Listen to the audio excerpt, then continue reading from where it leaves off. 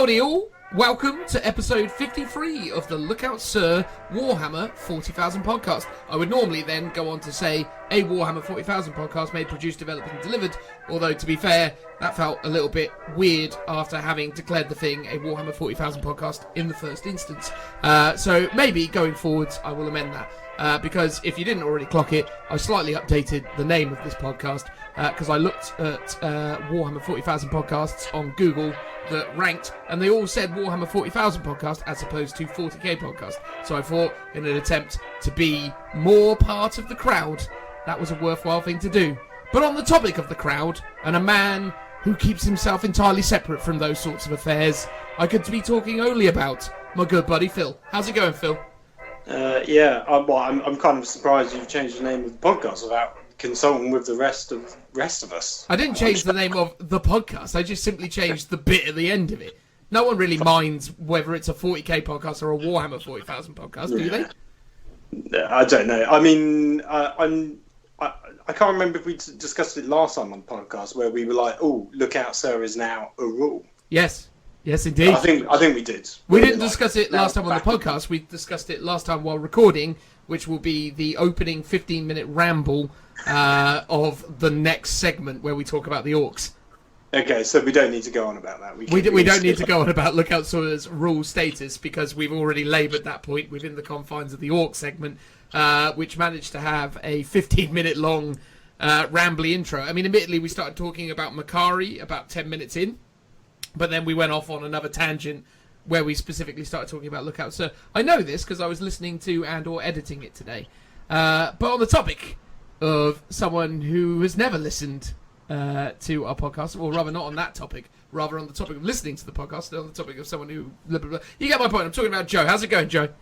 I listened to the podcast once. I listened to the first 20 minutes of one specific one because you told me to. There you go. Was it life-enhancing? Well, it made me question about whether I should do thinking before I speak, but, you know... I think, Joe, if you started thinking before you said things, it would drastically impact the overall quality of this production. As up or down? No, definitely down. In the downward trajectory, I would say. Yeah. What would you reckon, Phil? More that it's going up. Were you not listening, Phil? No.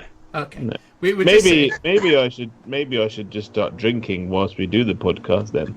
Perhaps. That's reducing the time and speed in which things travel from my brain to my face. It could be a good methodology.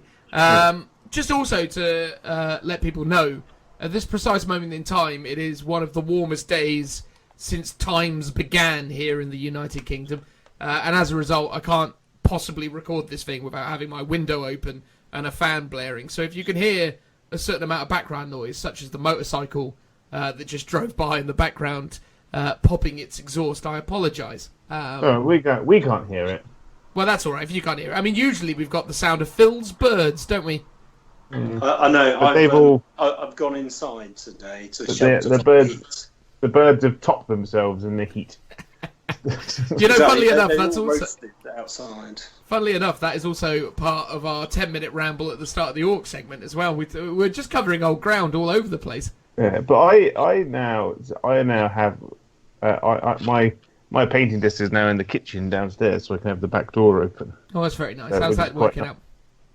It's all right. Although, like, occasionally I get the smell of like someone having a barbecue or like. That's very nice. Stuff, which is quite nice. Quite nice. But, and enhances the overall experience, I would imagine. Yeah, but it's not very noisy outside my house where I live, which is quite nice. Well, you do live on a very quiet sort of road, don't you? I do, yes. A beautiful, tranquil cul-de-sac of a thing. Although it's not a cul-de-sac, is it? It's just a road within suburbia. It is, yes. A wonderful place to be. So, Phil, you didn't brave the shed because obviously it's boiling in there at the minute, is it? Mm. Yeah, I mean, I was tempted to, but I've decided to be a bit sensible and find a dark, cool room, and I'm just hiding out here. I'm still far too hot, though. I mean, Joe knows something about that, right, Joe? I mean, Jesus, you've been baking yourself most of the week, haven't you? Yeah, so the Vanguard, tactics, studio is basically a large wooden box at the top of a warehouse. underneath some skylights, but we can't see it because of the skylights, because obviously it's just a giant blacked out wooden box. So about 12 o'clock, it starts to become like a furnace essentially, and we've got these air cooling units where you top them up with water, and it pulls air through the fans through a stream of water to cool the room. But the problem is that like the 14 litres of water you put into it by 12 o'clock is nearly boiling. So it's just running air through warm water. Oh, mate. So we've had to change our working hours now to start at like 6:30 in the morning, just so we can utilize the cool morning. Amazing. To do like the headshot video recording, because the rest of the time I just look like a sweaty mess. I mean, you kind of look like a sweaty mess at the best of times, so I imagine it's... Yeah, so much so, I shaved off my beard. Oh yeah, we saw that. Did that create a hubbub, Joe? A hubbub now that people see your face on a regular basis? What really upset me is that no one commented on it. I think they were just shocked. I think they're blown away by how massive and round my head is without the beard. You do have a very big head. Yeah. Is it completely gone, or have you just trimmed it back? Oh, it's gone. I put a picture in the other day. You don't It's not gone. He's trimmed it back. He's talking rubbish. There's still beard there. There's still beard going on, but I mean, it's okay, but I'm disappointed it's not. You're out of the beard cut now. Basically. It was quite funny. It was quite funny because we were recording today, and Steve was like, "It's much better without the beard because like we can see your neck, so now you look less like a giant sweaty blob man." Does he like kissing you more without the beard? Is that what you're saying, Joe? No. The beard is where the power is held. You see? Is that what it is? So that's why you had to keep it there a little bit. Yeah, but like something for him to hold on to. So it's fun. You know when they say like, "Oh, the camera adds like 10 pounds." Well, when you've got a beard, you triple that. Although you were just saying your head became bigger without the beard.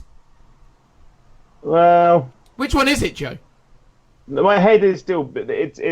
My head looks better without the beard because you can see that there's shoulders, and then a neck, and then a head. Broad, powerful shoulders. Yeah, instead of it just being, there's some shoulders there, and there's a beard, and then a head. So I could essentially. Do you remember the Addams Family Values? When the guy who plays Uncle Fester basically just squishes his whole head. Oh yeah, Doc Brown. Yeah. Doc Brown, yeah. Yeah. That's how I think that's how people see me when I've got a beard, because I don't have a neck, just a turtle of hair. I thought you were going to go with some kind of Cousin It analogy off the back of the Addams Family piece, but obviously, yes, Uncle Fester scrunching his chin into his neck is a perfectly valid comparison. I imagine when I become more aged and I eventually become like an uncle. Like that's Phil. That's how my nieces and nephews will just view me, as creepy Uncle Fester. That'll be probably the situation, mate. Yeah. But the thing is though, he's called Uncle Fester, but he's actually quite cool. Like he teaches children how to kill things and blow stuff up. And I'd always want an uncle like that. He's also intolerant to pain, and able to cheat death. So, yeah. The extent of Uncle Fester's skill set is quite incredible. Oh, definitely. Yeah. I mean, if I could be any of the fictional characters, I probably would go for Fester. He's rich. He's impervious to death. I don't know what else he's got going for him. He is rich, isn't he? Because he has all the Addams Family money. He does, yeah. The Addams Family are very well off, aren't they? Yeah. I mean, they have to... I was going to say, I don't know if you've ever played it, but there's, I think it's called Fester's Quest. It was a game on the NES. It was one of the two first games I ever got when I got my Nintendo Entertainment System. And it was like a hard slog, but a bloody good game. Was that an Addams Family game, was it? Fester's Quest? An Addams Family game. You play as Uncle Fester. I think it's like an alien invasion, and you have to go around, and I think you sometimes have a gun or a whip, and you've got to kill things, and occasionally you'll visit your house to get upgrades to your weapons, and you'll be greeted by one of your family members. and that's pretty much the only time you ever see anyone else in the game. It was like a sort of top-down shoot 'em up, and occasionally if you went inside a house, it would be like that Wolfenstein 3D style, walking around a maze until you got to a boss, and then it'd be top-down again. Crikey. That's amazing. Also, can we all just recognise the fact that Phil has taken part in the side talking? I know. Well, Yeah. I sort of felt like I needed to because I actually really love that game. It was like the first one I probably had, so I felt like it's the perfect opportunity. It's a rare occasion that Phil could talk about his favourite Nintendo Entertainment System games from 1980. I thought that you were piping up to tell us off. That's why I assumed. I was torn. Yeah. But now we can go back to talking about, okay. There you go. Your love of Fester's Quest made you slightly robotic there, but I'm going to leave it in because it still kind of made sense. But there you go. Well, it's quite a nice little illustration that someone's done here based on Fester's Quest. I might send that to the group after the fact. But yeah, look, I mean, episode 53, the general idea is that we're going to talk about some stuff.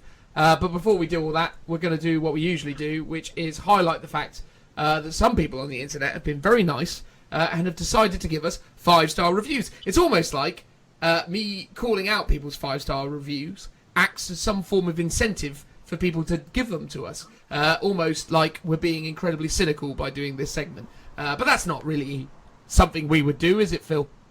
Well, do you know what? No, because we actually really like the reviews and we like reading them out. That is true. And it's good for the algorithms, you know?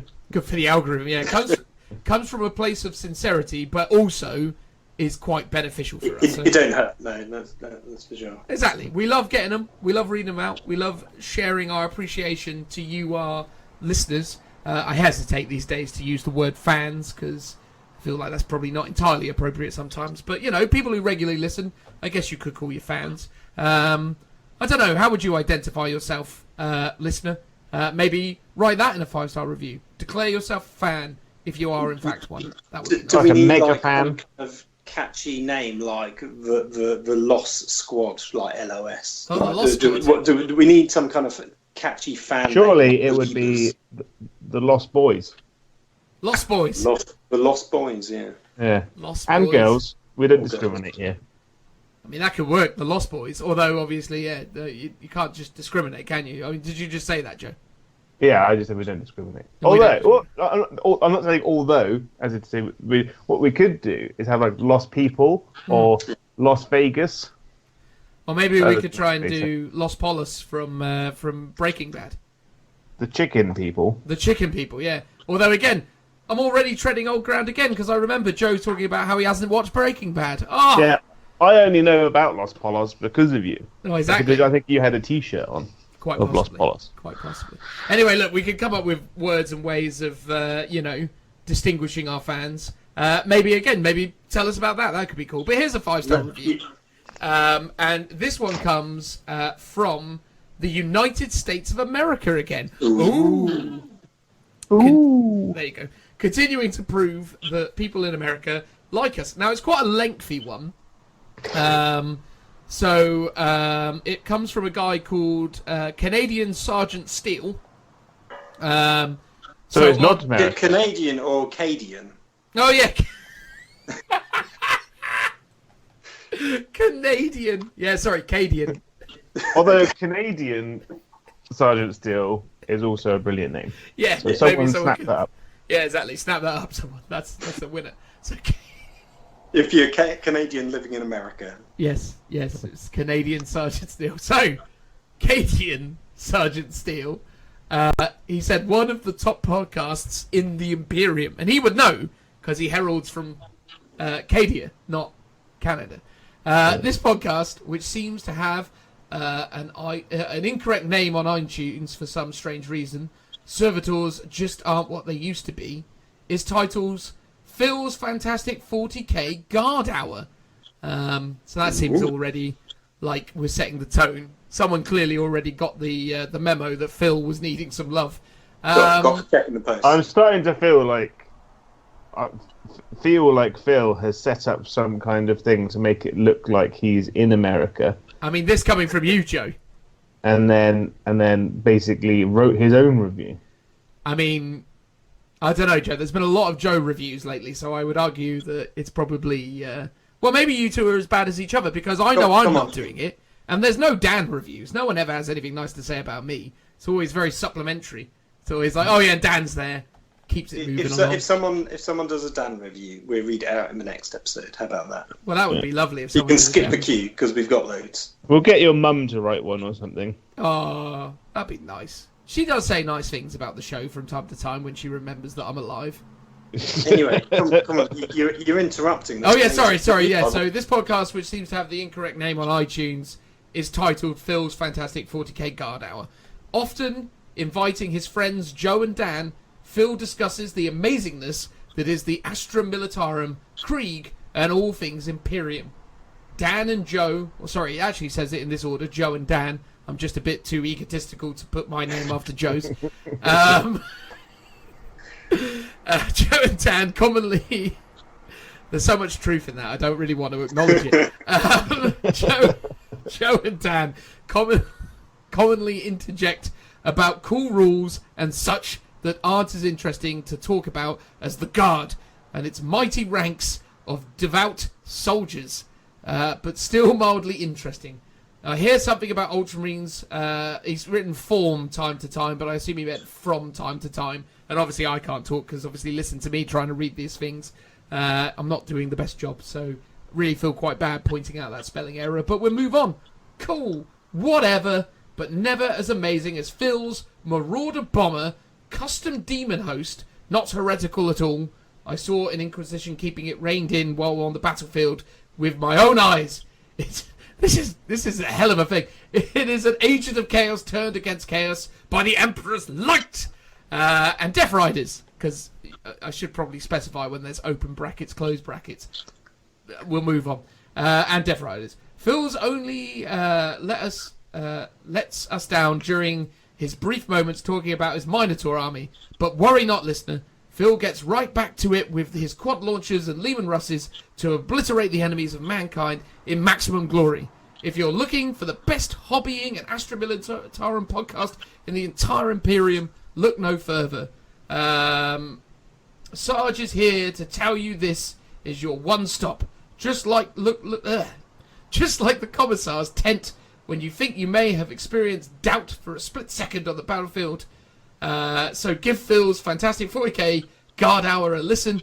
You can't be disappointed. Open bracket, if your faith is strong. Close bracket. If you are disappointed or notice disappointment in a fellow squad member, please report the experience to your regimental commissar tent after completing an ITLOS 40k digital report form to receive correct action. Cadia stands and the Emperor protects. Good Lord, that was a long old review. But obviously... A little round of applause.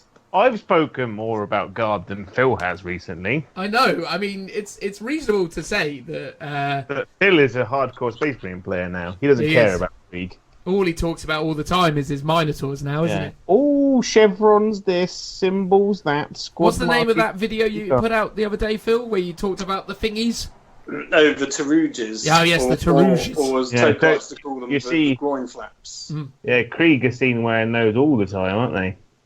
Oh, I know. Taruging around town. Exactly. That's what they've got under their trench coats, under their respirators. I'll be back on the Krieg bandwagon when the new rules come out. Yeah, when they get good again, Power Gamer. If they're good. Yeah, you just following the meta. You are. Oh, such a stinking Power Gamer. Anyway, you're just a whack player. You are. For sure. Phil, would you like to say thank you to Canadian Sergeant Steele? Canadian/Cadian Sergeant Steele. I'm humbled by your kind words. You've done the Emperor and the Imperium proud.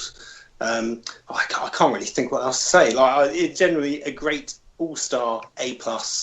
And incredibly literate. What was that? And he's incredibly literate. He wrote it was all very nice in a very nice style. But it was. He put effort in, Phil. This is the standard that new reviews need to be. They don't need to be as long, but they need to be as eloquent.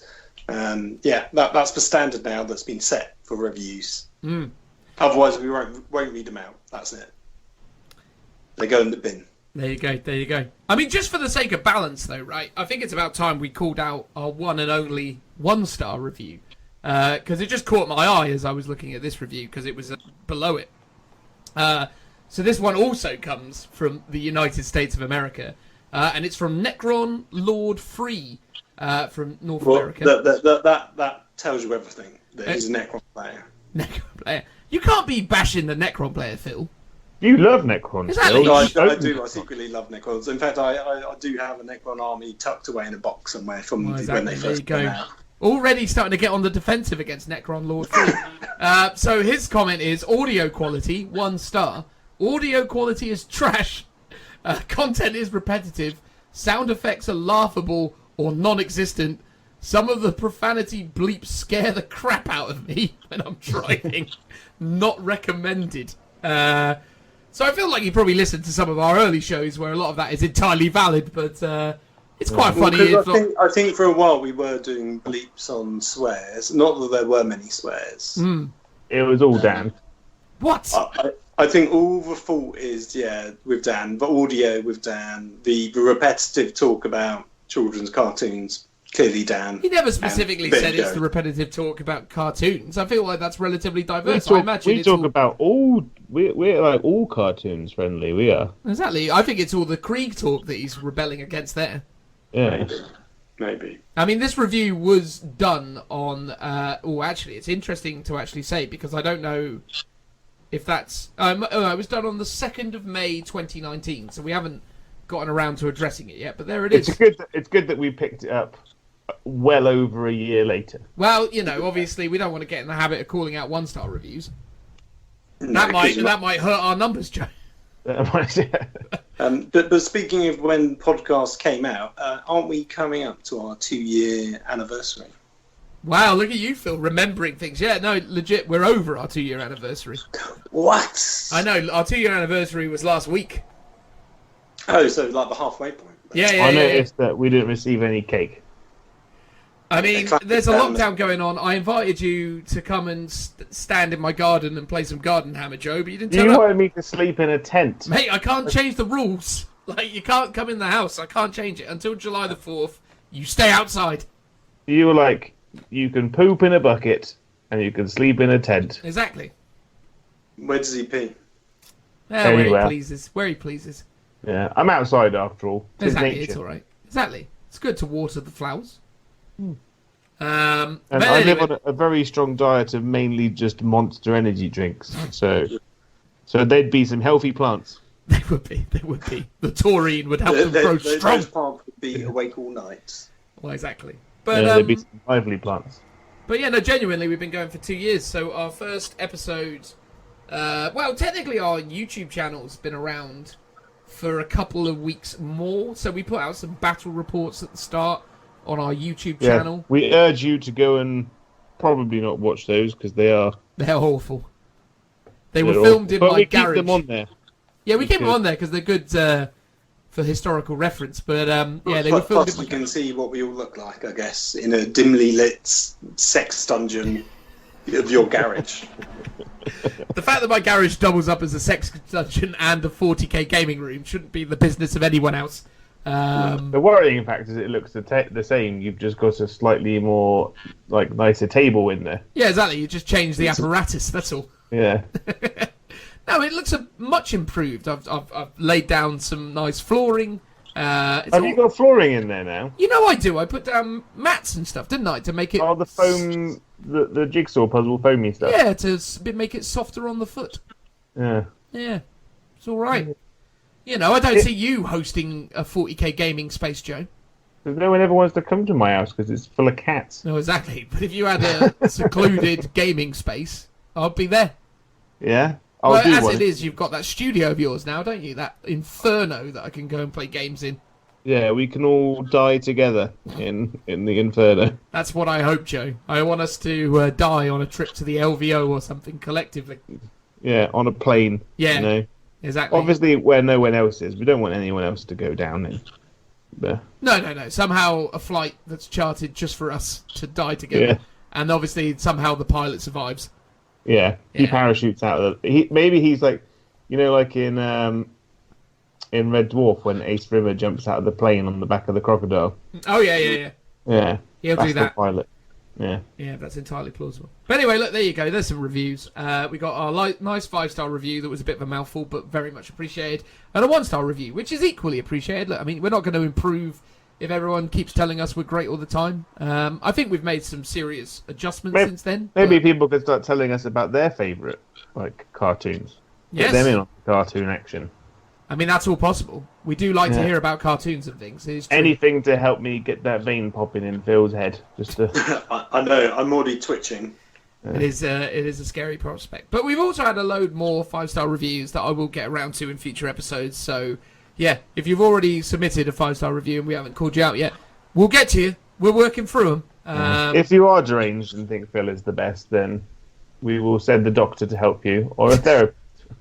Are we sending that to Canadian Steel Sergeant, or whatever he was called? Yeah, he will be in the wrong country. Sergeant Steel, sorry. He is in the wrong, is he? Yeah, well, no, because we'll send them to Cadia or Cadia. Oh, yes. Cadina. I'm stuck now. I don't know how to pronounce the word. I know, it's gone from my mind too. Anyway, there you go. So look, it's episode 53. We're going to talk about the Orks. That's coming up next. Then we're going to talk about the reveal of the content of the box set. So that's happening. Then we're going to do the KOTC, and then we're going to close it out. Simple as. So, in fact, actually, a bit more fanfare. It's the KOTC finals. Ghazghkull THRAKA versus Abaddon, the DESPOILER. Who will win, I wonder? We'll find out later, I guess.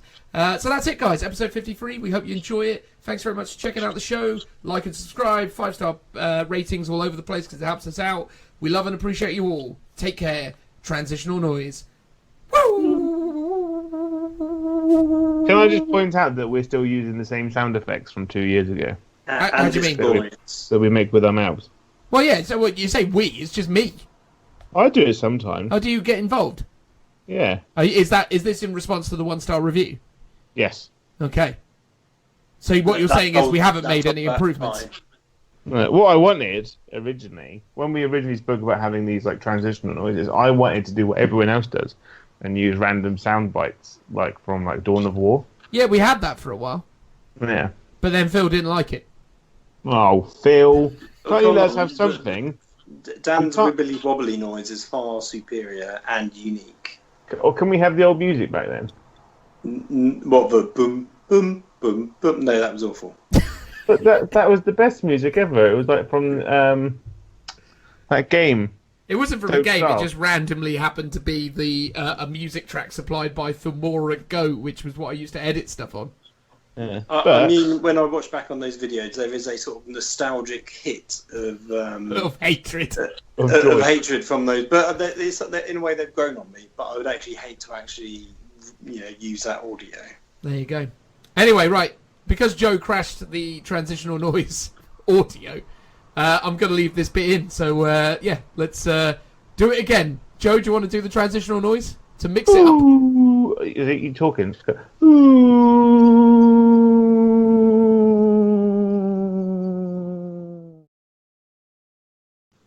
Welcome back, everybody. In this part of the podcast, we're going to talk about the Orks.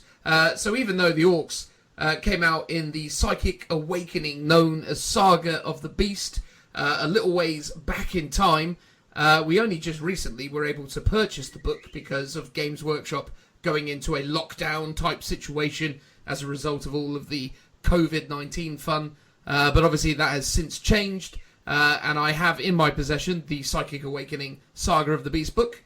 And it only seemed reasonable, given that Ghazghkull has performed so strongly within our KOTC series, up to this point anyway, that we talk about the new Ork rules found within Psychic Awakening Saga of the Beast. And joining me to talk about that is, of course, Phil. It's me with the birds. Yeah, that was in the background. It's a beautiful, beautiful, chirpy sound in the background there, Phil. I know. Well, it's been raining here all day long, and it's finally stopped raining, so I think they're just making the most of it. The birds have come out to come here and crash our audio. The scoundrels! I know. You need to do that thing that people said was a thing where you, dip bread in some sort of sodium mixture and then their heads blow up, right? If you say so. Isn't that a thing, Joe? I thought it was, it makes their stomachs explode. Because kids used to do it. Well, I used to live in Minehead, and people used to give it to seagulls. Oh, really? Is it specifically seagulls that occurs with? I don't know. Maybe they're the most combustible of the birds, perhaps. Potentially. I'm not sure. Potentially. It's probably something to do with their diet, I would imagine. Yeah, it's a heavy fish-based diet, isn't it? And chips. I thought it was something like birds can't fart, so therefore the gas in their stomach they can't get rid of. And then they just explode. Yeah. Yeah. I think that's what it is. I once here's a fun little story for you all. It's pretty grim in the grand scheme of things, but let's throw it out there anyway. I was on my way to catch a bus or a coach rather to go on a work trip years and years and years ago. This was during my university years when I was in Southampton University. And I worked at a game store in Southampton, and we'd had a special treat. We were going to go to Alton Towers, everyone. Ooh, very exciting. And on the way to get to the coach that was going to then take us to Alton Towers for our little company outing, I'd been out all night. I was very hungover, and everything seemed very weird and strange at like 6 a.m. in Southampton, because it's a strange place at the best of times, although I do actually really love it there. And as I was wandering towards the coach, this pigeon flew down beside me, quite a graceful manoeuvre at first glance, and then proceeded to do a horrific-looking green poo that was kind of like bubbly and horrible, and then just dropped dead. It's pretty grim. So there you go. Maybe someone had been feeding that pigeon these offending items. So next time, Joe, you do a green poo, be warned it could be your last one. Exactly. Why did you instantly say me? I'm not renowned for doing weird-coloured poos.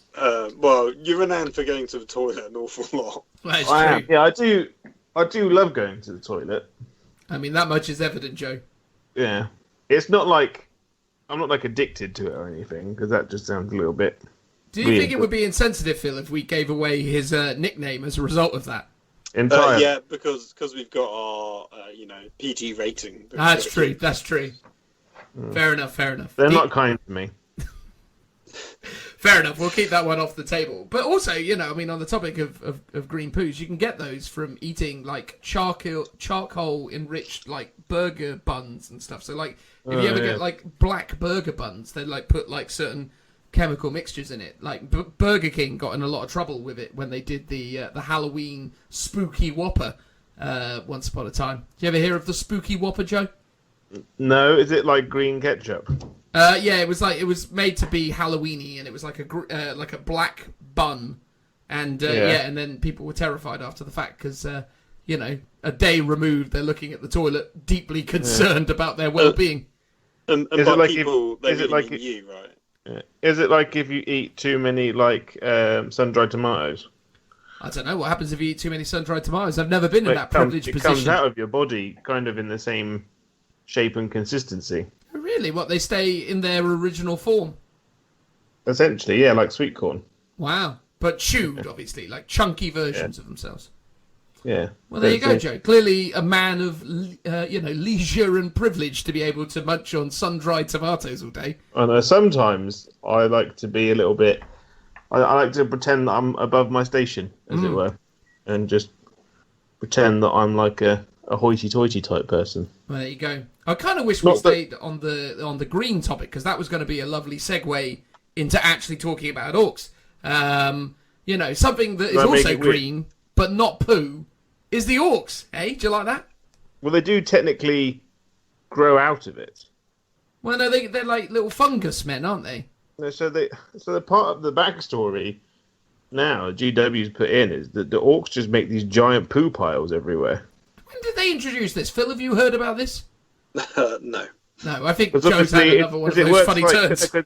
Because all orcs grow out of mushrooms, don't they? They do, yes. That much I understood from Gorka Walker. So what else is a better fertilizer? That's true. Well, you've got a point there, for sure. That's why they look quite potato-y, I suppose, as well, because they grow under the ground. Although, I suppose mushrooms do the same. Anyway, there you go. Look, we're going to talk about the orcs, everyone, because that's Psychic Awakening, and that's fun. So we're going to go through the things that they got that were new. Noticeable by his absence will be the mighty Ghazghkull Ermine Trout THRAKA, as I called him last episode. That stuck with me for some reason. Obviously, a reference to Breaking Bad there, so that's something.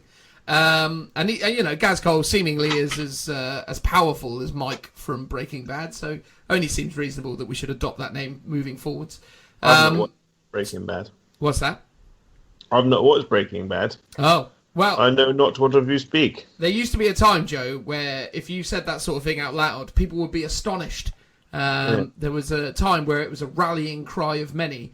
What do you mean you've not watched Breaking Bad? You need to watch Breaking Bad. Have you watched Breaking Bad yet? Come on now, let's watch some Breaking Bad. That was Is it what like we said. if you said that you'd never watched Game of Thrones and Similar. people thought that you were some kind of weird cave troll? I think you'd like... Well, I mean, everyone sort of thinks that everyone would like Breaking Bad. Maybe it's not for you. I tried to watch Better Call Saul, but having not watched Breaking Bad, I just thought it was really boring and weird. Yeah, Better Call Saul doesn't have quite the immediacy of Breaking Bad, you see. But anyway, look, we're not going to go off on that tangent. We're going to talk about these orcs. So we're not going to talk about Ghazghkull, first and foremost. We're going to talk about Makari, his little banner bearer. And should any of you want to learn more about Ghazghkull, we'll probably talk about him later in the show, because he's going to be competing against Abaddon in the KOTC finals, no less. So who will be the victor between Abaddon, the DESPOILER, War Master of the Black Legion, and Ghazghkull, THRAKA? Does anyone actually remember what his actual name is? Imard. Armard, wasn't it? Mad URUK THRAKA or something? Oh, yes, yeah. Was that right? It was something along those lines. Phil, you're the man with his finger on the pulse when it comes to lore. Is that close to right? URUK. I'm not sure. Brilliant. Could Okay, well good. be. Frustratingly, it doesn't say it on the data sheet that's in front of my nose, so I'm just going to... You have to read the story. I know. Who reads the stories? Who reads the stories? Thing is, though, I get all my kind of story from, like, Black Library. I kind of feel like they need to put, like, an audiobook version of the background from Psychic Awakening in. Maybe just they'll so get I to can it. kind of catch up a bit. That would be handy, though, wouldn't it? Yeah. But then you'd realise how childishly they've been written. Yeah, I do always find that the fluff in these books is always a little bit. It's more of an overview, isn't it? It's a bit more brief, I suppose. Yeah, it's like I tried reading the story and stuff of what is it? What Jobber Ablaze or whatever it was. And Vigilus Ablaze. Vigilus Ablaze, and they gave you loads and loads of they gave you maps and background on the planet and all the different guilds and stuff. And I got bored and never actually got to the story section of it. But I was just like, oh, some governor did a thing, and now they sell and divide water, blah blah. And I'm just like, oh, I'm bored now.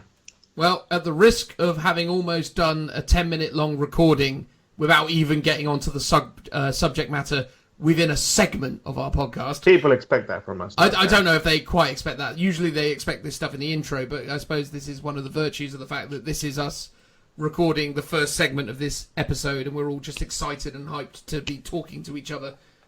Because, we don't do it often enough anymore, do we? Oh, it's really only this that brings us together. Well, I talk to you every day. Oh, yeah, that's true. God, yeah, we ended up chatting for like 3 hours the other day, didn't we? Yeah, and then I called you in the morning, and then we found something else to talk about. I know. It's usually the same things on repeat, but from slightly different angles. Anyway, right, let's talk about Makari. He's the banner bearer of Ghazghkull, THRAKA, and is actually a really cool, interesting character. If anyone's interested, Makari would set you back 65 points in 8th edition. And maybe Joe would like to tell us. I'm stitching him up here because I know he's currently assembling a model. But maybe Joe would like to tell us the stats and or interesting information about Makari. He is movement 5, weapon skill 4, blizzard skill 4, strength 3, toughness 3, 4 wounds, which is impressive, 2 attacks, leadership 6, 6 up save. And he has Makari Stabber, which is range melee, type melee, strength user, no minus AP, 1 damage. When resolving an attack made with this weapon, a wound roll of 6+ inflicts D3 mortal wounds on the target, and the attack sequence ends. That's not awful. Certainly not bad. It's not great. Like, it's nothing you can really rely on, but it's fun when it goes off. Exactly. It just illustrates that he's gotten pretty Larry and decided to start stabbing it up proper. Yeah, and then he's got Ghazghkull's Warg banner. On a side note, have you ever listened to an audiobook with orcs in it? No, I actually haven't. Oh no, I did. I listened to The Beast Arises or whatever it was. And the ways the different narrators read Warg. Warg. It's all very funny. Good. Thank you for that segue. Joe, if you keep doing these segues, this segment is going to be very long. But you can't spell segue without seg, which is also in segment.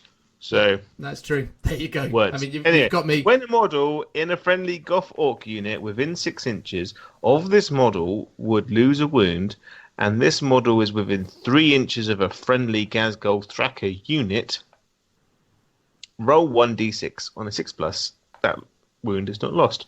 So he basically kind of works like a little mad doc, doesn't he?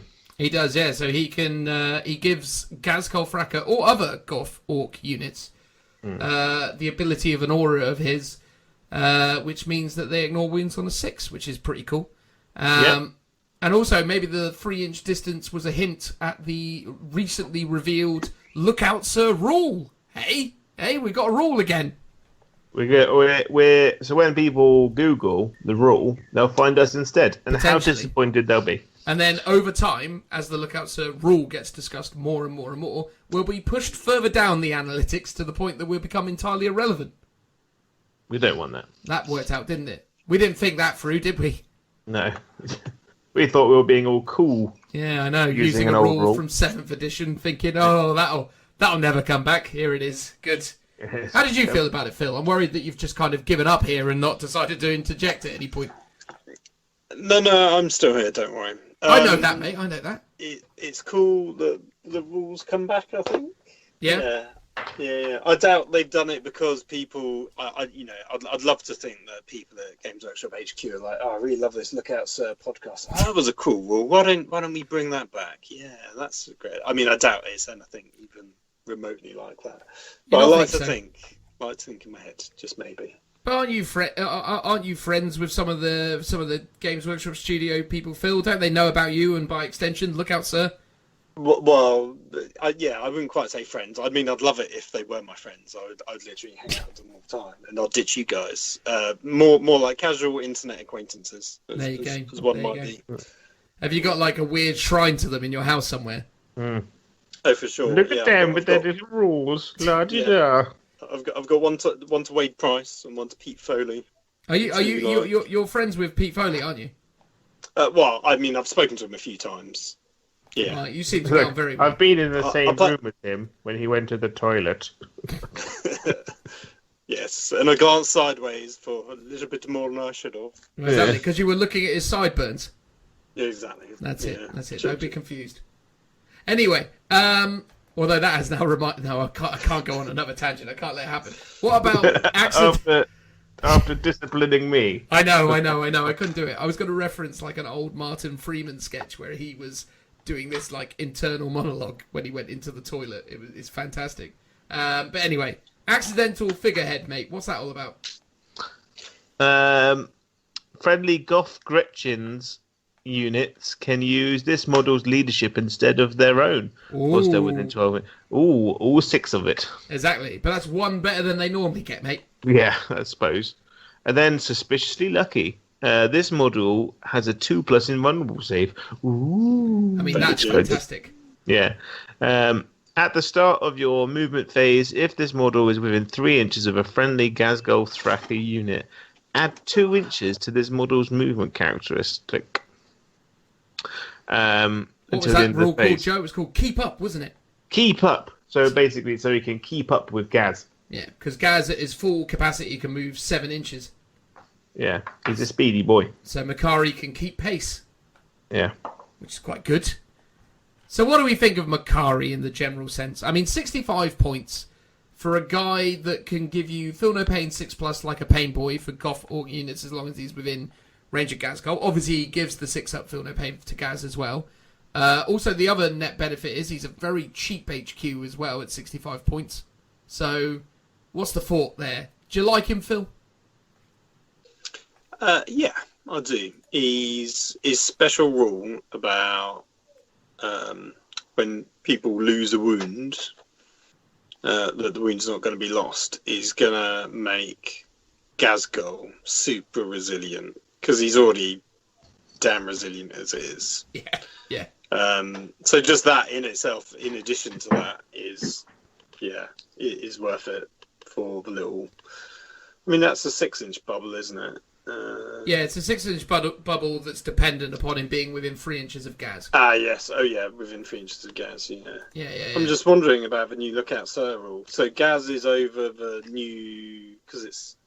Gaz was always over the character threshold, But what that means is you can't target Makari if he's slightly behind Gaz, because Gaz will block him. Yeah, that is correct. Yeah. Which is a bit counterproductive, because the original concept behind Makari was that he was used to tank wounds for Gaz back in 2nd edition, and early. Yeah, but you're not edition. gonna target Makari over Gaz, though, are you? No, of course not. But the thing is back in the day, you had to kill. You used to have to direct your shots, I think, at Makari before you could get to Gaz.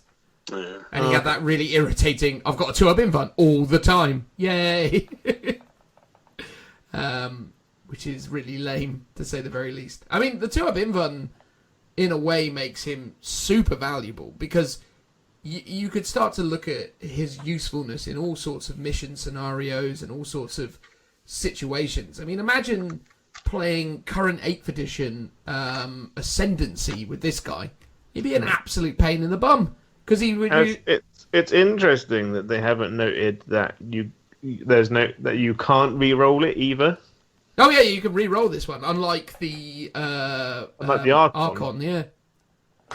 Yeah, it's ridiculous, man. But that's the thing, because you could literally in the Ascension mission, if you put a character on an objective, every turn you leave him there, it gets more valuable. I mean, Makari sat on an objective would be hilarious. It's like, 2-up invuln, mate. What? I guess he's relatively weak outside of that, like small arms fire, like a squad of even 10-man, like guardsmen should be able to just kill him, because you're just going to roll so many ones. It's true, but he has got the character keyword, so assuming using 8th edition logic, assuming there's going to be a lot of orcs in front of him, which there always were going to be, the only people who are going to really take pot shots at him are snipers, which he's going to mostly ignore, except for obviously a Vindicare Assassin. A Vindicare Assassin will have him away in a second, but that's what Vindicare Assassins do, I guess. Yeah, but like once you've killed off Gaz anyway, he's kind of a bit useless. He's just a 4-wound character running around. With 2-up invuln. With a 2-up one, yeah. Could you make him be a warlord? Yeah, he's a character. You can make him a warlord. I don't know if he gets a warlord trait though, or if he does, because he's a goth, isn't he? So he'd get the goth warlord trait at +1 attack. Yeah, but can you just give him another one instead? Well, no. The stipulation within the Ork book is if it's a goth, it gets a goth warlord trait. Oh, okay. Yeah. I mean, the fact that he gives everything else 6-up, feel no pain, makes him an annoying model if you've got a ton of orcs, like an Orc Green Tide. I suppose that will make you want to kill him. I suppose when you look at it, though, in 8th edition terms, Ghazghkull's 285 points. For 350 points, he's the same model with 6-up, feel no pain. I kind of think it's worth it. Yeah. It's one of those ones where it's like, well, I paid 65 points more to give him 6-up, feel no pain, and I have another little annoying dude that can break off and do things, potentially. Sure, why not? I'm down. Let's do it. I mean, that's cool. Plus, also, it fills out a battalion super easily if you're looking for it, because it's just too nice. Oh, yeah. Yeah, because he's an HQ, right? So.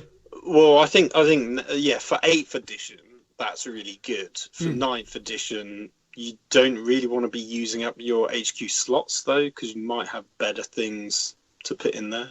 True. That's the only downside, maybe, with him now. Well, I suppose there's the question, though, right? What do you replace Makari for? A Pain Boy, a Warp Head, or whatever they're called, the Sorcerers. What are their Sorcerers called? Obviously, you just take the guy with the big cannon. Oh, what about the Big Mech? The Big Mech, yeah, true. Well, I mean, on the topic of big mechs, we may as well talk about the next thing, which is a big mech with custom force field. Phil, do you want to tell us what that is? Yes, I will. So there's two units, I guess, within this, or no, two models. Yeah. There's a big mech with custom force field, and there's a grot oiler. So they both have a movement of 5 inches. The big mech has a weapon skill of 3+, a ballistic skill of 5+, a strength 5, toughness 4, 4 wounds, 3 attacks, leadership 7, and a 4+ save. And the grot oiler has a 5-up weapon skill, 4-up ballistic skill, strength and toughness of 2, 1 wound, 1 attack, leadership of 4, and a 6-up save. So the big mech with custom force field is a single model equipped with slugger, chopper, stick bombs. It can be accompanied by a grot oiler. So it sounds like you don't have to take him. It's an optional extra. Yeah. So the slugger is a 12-inch pistol, strength 4, just 1 damage. The chopper is strength user, no AP, 1 damage, and the bear gets an additional attack, so it's a chainsword. And the stick bombs is a 6-inch grenade, D6 shots, strength 3, 1 damage. He's got all the usual Ork rules, plus the custom force field. Friendly clan models or units have a 5-up invulnerable save whilst they are wholly within 9 inches of this model. So that's interesting because it kind of forces the unit to actually be fully within that bubble range, so they can't just chain out. Was that always the same? Yeah, it's always the same. I mean, to be fair, big mechs, I think, before with custom force fields were in the index, I believe. Yeah, I think you could only take the Mega Armor one. That was the one. Yeah, there was a specific stipulation before. Was that the Forge World one?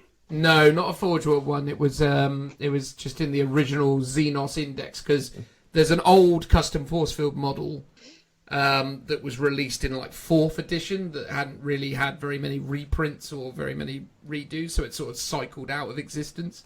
So when they got around to 8th edition, they didn't bother putting him in the original book, but I guess they got enough feedback from people who still had the mini or wanted to, who had, you know, converted it, who probably were like, can we have it back, please? so they don't sell the model anymore? They might do at this point in time. I haven't actually checked, but they didn't do for a while. Okay. He's also got the big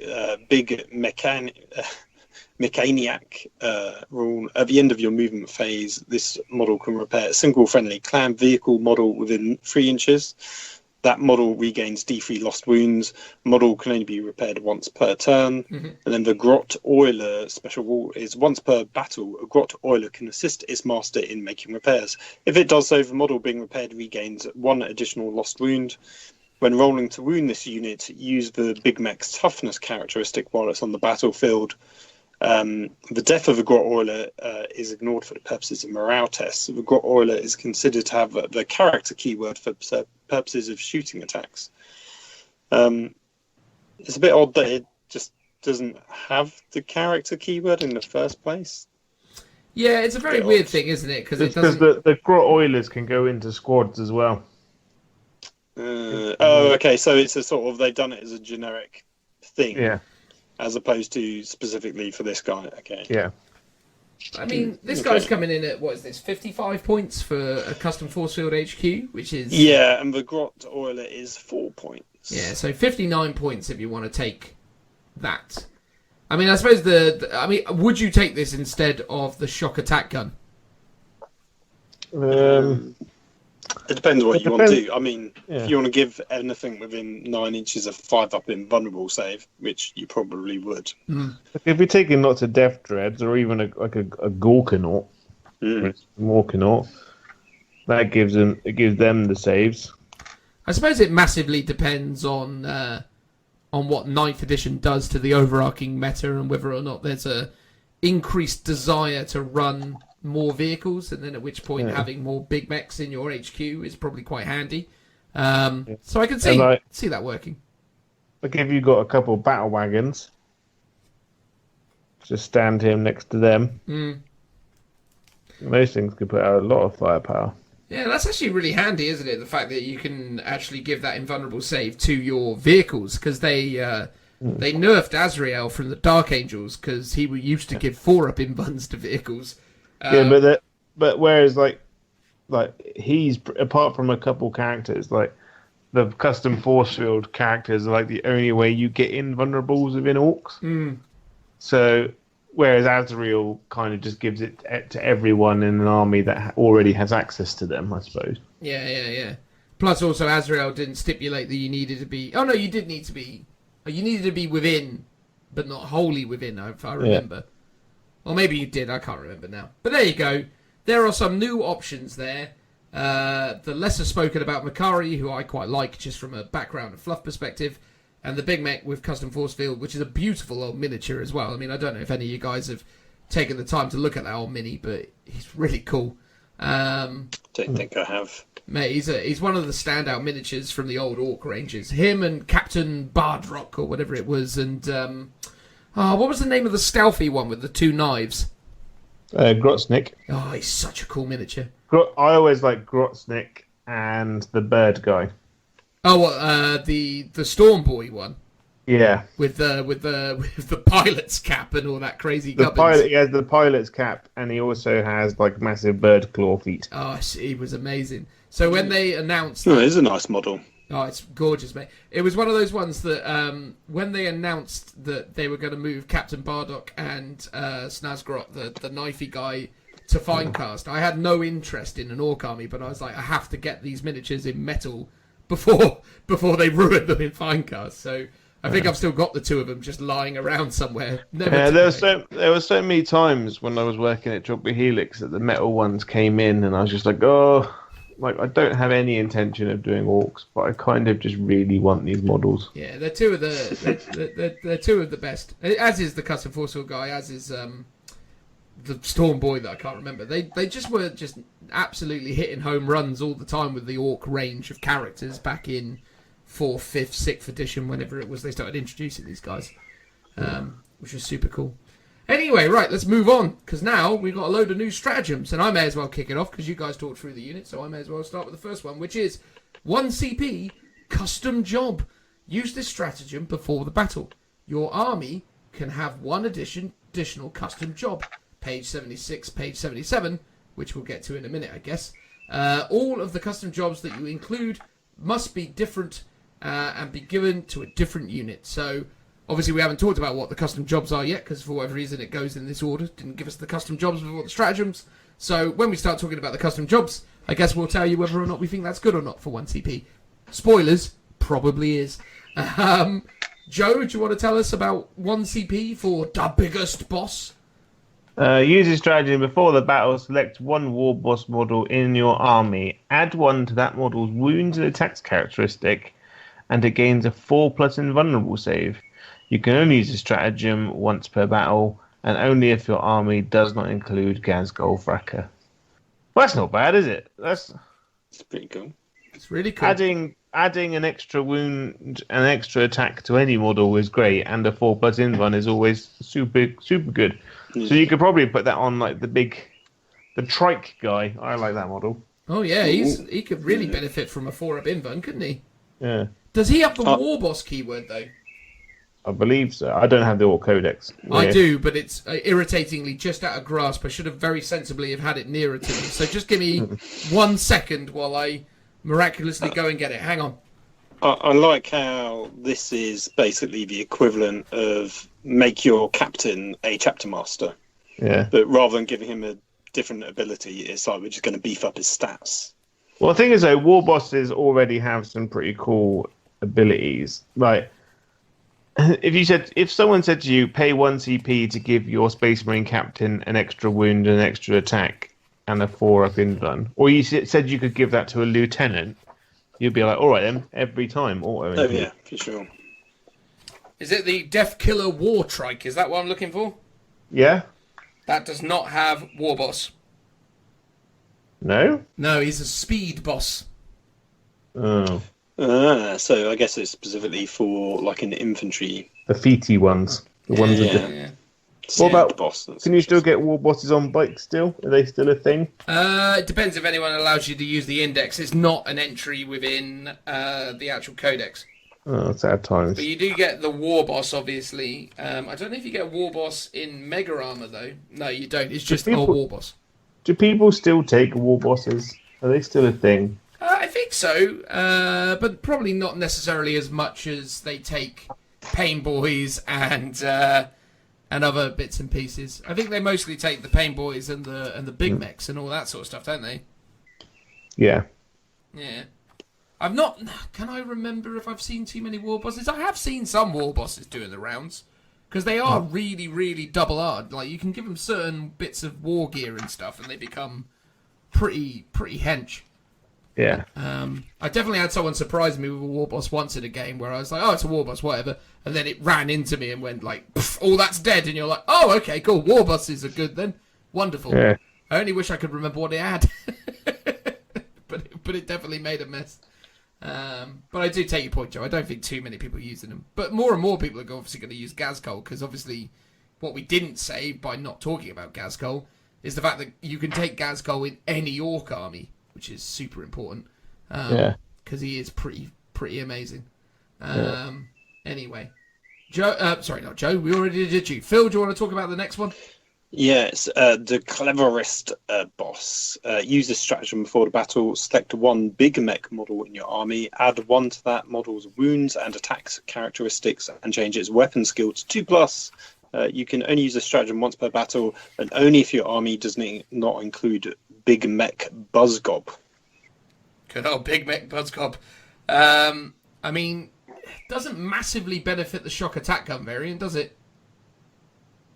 No, because it increases the weapon skill, not ballistic skill. Yeah. But you get an extra wounds. I suppose but that really, is handy. you're taking it for a bit more of a combat-y one, because you're going for the extra attack and the better weapon skill. I mean, an extra wound's no bad thing, though, right? For a character that's got 4 wounds normally, boosting that to 5 wounds isn't a bad thing, because it just increases your survivability, right? And I assume the big mechs have kind of power fist equivalents, where they're -1 to hit. Or am I making that up? No. The big mechs... well, it depends which big mech you're talking about, because there's a big mech with shock attack gun, there's a big mech in mega armor, and then there's the big mech with custom force field. So you could just take this on the force field one. But I would assume the big mech in the armor. In mega armor, yeah. So he has the kill saws and the power claw. And are they -1 or not? The power claw and the kill saws are both -1 to hit, yeah. Yeah. So you'd want to take it on those guys. True. Yeah. True. Well, there we go. All right, cool. Well, yeah, not bad. I mean, again, 1 CP to give you big mech with the super cannon, the super shock attack gun, and extra wound. It's no bad thing, is it? I mean, it's something extra. It's not too awful. Then we have a 1 CP, Clever Spanner. Use this stratagem before the battle. Select 1 Looters or Burner's Boy unit. Already, by just saying Looters or Burner Boy units, I'm already likely to be impressed with this, I'm sure. From your army that contains 9 or less models. Okay.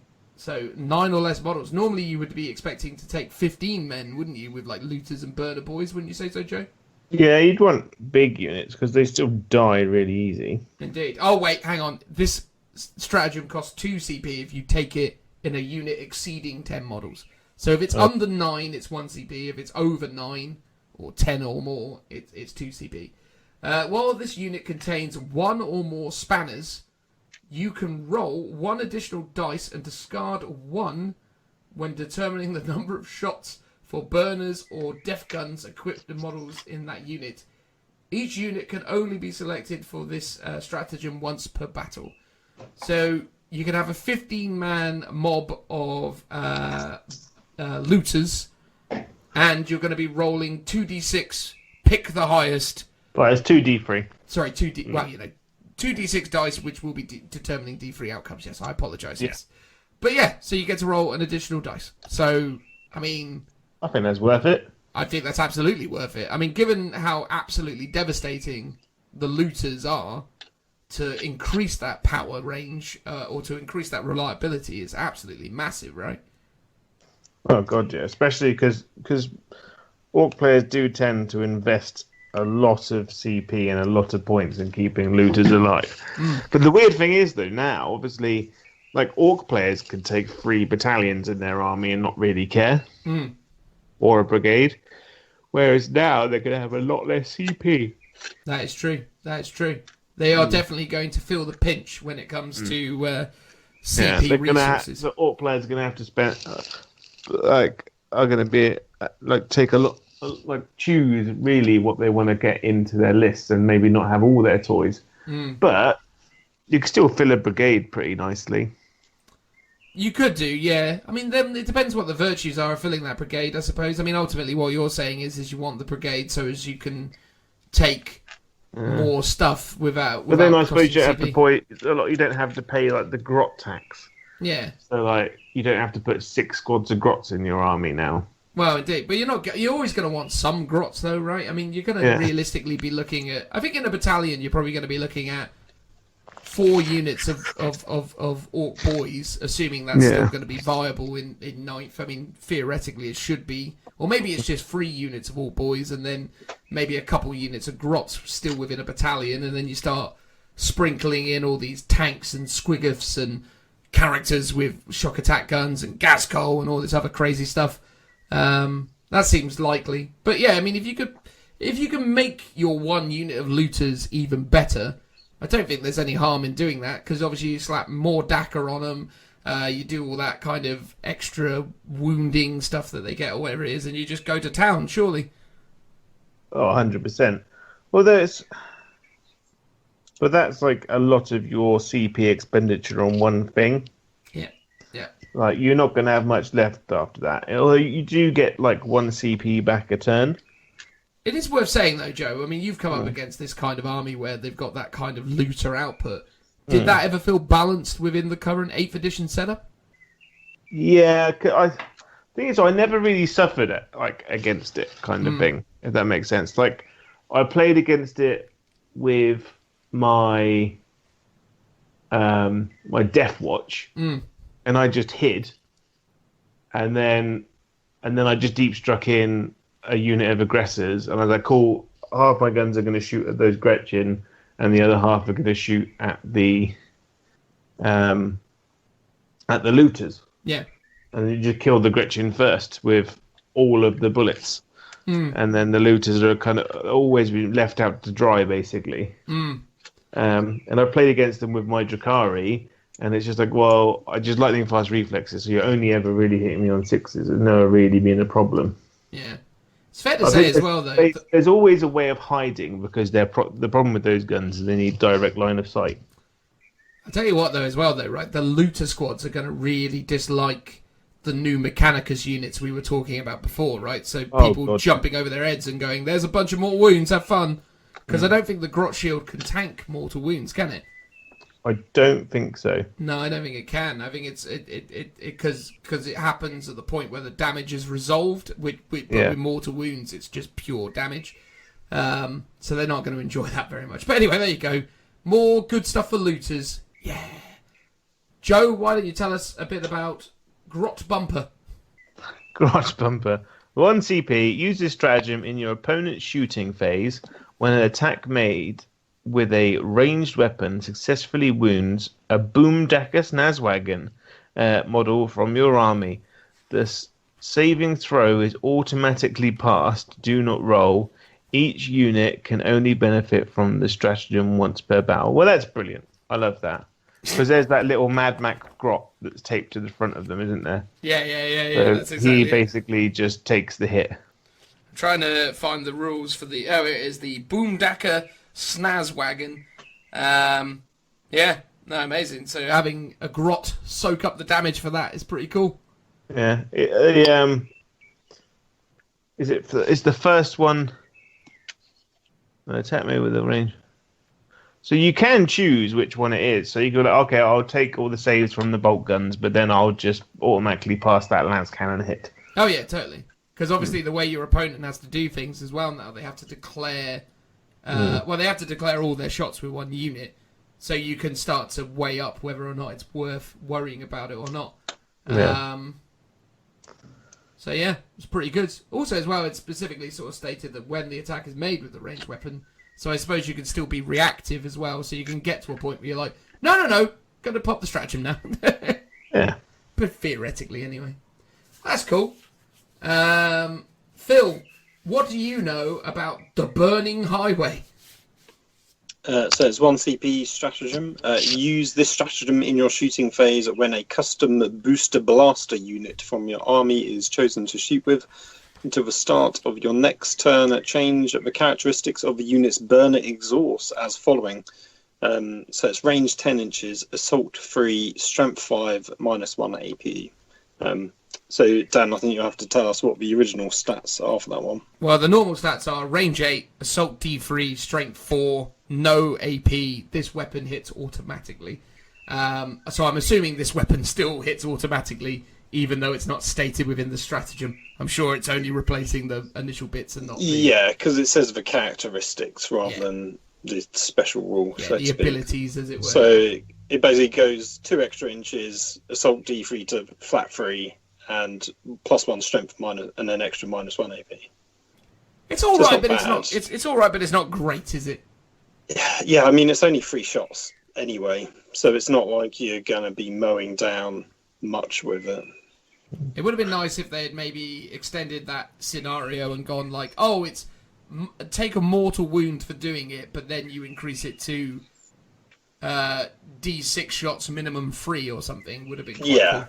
Yeah, for sure. I think it's weird. It's 1 CP, and at best you're giving yourself a bit more of a chance to kill 3 pretty basic bog standard infantry units, like models. Like that, it doesn't do a lot for 1 CP is what I'm trying to say. Yeah. I'll tell you another Like thing. yeah. Another thing that could have been super helpful for it is if they just changed it to an 8-inch range D3 mortal wounds or something. At least then you'd be alright with it. It's like, oh, basically instead of resolving it, you do D3 mortal wounds. Cool, alright, cool. 1 CP for D3 mortal wounds is cool. I don't know. Or maybe made it like 2 damage or something. That would have been another nice thing. Yeah, it's underwhelming, that one, I'd say. Yeah, for sure. It is a cool model, though, the custom booster blasters. Oh, they're awesome. All those Ork buggies that kind of got released were like stunningly awesome. The problem was their rules just didn't reflect it. Well, Yeah, mainly because they all got classed as vehicles, and then they just released the Imperial Fists. Thing is, though, man, 9th edition could be a real chance for these miniatures to shine again, though, right? Because you can hoof them into combat and then just keep shooting. Yeah, True. Which is a big change for these guys, because that was a massive downside. Because the whole build of this unit was, the idea was it was going to run at you and fight you, but when it got there, you were like, oh, so what do you do in combat? It's like, I've got 4 attacks at strength 5, AP dash. And it's like, oh goody. but I think then in that case you need the flat 3, because obviously in the new rules it'd be classed as a blast weapon, so you wouldn't actually be able to shoot it whilst during combat. No, it's a flamer weapon, mate. Oh. Because it hits automatically. Yeah. So, yeah, I mean, look, I think all these buggies are going to probably be improved by that. And on the topic of those buggies, I may as well talk about the last of the stratagems on this page anyway, which is the 1 CP Temperamental Shock Drive. Use this stratagem in your shooting phase after shooting with a Shock Jump Dragster unit from your army. That unit immediately advances, and the result is a 4+, do not roll. Why would they say the result is a 4+? Because you have to roll a 4+ for it to happen.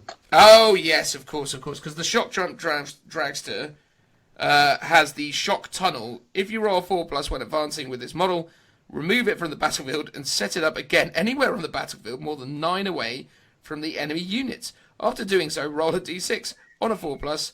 The model suffers 1 mortal wound. So, essentially, yeah. So, for 1 CP, you shoot with this thing and then you teleport it. Yeah. Which is quite tidy. I mean, again, gun-wise, this thing's got the custom shock rifles, so range 24, assault 2, strength 8, -3, d6 damage, which is pretty handy. I mean, obviously, it'd be nicer if the ballistic skill was slightly more than 5+, but you can't have everything. If you roll 1 or more unmodified hit rolls of 1 for this weapon, the bearer suffers 1 mortal wound after all of the weapon's attacks have been resolved. Each time you make a wound roll of 6+ for this weapon, the target suffers 1 mortal wound in addition to any other damage, which is pretty reasonable. And it also has rocket launchers, which are Assault 1, Strength 8, -2, damage 3. And it also comes with Saw Blades, which is a melee attack, which is +1 Strength, -1 AP, 1 damage. And it's got 4 attacks. So, I mean, yeah, it's an interesting conundrum. Because, again, it's a vehicle now. So, a vehicle that's teleporting all over the board, firing really, really potent shock rifle shots, and then potentially wading in to have a brawl. Doesn't sound too bad. Not awful. And then obviously they've still got Here We Go, so they get to re-roll their charges. So, yeah, all right. It's got more DACA? It's got more DACA as well, mate, yeah. DACA. So, I think it will find its uses. I genuinely, reading through this, I actually am starting to think that these buggies could actually come into their own in 9th edition early doors. They're benefiting from a lot of new rules, mate. Could do. You got here. I love this. That's the sound of Joe's brain going, hang on a second here. This could be my ticket to success. I'm building Belisarius Call at the moment. Well, indeed. But that's not your Belisarius Call. No. That's the Vanguard Tactics Belisarius Call.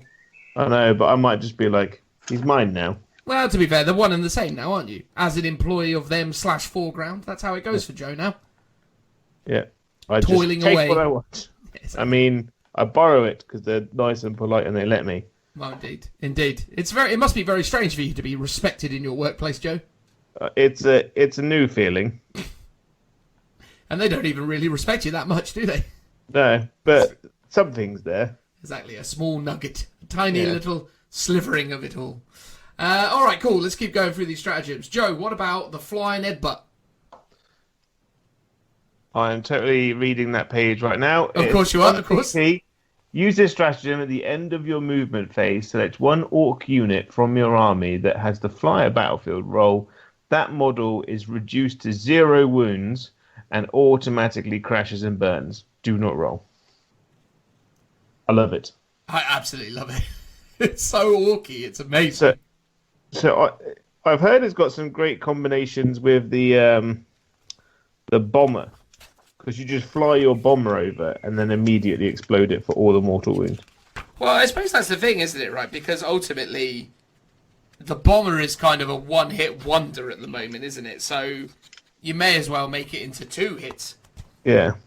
So what does the bomber do when it explodes? Well, let me tell you, sir. So you're talking about the Blitzer bomber, I'm assuming? Yes. So... Crash and burn. If this model is reduced to 0 wounds, roll a d6 before removing it from the battlefield. On a 6, it crashes in a fiery explosion. Each unit within 6 suffers d3 more wounds. Not bad, is it? Well, especially because the thing is, you can obviously do that in the movement phase and manipulate your position perfectly to get lots of damage on multiple things. And as you said as well, boom bomb, as it's called. Yeah.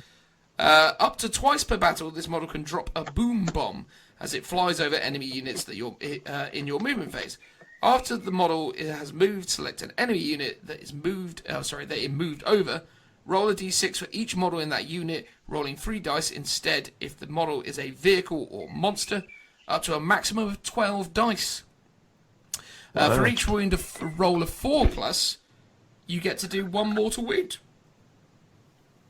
Which is really tidy. So obviously if you're going over, obviously you got to be shooting at a unit of more than 12 models to benefit from it, but still pretty good, isn't it? Can you drop 2 bombs on the same unit? So... I presume you got to do it over 2 turns, right? Well... Because you're going to do 1 a turn. Well, the actual technical interpretation by some rules lawyers has been that no, you can do it the same turn. But I don't know if that's been FAQ'd, so don't take my word for it. But there was read the wording of the initial bit again. Up to twice per battle. Okay. So there's no stipulation when. It says, up to twice per battle, this model can drop a boom bomb as it flies over an enemy unit in your movement phase. So it just says up to twice. So you can... Right, so if you move over 2 units in 1 turn, then you could drop 2 bombs. Or theoretically drop 2 bombs on 1 unit. However... The stipulation is that if you do this rule, you only get up to 12, so you're not actually going to double up Or if you are going to double up, you max out at 12, I guess. Yeah. But you could do it against 2 units. So you could like for instance, like you're playing against, I don't know, a Tyranid. Oh, player. no. Specifically, it sets after the model has moved, select an enemy unit. So you can only do it to a single unit. Okay. But you could theoretically do it twice. But the way it's worded here is it says up to a maximum of 12 dice. So it doesn't matter if you do it twice. You fly over at turn 1, drop your bombs, go back round for another pass, and then just blow yourself up immediately. Theoretically, of your opponent's army. Or I suppose if you were flying over a unit of 5, maybe you could say I'm double dipping. I'm shooting it with 2 bombs, so I get 10 d6 rolls, and then I'm going to blow myself up. If that's how it works, again, rules as intended, I would interpret as being you can do this move twice in a game, i.e., once per movement phase. But the way they've written it would suggest that you could do it twice in a turn. Tau must not be a fan of this. You wouldn't think so, would you? Because they don't get to pass over mortal wounds. No, so that could actually be very problematic against the tides of drones that want to get in your way. Well, you just fly over, like 2 riptides or a bunch of broadsides or whatever. Drop bombs on them, or you could literally just fly over 2 units of drones, blow them up, and then explode your plane, and then wound all the characters nearby. Yeah. And just do that 3 times with 3 planes. Yeah. Well, that's the thing, isn't it? If you had 3 different planes, that could be quite a hilarious, hilarious composition that you could run. That'd be quite funny. I think we need to get an Orc player to do it. Well, I mean, I think it's a good rule, man. I mean, it just depends on... I suppose the question mark you got to ask yourself is... I mean, I don't know exactly how many points these bombers are, but I'm going to assume they're kind of approaching or, in the mid-hundreds. So it's a big investment for an Orc player to... Cheap, are they? Yeah, so it's a big investment for an Orc player to throw away. But it is accurate Orc fire. Yeah. True. I also love the fact they call it the flying headbutt. The idea that this guy's like, right, I've had enough. I'm going to headbutt him. And then she literally dive bombs him. I think that's absolutely fantastic. But with positioning, this could be really tactical because the size of a flyer base is pretty big. So, if you did this, you could genuinely really cause a lot of command infrastructures, a lot of issues as you start whittling away at their characters and so on. Like another Orc player is not going to enjoy this. Harlequins would hate it. Yeah. Harlequins would loathe that. Because isn't like the Shadow Seer like 4 wounds? 5 wounds. Oh, is it 5 wounds? Okay, still. Yeah, but the thing is that these bombs don't have to roll to hit. Yeah. So a Harlequin troop is just going to get absolutely wrecked. Well, also as well...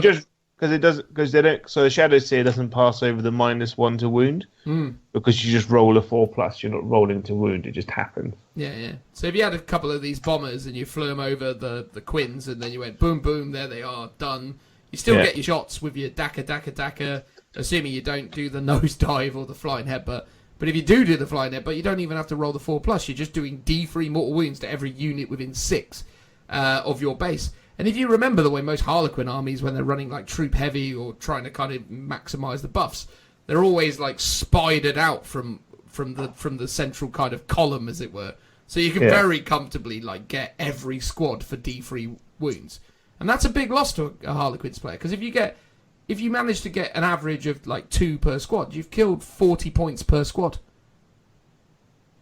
That's got to hurt. So for the fact that if you were able to say, for example, someone's running like 4 characters and 6 units of troops, and you perfectly placed it that you got all of them, you would leave every character slightly diminished, and you'd leave each squad reduced by 1 or 2 models, maybe even 3, which is massive. You could easily get like 300 points worth of Harlequins in 1 turn with an Orc bomber. Ugh. So there you go, fun times. I said the flying headbutt, didn't I? Who said the flying headbutt? Was it me or was it you, Joe? I did the flying headbutt. You did. Go on then, Phil. Tell us about unstoppable momentum, mate. Well, this one is 2 CPs. Use this stratagem in your charge phase when an orc unit from your army has finished a charge move and dealt 1 or more mortal wounds to an enemy. So quite specific. If that orc unit is no longer within 1 inch of the enemy unit, it can immediately be chosen to charge with again. Ooh. That's interesting, because normally I guess that's assuming you've somehow killed the unit, because whenever you charge, you can always pile in. So even if something isn't within 1 inch, but it's still within 3 inches, you could still get into combat with it. Oh, I'm modelling what units, and I wonder if this is like the buggies that do mortal wounds on a charge. Yeah, I was trying to think of that. I didn't know whether that was tied into Here We Go if you rolled a certain distance or something. There used to be a variant. Well, it says the flavour text says orcs drive their mounts into the foe at ferocious speed, ploughing straight through them into the enemies behind. So I guess it is a vehicle-related one. Well, let me just quickly look at the... like it'll be the Death Roller, won't it? Oh, is it the Death Roller on the... No, I don't think so. Or is it the... I've got War Bikes here. War Bikes don't have any more wound stuff. You reckon the Death Roller? Oh, that's the thing with the big squishy, the Bone grindy. Breaker. Add D6 to the attack characters in the model in 5 phase and 5 phase. Oh, here it is. Yeah. Oh no, explodes. Yeah, unless the Death Roller is add 3 hit rolls. No. I don't know what that specifically relates to. I have to be honest. Joe, can you think of any orc unit that does mortal wounds after it charged? Maybe the Storm Boys? Do the Storm Boys get that? I believe they are custom booster blasters. Wow, Joe, that is very well informed of you. Almost like we went away and edited it so as we didn't have to have people listening to us being confused for the last 15 minutes. Well, it's all part of the magic. Exactly. So what is it about the custom booster blaster that allows it to do that, Joe? I believe it's a stratagem, isn't it? Oh, there is a stratagem. That is part of it, but there's also... And it's got like a little front plough thing. That's right. It's the spiked ram, so they can do more wounds. So there's a few vehicles that have access to more wounds, and then there's also a 2 CP stratagem called ramming speed that allows a vehicle to roll 3d6 for the charge, and then when it arrives, it does D3 mortal wounds on a 2+. So it seems very, very very, very situational, shall we say? But you can get extra mortal wounds out of it. Basically, is what they're saying. Well, I think the thing is with it's not the extra mortal wounds; it's the fact that you can then charge again. Okay, I got you. Yeah. So essentially, and this is where I suppose it gets really, really situational. You've charged in. Let's say you're using one of these burner blaster thingamabibs. That thing does mortal wounds on its own. Then you're going to use ramming speed to secure your charge, noting that even though you roll 3d6, you can't charge 18 inches. That's not how that works. You still have to be within 12 to declare the charge. So you declare the charge, you probably make it in, and then you do maybe, I don't know, let's say somehow you do 4 mortal wounds with this setup.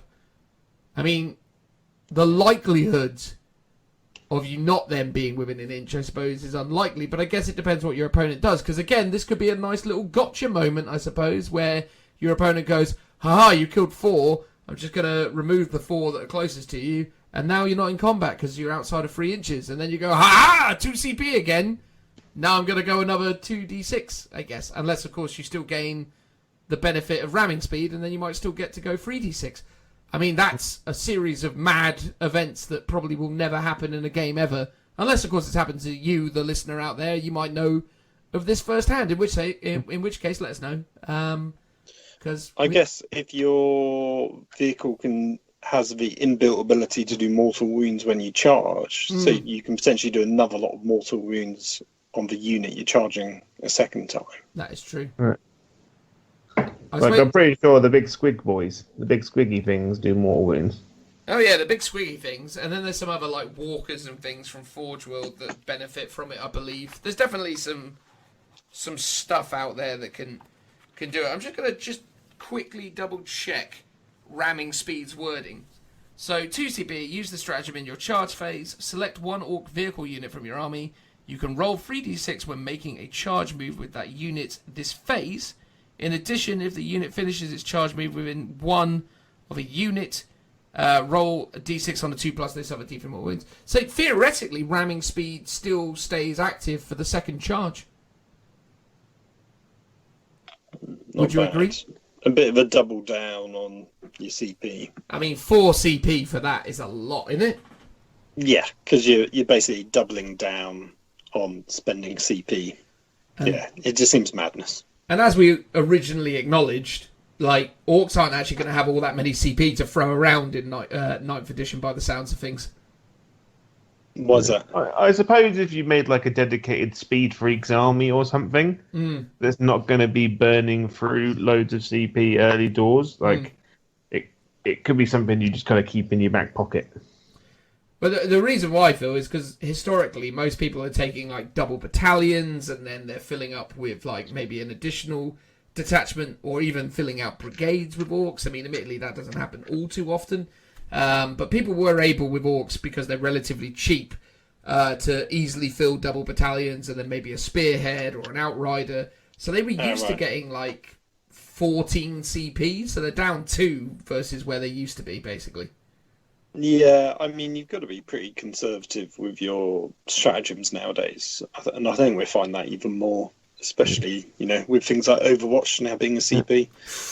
I think this new stuff really not hurts, but really affects armies that have a lot of very cheap units, and especially for Orks that have a lot of very good CP, like a lot of very good stratagems, I say, to affect these very cheap units. Whereas, like with Space Marines, you're not going to have loads, and their stratagems are a lot more points efficient. So I think it's going to be it's just going to be a little bit harder for Orks going forward, I reckon. Well, unstoppable momentum is just not an especially... I mean, it's context sensitive, which is fine, and it's quite situational. It's another tool in your toolbox, as we love to say, but at the same time, yeah, I mean, I'm underwhelmed, but whatever. Let's see what the next one brings. I can't remember who introduced unstoppable momentum, so maybe Joe, just tell me about Full Speed Lads. So it is 1 CP, use this stratagem in your charge phase after charging with an Ork Biker or Death Killer Wartrike unit from your army. Till the end of the turn, add 1 to this unit's strength characteristic. Well, that's good, isn't it? It's not as good as add 1 to wound, but it's certainly not a bad thing, is it? Well, it's not awful. Like, I'm assuming it puts them about strength 6. Yeah, they're usually strength 5 on at least the Death Killer Wartrike is... well, that might actually be more like strength 8 or something, right? Because he's got the big old claw and stuff. Yeah, so if it tips him over the edge in terms of like wounding big stuff, that's always useful. So yeah, the Death Killer Wartrike is strength 5, and then the Snagger Claw in melee is +2 strength. So if you do this, it then becomes strength 3. Or plus, so it becomes strength 8. So 8. Yeah. Which is actually pretty good. So it means he's wounding a lot of stuff on 2s then. Yeah, and he can re-roll wound rolls with attacks made with this weapon as well. Yeah. So that's actually pretty decent, isn't it? If you're going to be doing it with one of those war trikes, that's pretty good for 1 CP. Oh god, yeah. There we go. Thumbs up on that one. Next one, we've got Wildfire. So use the stratagem in your movement phase after selecting an enemy unit for the Burner Bomb ability on the Burner Bomber unit from your army. Select one other enemy unit within 6 of that unit you selected. Roll 1d6 for each model in that additional unit, up to a maximum of 10 dice. For each roll of a 5+, that unit suffers 1 mortal wound. This stratagem is not affected by the something Skullbutter, the aerosonic Skullbutter thing. I don't know what I'm supposed to be pronouncing there. Anyone else want to take a go at that? Arsonist subculture. Oh, thank you. I mean, it always frustrates me when you just say it and I go, oh yeah.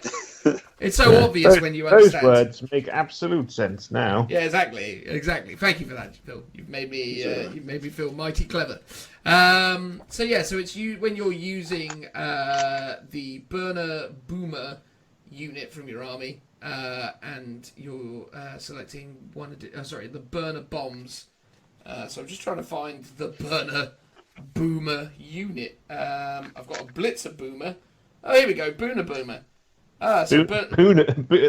The Indian food variant. Yes, the chicken booner bomber. So you can use the burner bombs up to twice per battle. This model can drop burner bombs as it flies over enemy units. So this is like the bombs from the Blitz bomber, except it's up to 10 dice, and then you add 1 to it if it's infantry. So if each roll of a 5+, the enemy's unit suffers 1 mortal wound. So again, in conjunction with what we were talking about earlier, use the wildfire CP, and then you're going to be doing even more mortal wounds. It's pretty reasonable, isn't it? The mortal wound output of this army is actually quite scary. A little bit spicy, you would say. A little bit spicy, The booners. With the booners, yeah. I mean, actually, that's... So the idea... I mean, that's got a lot of legs, actually. I quite like that. Which is ironic for a plane. Well, yes, indeed. Very bizarre. So double bombs. That's okay. Thumbs up. I think that's really actually very good. It kind of brings into question why Unstoppable Momentum's 2 CP, because Unstoppable Momentum is nowhere near as good as that thing. But there you go. How about Phil tells us about squig bombs? So more bombs for 1 CP. Use this stratagem in your movement phase after moving a Blitzer bomber model from your army. Until the end of that phase, add 1 to the rolls made for the model's boom bomb ability. Ooh. So I think doesn't it go off on a 5 normally? No, it goes off on a 4. Ooh. Ooh, that's tasty. Yeah.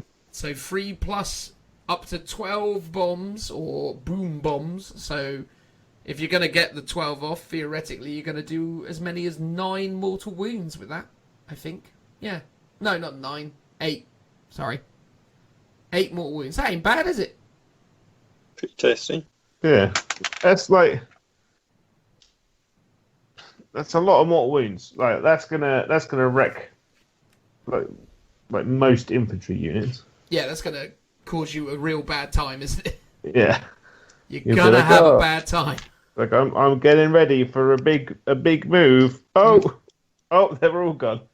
Yeah. Well, I guess the thing is, like, it seems already with 9th edition that everyone's saying, big squads are dead. So if that really is the case, then even though this is cool, you're not gonna. I don't know. You can go up to 12, so a 10-man squad, you could still do wreck them. Like I said, like armies that hoard in 8 are still gonna hoard in 9th edition. Like no one's gonna all of a sudden start running 5-man units of Gene Stealers. No. Or Orc players aren't gonna just start running 10-man squads only of Orc boys. I think that's the thing.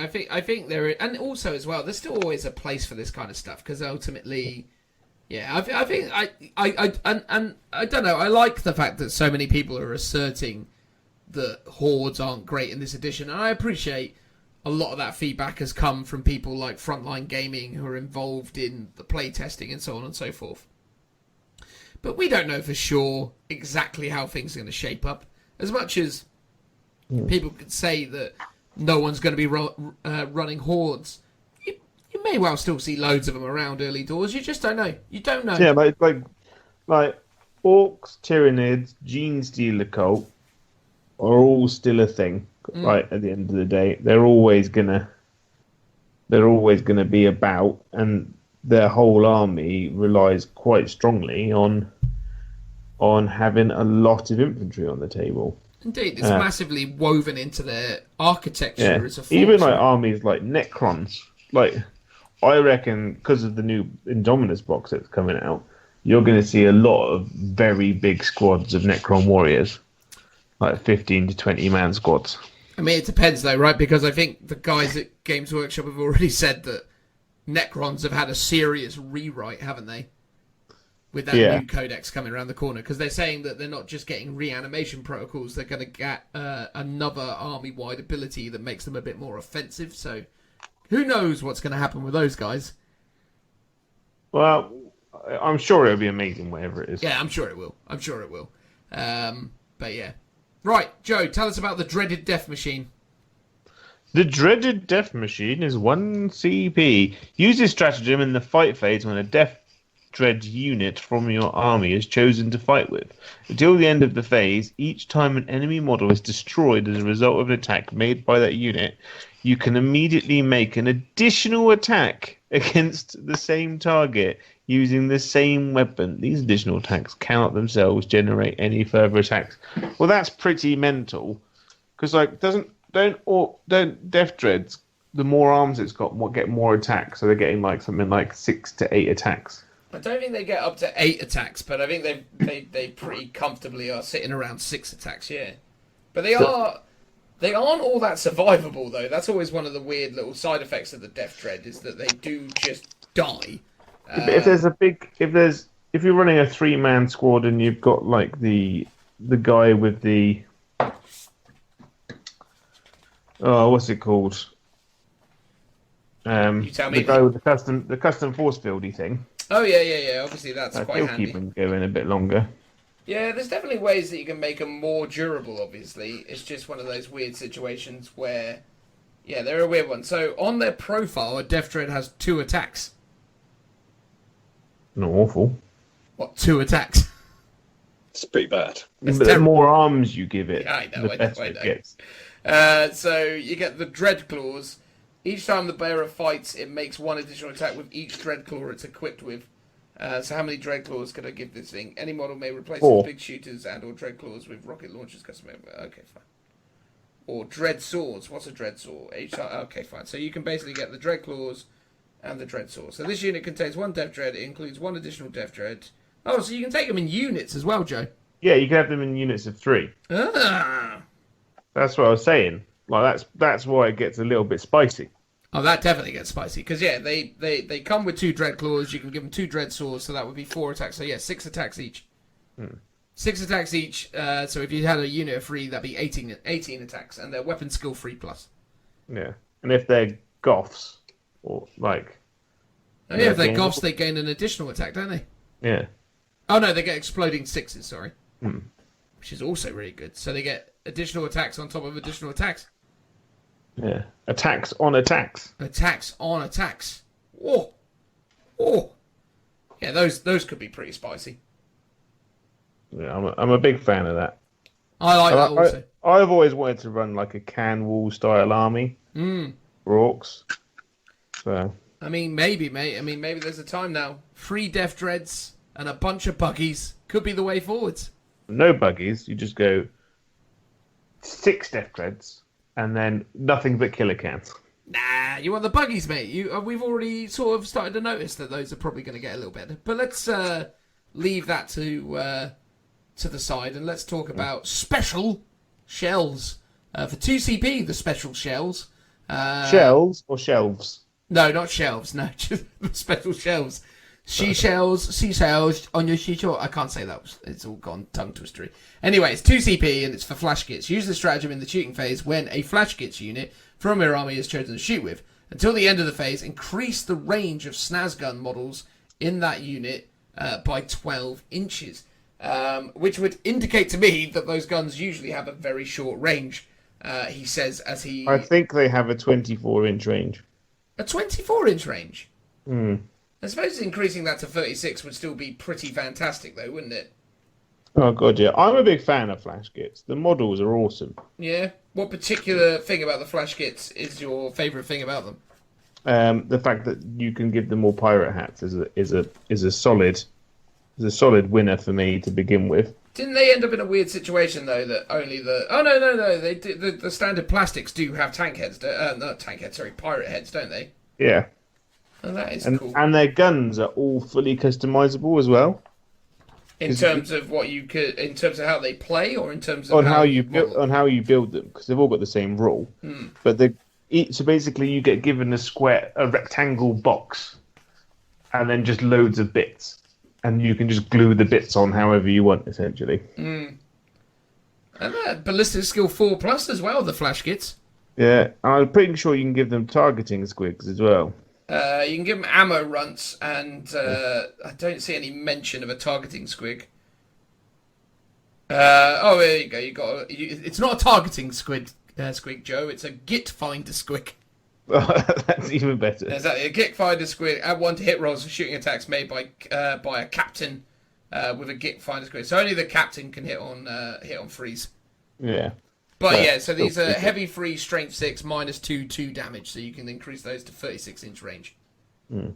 That's good. Yeah? I don't know if it's 2 CP good, though. Well, it's a lot of range, though, isn't it, really? True. I mean, how big a unit can you take of the old flash kits? You can get them up to... so it's 5, and you can add an additional 5. Yeah, fine. So you can have a 10-man unit of them. Yeah. How many shots do they put out? If there's 10 of them, 30. That's good. It's not too bad. I mean, it's very situational. Like, if you need that extra range to finish off the unit Well, on it's an like objective, then it's going to be worth it, isn't it? Like, if you're going first, you're like, cool, like, I'm just going to chuck this down and blast you. And you can get a bit of a gotcha moment on someone, because your opponent's like, oh, what's the range on those? And you're, 24.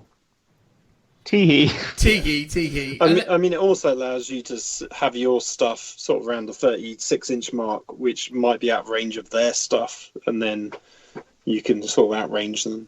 I mean, they are heavy weapons as well, though, right? So you're not going to benefit from moving and shooting them with infantry, but obviously if you're staying still, then you add that 12 inches of range. You could also still do more DACA on it as well, which would be pretty horrendous, because then all of a sudden you've got the exploding 5+ as well. Yeah. Which is very tasty. All of a sudden, at strength 6 -2 damage. Yeah. These guys mince Primaris Marines. They do, but then Primaris Marines only come in squads of 5, unless of course that changes. But so yeah, I definitely kill 5 Primaris Marines. Cool. Well, the thing is, they still. What do you mean? They still only kill. come in squads of 5. Well, they can come in squads of 10, obviously, but most people. But you like no one would do that. Well, it depends. We don't know. I mean, I know in 8th edition, Primaris Marines come in squads. Yeah, but of 5. still, like, you're still going to kill like aggressors with them. Yeah, aggressors won't like it. Centurions won't like them very much either. No. Because they're strength 6, so they are wounding Centurions on freeze. Yeah. And they're -2, so they'd be saving on 4+. But yeah, they fail 2 saves. That's 1 dead Centurion. So theoretically, 10 of these guys could kill 6 Centurions if you got lucky. Yeah. But then it's cost you 3 CP on top of everything else to do it. Yeah. But, you know, it's good to see, I suppose. There you go. All right. Phil, what about Armada? Armada. So it's 1 CP. Use this stratagem in the fight phase when a Mega Knobs unit from your army is chosen to fight with. Until the end of that phase, add 1 to the damage characteristic of melee weapons models in that unit are equipped with. Oddly worded. Yeah, so +1 to damage on your close combat weapons. It's the funniest thing, isn't it, about reading rules from Games Workshop, because you expect a certain kind of, like, flow to them based on, like, years of consumption of them, and then when they sort of change it up, you get a bit sort of tongue-tied by it, don't you? Yeah. I did like the bit of emphasis you put behind it when the Mega Knobs. Mega Knobs. Mega Knobs, yeah. So you add 1 to the damage characteristic, which basically means your kill swords become damage free. Yeah, I mean situational. Depending Well, on the what thing you're is that up there's against. a lot of stuff at the moment where GW is putting emphasis on things being damage free. Look, I think it's because they know that the game's going to become more elite based. So there's going to be a lot of free wound stuff knocking about. Well, I mean, again, right, because aggressors are free wounds, right? Yeah. So a unit of Mega Knobs finally gets into them with some kill swords and then just starts going to town on them. Oh god, yeah. That's going to really suck really quickly, because they're strength times 2, so they're strength 10, so they're wounding aggressors on 2s, and they've got a rather large amount of attacks for a squad. Actually, I think they're coming in at like, I think it's 3 attacks a dude, but I think the kill saw When attacking with this weapon, you must subtract 1 from hit rolls. If a model is armed with 2 kill swords, which they often are, it's +1 to the attack characteristics. So it's 4 attacks per guy. Wow. So if you take even a 3-man squad's going to really cause a unit of aggressors a headache that CP. And if you've got Gaz on the table and a Warg banner, and you can do Warpath on them, you can really start to pump those numbers up. Yeah, you're not going to enjoy that very much at all, are you? Right. Get those numbers bigger, bump them up. Yeah. That's gonna really hurt a knight as well. Oh yeah, strength 10. It's no joke, mate. At 3 damage. Their minus kill swords are -4 as well. Oh god, that's pretty gross. Yeah, it's horrible. So yeah, Imperial Knights are not going to enjoy those guys running into them. Yeah. Because God, actually, there's a big discrepancy in this orc book in terms of what they've made cost 2 CP and what they've made cost 1. It's like, a kill saw is strength 10 -4, 2 damage. Well, let's make it 3 damage for 1 CP. Yeah, all right, that seems reasonable. It's like, okay, good. Phil, do you want to close it out with patch up? Oh, did Phil? No, Phil just did that one. I just did the last one. Yeah. Joe finishes up with patch up, mate.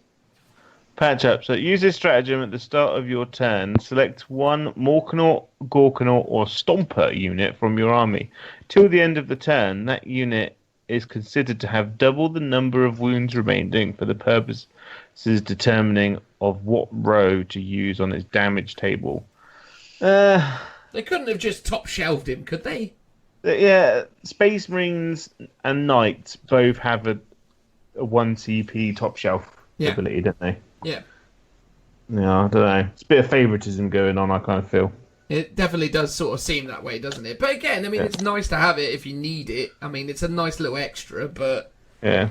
Well, I suppose if I remember rightly, you only need to have, 3 wounds left to go up on your top bracket for a lot of stuff. Although saying that, Stomper's going to degrade a lot more. So that's probably going to be on, 10... No.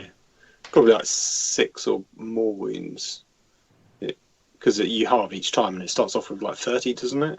Yeah, it has a lot of wounds. Yeah. Well, there you go. Still, a nice selection of stratagems, some interesting stuff in there. Definitely the being able to sacrifice yourself for 1 CP with a bomber, based on a lot of the other stratagems that are in the mix, is super cool.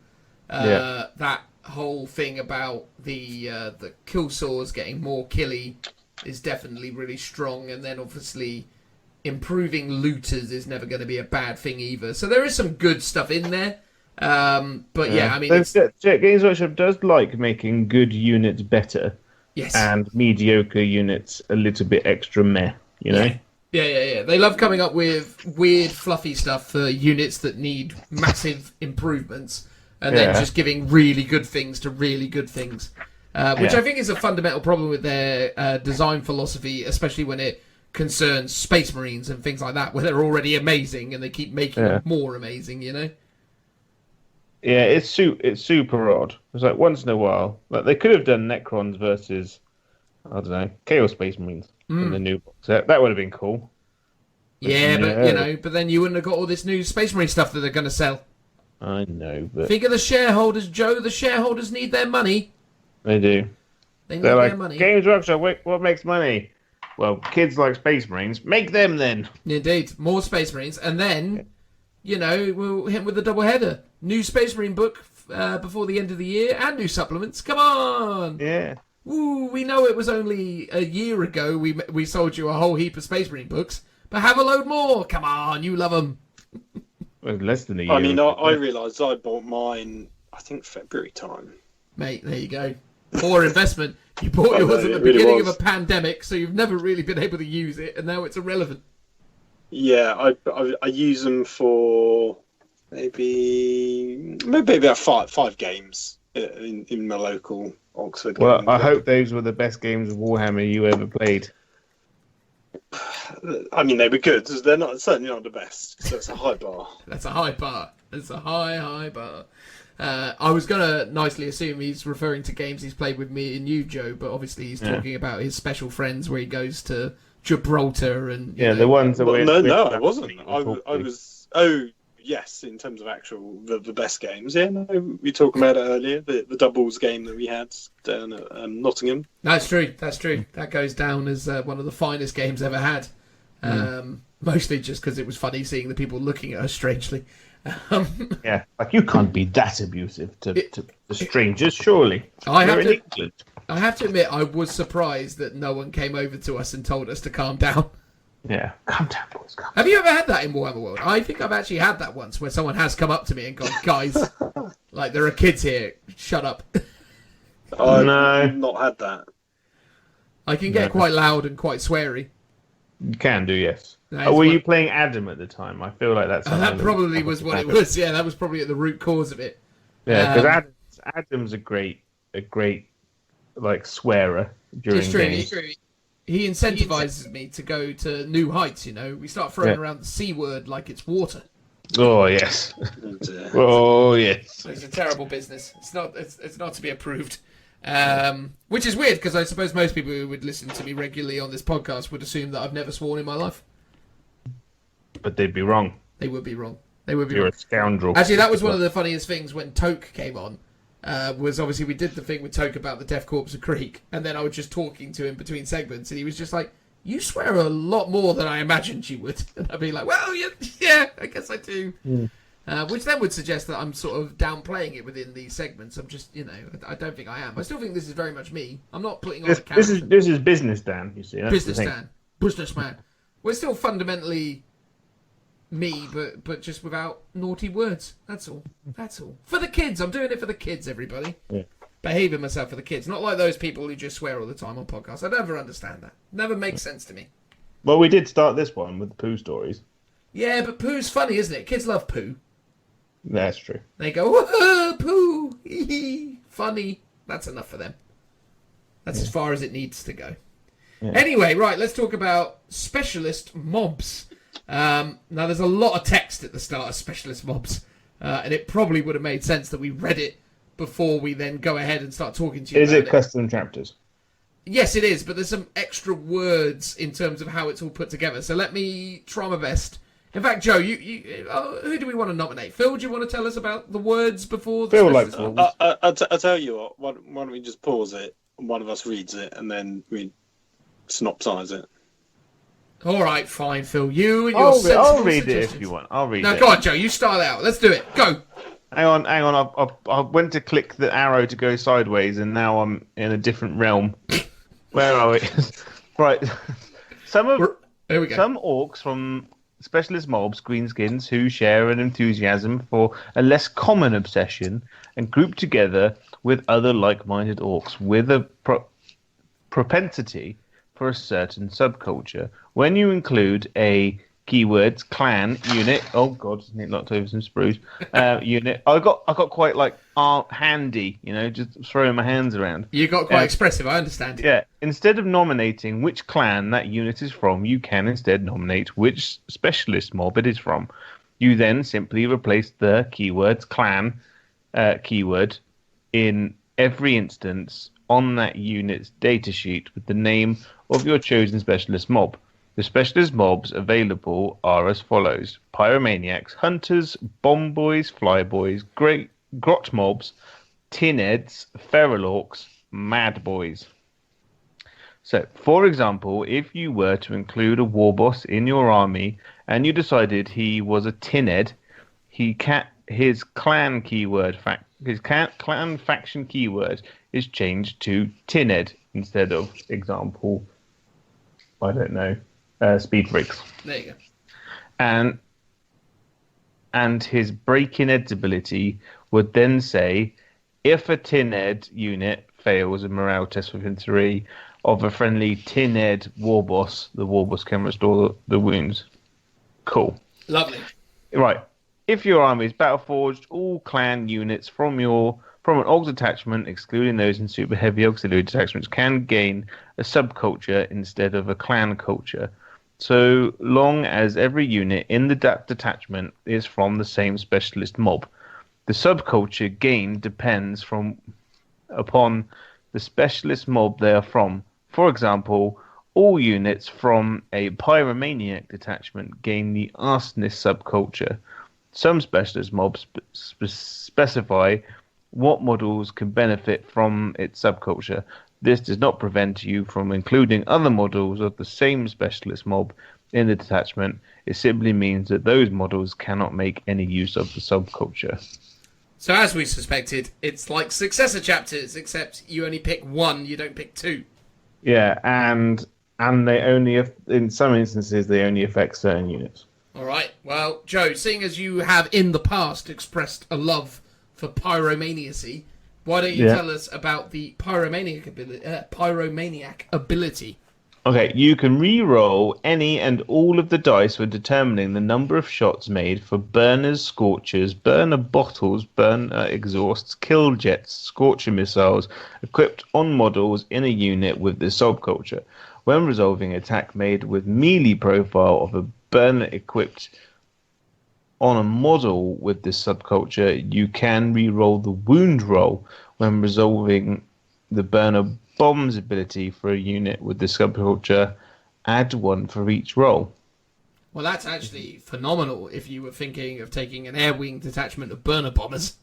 Jesus, yeah, that's just absolutely. Because they add one for bombing infantry. So then they'd add one on top of that. So you'd be blowing up infantry on freeze.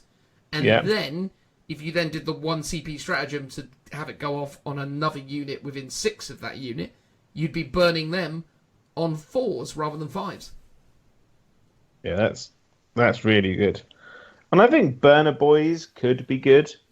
Their flamers are actually quite good in combat. They're basically like power swords, aren't they? Yeah, they're more or less like power swords, and then when it comes to the flamers themselves, they're pretty reasonable. I think they're like strength 4 -1 or something. You say these words, and I should hopefully be able to confirm they are true in a matter of moments. But yeah, that does sound about right. Where are they? Oh, crikey. Come on. Oh, here we go. Burner boys. Burner shooting, range 8, assault D3, strength 4, 1 damage. Before a unit fires with this weapon, roll once for the number of attacks and use it for all burners fired. The unit, this weapon automatically hits. So yeah, so it's you roll 1d3 and then you multiply it by the amount of them, and then if it's in melee, it's -2. So it's like it's not quite as good as a power sword. But it's not bad, especially if you get to re-roll the amount of shots that you get. This is the crazy thing, actually, and going back to the Mechanica stuff that we discussed last week. Every other variant of squad that has lots of flamers up to this point has had D3 shots. D-sides on Wraithguard, the Burner Boys are D3, but for some reason the flamethrower guys get to be D6 shots each. I think it's just, I don't know, maybe it's the Imperium Flamer is more efficient than everyone else. Because GW like a standard guard flamers D6. Yeah, because you normally have one in a squad.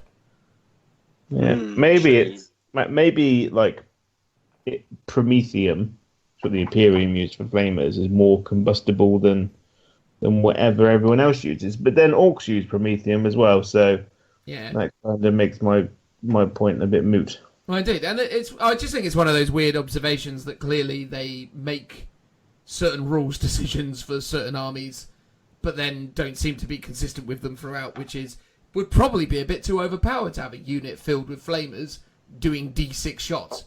We'll make it D3, which was obviously a design decision they'd gone for early on in 8th. But they've obviously completely disregarded it towards the end because they want to sell more, robots with wings. Yeah, but then surely they want to sell lots of Eldar robots as well. Potentially. But you know the thing that makes it really ridiculous as well for that unit versus these guys? You roll 1d3 for these guys. So, okay, fair enough. Theoretically, you roll that 1d3 and you muck it up. You could re-roll it with a command point, which obviously would make it potentially very strong because you consistently know that you're going to get 2 shots out of every guy or maybe 3 shots out of every guy. But on average, actually, rolling 4d6 is probably going to be infinitely better as an outcome. Yeah.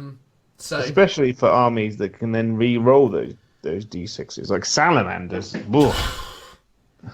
Yeah. Or because like salamanders just have that strat where they just get maximum amount of shots. Yes. So 10 versus 10. It's like, oh, you get 30 shots, well, I get 60, mate. So. Yeah. Yeah. But what I think we can agree on is that this is really good for the bombers, in conjunction with some other stratagems in there. So that's actually, if you were thinking about an air wing detachment of 3 burner bombers, you want to be a bunch of arsonists. Yeah. Fact. Phil, what do the hunters do, those sneaky devils? Well, the hunters, they're infantry models only, excluding Gretchen. Whilst a model in this unit with this subculture is on or within a trained feature, it gains a 5+ invulnerable save. When resolving an attack made with a melee weapon by a model in a unit with this subculture, while that model or any model in the target unit is on or within a trained feature, improve the weapon's armor penetration characteristic by 1. So AP -2 becomes -3. So So if you're on the train piece, you get 5 up in one save. But additionally, and where this could be quite useful is, say for example you're an Ork player, and you're facing off against Imperial Fists or Iron Warriors, where they ignore cover all over the place. You can still, in the start of the game, say, I'm going to use prepared positions or whatever the stratagem was that gave you cover saves at the start of the game, and then benefit from 5 up invuns all over the place. No, because this is specifically on or within a terrain feature. Like, using that just gives you +1 to your save, doesn't it? It doesn't count well, it just gives you cover saves, but this is... Yeah, so the problem with that, though, is that it depends on the wording, because sometimes it just says, like, that you ignore the benefit of a unit in cover. So this unit's benefit from being in cover would be that it gets an invulnerable save. Oh, very good. So does that mean Imperial Fist would ignore the invulnerable save? Yes. But, well, no, because it's not specifically saying it's to do with its cover save. It says, whilst a model in this unit is on or within a terrain feature, it gains a 5+ save. Save. Oh, in that case, then, yeah. So it does mean that if you're in cover, you still get cover save. Well, not cover save, you get a 5 up invuln rather than a +1 to your save. Yeah, but I guess what's interesting is you only need, to gain the benefits of both, you only need one model on the terrain feature, and you can daisy chain the rest anywhere else you want to go. Oh, that's a really good point, Phil. Yeah, so you can actually muck around with that. So potentially for your Ork army, there could be an argument that with this sneaky devil build that you might want to take a fortification. Yeah. And just be like, here's my bastion, or here's my one trench, or my Aegis defense line, and then everything just weaves off of that. And the range of the aura of or rather the length of an Aegis defense line is such that you could probably stretch it out way more than you could ever achieve with a custom force field, because you just have to have one dude touching base. True. So there you go. Get a long Aegis defense line, and then just go one orc from every squad is touching it, and then the rest of them snake off across the board. Could be useful. Yes. Yeah, I mean, it really all depends on also what the new terrain rules for 9th edition are going to be like, because if the boards are going to be more terrain dense anyway, then that would be less of an issue. True. You might just be able to get away with it by hugging cover because of the new obscured rule, for example. True. And in instances where you're still then being shot at by things that don't ignore cover, you get the best of both worlds, I suppose. So you still get your 4 up cover save, or whatever Orks get when they're in cover, because I think they're on 5 up armor saves normally, aren't they? Most infantry. 6 up. Oh, 6 up, fine. So, okay, fine. Well, then in which case they're always just going to enjoy a 5 up invuln. Good for them. Yeah, but in addition to that, they get the increased AP, which is pretty huge as well. Yeah, that's like an army-wide. I mean, it's infantry only, but that's but if you're taking loads and loads of tank busters, that makes it's melee weapons only, isn't it? Yeah. Oh yeah, so it's not shooting. But tank busters will love that because they get stuck in and do stuff, and then again, your buzzsaws or whatever they are for your mega knobs, they're going to be -5. Yeah. Take that, whatever has a 2+ armor save that comes to mind. Land Raider. A Land Raider. Take that, Land Raider! Hooray! Everyone's running those. They might be, you never know, until the Orks come along with their can openers. Alright, okay, cool. So the next one is the Boom Boys, and they've got Blow It Up. The name Blow It Up gives me a certain degree of hopefulness that this will be amazing, but let's discover. Improve the strength and armor penetration characteristic of rocket and stick bomb weapons. These are weapons that have the name rocket or stick bomb in their profile, e.g. rocket launcher, stick bomb chucker, as well as tank buster bombs, wing missiles, cannons, killer cans, def cannons, da boomer, and lobbers equipped on models in a unit with this subculture by 1. Right, okay, so that was a lot of words, but what it basically means is you're improving the strength and armor penetration characteristics of all the weapons I just said by 1. So e.g. AP -2 becomes AP -3, and then strength 5 becomes strength 6. And the armor penetration. Yes. Yeah, that's what I said. Did I not say that? You said this strength, but and armor penetration. If I didn't say that, I apologise. And armor penetration. It's very good though. Yeah, I mean, again, if you're looking at taking loads of like grot cannons and other things, increasing their strength and AP is no bad thing. Especially when you, I mean, early doors there was a lot of talk about those grav cannon things. They had those lifter droppers or whatever they were. Yeah. Because they automatically hit flyers or something. But the problem was with them before, they were not that strong. Well, no, they automatically hit their target. But if you hit a flyer, if you kill a flyer, it just automatically crashes and burns. You don't have to roll for it. Oh, that was what it was. But yeah, I think there was some nonsense about it where they were only like strength 5 or something though. So making them, or maybe they were strength 6. So if you made them strength 7, then against most flyers, they're going to be winning them on 3s, which is massive because before they were winning them on 4s. So yeah, I like it. And note that a combi weapon, note for combi weapons, this bonus only applies to attacks made with the rocket launcher profile, not the shooter bit. Yeah, it's alright in it. I mean, you know, extra blowy uppiness, which is no bad thing, and it works on a bunch of units and a bunch of weapons that, you know, you're probably going to use now and again. So good work, could be good. I mean, not amazing immediately auto take, much like the Pyromaniac mount one, which I think is quite strong, but it's got options, right? You're not going to not. Oh yeah, it's not. It's like if you're someone who's already got an army of like the missile launcher guys, you'll be like, yes, finally, it's arrived. Yeah. Oh, there you go. Joe, do you want to tell us about the Fly Boys and their crucial velocity? Oh, it's on the next page. Hang on. Yeah, the start of it is on the one page, Yeah, and then the next bit's on the next. Fly models only. When resolving an attack made with a ranged weapon against a unit with this subculture by a model that is more than 1 inch away, that unit is treated as having the benefit of cover to its saving throw. When resolving an attack made with a melee weapon against a unit with this subculture in a turn in which it was more than 1 inch away from any enemy units at the start of the preceding charge phase, subtract 1 from the hit roll. It's not bad. It's not bad. So when resolving an attack made with a ranged weapon against a unit with this subculture by a model that is more than 1 inch away, that unit is treated as having the benefits of cover. So that's good. So you're -1 to hit because it's supersonic, assuming that... because there's no other... Well, actually, you could look at... You could obviously look at this jump pack guy, the boys. Yeah, that actually could be pretty tasty for them. So they'd have cover all the time. Yeah.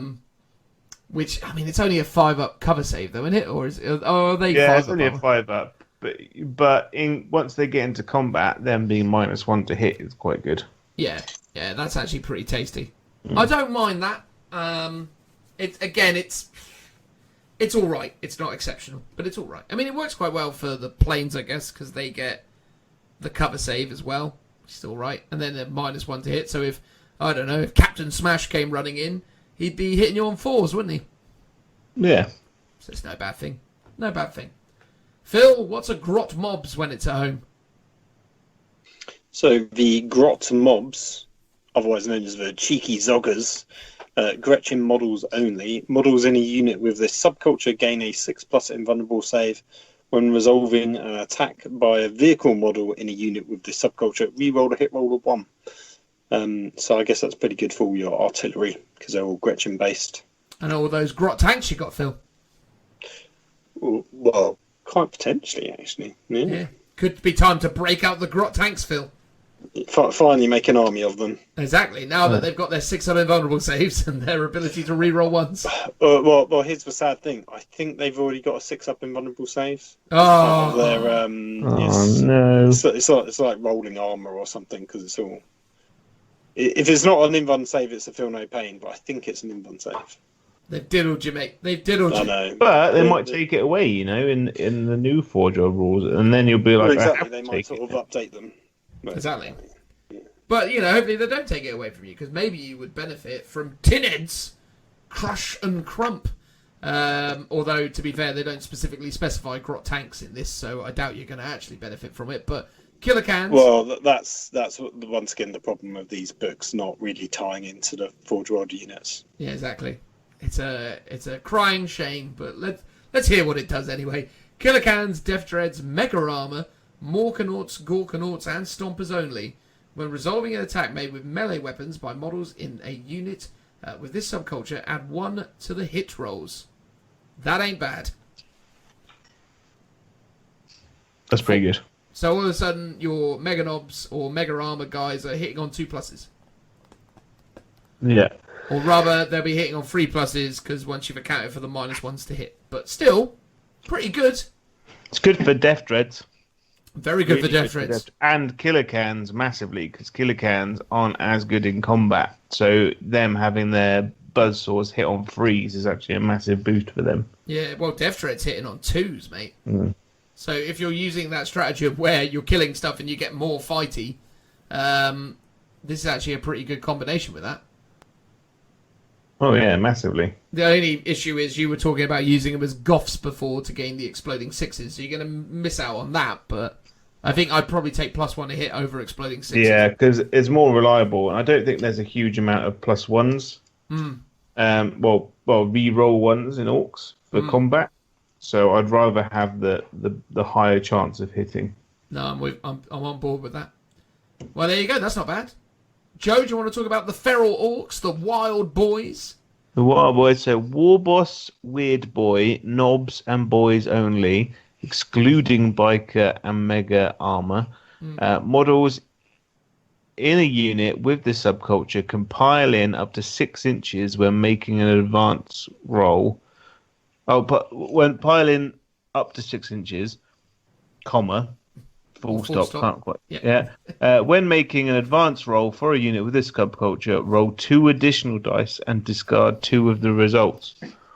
Well, that's quite scary, isn't it? So 3d6 charges. Oh, not charges, sorry. 3d6 advances, although 1d6, but take 2 away, yeah? Yeah? Yeah, and I'm pretty sure if you've got a war boss on a bike, like, obviously he won't benefit from it, but he gives you advance and charge, I'm pretty sure. Yeah, I believe he does, yeah. So, it's quite that's scary. Actually pretty tasty, yeah. So you could have a very fast-moving, very feral orc army that just gets stuck right on in. Yeah, and being able to consolidate 6 inches. Pile in. Pile in. Well, pile in 6 inches is quite good.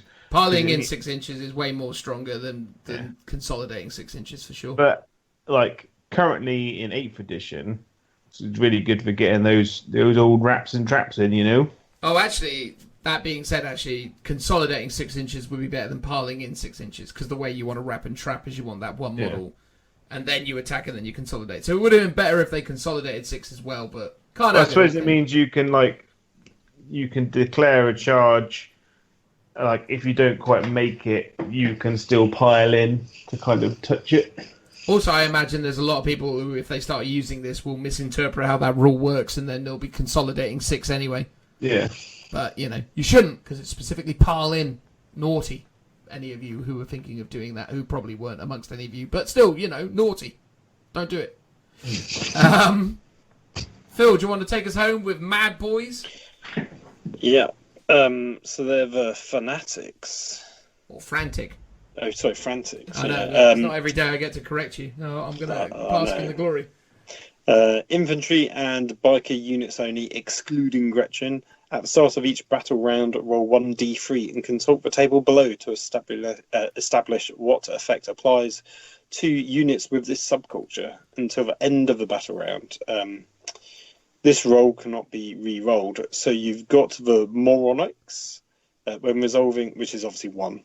Sorry. When resolving an attack that targets a unit with this subculture, add 1 to the saving throw. Invulnerable saves are unaffected. So +1 saves, pretty good. Then you've got for number 2, you've got Natters. Units with this subculture automatically pass morale tests. That's very good. Could be good. And then number 3, you've got Frenzies. Add 1 to the strength characteristic of models in a unit with this subculture. Well, that's pretty good. I mean, all in all, these aren't a bad selection of subcultures overall. It's actually pretty reasonable. They're all cool. I guess the only downside is it's random and there's no way of picking. So on the turn that you might want the saving throw, you'll end up with the strength. And when you're in combat, you might end up with the morale when you really wanted the +1 strength. Yeah. The morale one's really weird because, like, Orks aren't really an army that suffers from morale massively. Well, Yeah, I guess when they currently. Yeah, and when they do suffer, they really suffer, though. Yeah. You know, if someone can spread out the damage enough, you can really deliver the goods on that one, which is quite incredible. There you go. But no, I think on the whole, there's some interesting subcultures there. Personally, I think the Pyromaniac one for the Arsonist ones for the Pyromaniacs is really, really immediately, obviously strong in 8th edition, especially if you're going to combo it with a load of burner bombers. I think that's actually a really nice, tidy little option. Beyond that, I think there's probably some argument that the blow it up thing is sort of all right. I mean, it's got some reasonable opportunities to it, maybe. But yeah, it's all right. I mean, any other thoughts and feelings before we move on to the next bit? No, I'm down with the Pyromaniacs. I'm down with the Pyromaniacs too. Phil, what's your favourite of that lot? I quite like the Sneaky Devils, the Hunters one with the invuln save and then +1 AP in combat. I think that's pretty good. Yeah, that's actually pretty reasonable. Fair point, Phil. Fair point. All right, let's just talk about the custom jobs. So, custom jobs. If your army includes 1 or more Mechboy workshop units, you can give 1 of the following custom jobs to an Ork unit from your army. In addition, you can take custom jobs by using the custom job stratagem. See page 72. Remember that? Yes. Oh, it's come back. I know. It's gone full circle. Full circle, baby. All the custom jobs that you include must be different and be given to different units. Note that some custom jobs are weapons that replace one of the model's existing weapons. Where this is the case, you must, if you are using points values, still pay the cost of the weapon that is being replaced. Write down any custom jobs that your models have on your army roster. If a unit that has a custom job is treated as a separate unit once they have been deployed, e.g. Speed Mob, Dread Mob, all of those units retain the custom job. Oh. Which brings us back to our point earlier, Joe, because I forgot. If you take 3 Dreads in a squad, they become individual units the minute they deploy. Oh, that's a bit... But then why did it say that when the unit charges? Because they always refer to a unit of 1 as a unit of 1. Oh. 2. There we go. So all of that stuff we said can kind of be mooted now, although we're not going to go back and make that clear at the time. Although maybe I will. It depends how much I really want to edit this, but I probably won't want to go that extreme. Okay, cool. I believe Joe or Phil was the last person to talk about the strategy. These are very similar to the things that the Tyranids got in the new Blood of Baal. Oh, yeah. Where you could, instead of giving a warlord trait to your warlord, you could give, an upgrade to a squad. Very similar to that, but better, because you don't replace a warlord trait. Exactly. You keep your warlord trait and you gain this extra stuff. So, you could have squig hide tyres. Tyres made from the body of squigs. Speed freaks, including named characters and units that can fly. Oh, sorry, excluding. I was about to say, that's crazy good. Oh, no, excluding. Speed Freaks, Battle Wagons, Gun Wagons, Bone Breaker, or Truck units only. Add 2 to that unit's move characteristic. That's good. That's good. Yeah. It's a free upgrade as long as you take a mech boy, mate. It's not bad. But like, if you're Speed Freaks already, you get that extra movement on top. Exactly. Movement on movement, mate. It's not bad. How about Phil tells us about whatever the next thing is? The souped up special. There you go. I like how you like the next one because you didn't want to pronounce it. No, I know. I knew what it was. I just wanted you to go for it. I know it was souped up. Cool. How do you think I'm that stupid that I couldn't read souped up? No, the special. The special did throw my brain for a bit. I has to be honest with you, but Souped up is literally normal English. Special is funny speak. it is funny speak. That's Funny true. spelling. Thank you for that. The old funny so speak. this is for the Boomdacker Snazwagon units only. Souped up special replaces the unit's mech special and has the following profile. So it's got range of 30 inches, assault 15, crikey. Strength 4, -1, 1 damage. So not knowing what the normal one is, that looks very good. Yeah, I mean, assault 15, it's won me over, basically. Assault 15 is the way it goes. So normally, what is this replacing? The Boomdacker Snazwagons. The mech special. The mech special. So the mech special is normally assault 9, strength 5, -2. So Well, you're gaining 6 extra shots, losing strength and AP. Ooh. So normally it's strength Interesting. 9. Normally it's assault 9, strength 5, -2. Ooh. I mean, it's better at clearing out hordes, I guess. Yeah, because if you like with the Daka and then putting more Daka on it, could make it a bit more interesting, I suppose. And then it could shoot but- again. Yeah, and also it'll be 9th edition, be able to do this in combat. Assault 15 against a little swarm of something. That is true. Because it also does have some big shooters. And it's also got grenades as well. It's got the burner bottles. Ironically, very good at clearing out hordes. Indeed. So, there you go. Well, yeah, so, no, interesting. Okay. Joe, next one? Hang on, I've just super glued my finger to this model. Do you want me to talk about the gyroscopic whirligig? I think it's a whirligig. Oh, no, it's right. So the shock jump dragster. Dragster There you go. unit only. You can use this unit shock tunnel ability when advancing, even if you did not roll a 4+. In addition, this unit does not suffer any mortal wounds as a result of the shock tunnel ability. That's all right then. So you never have to suffer the penalties and always can jump around the board.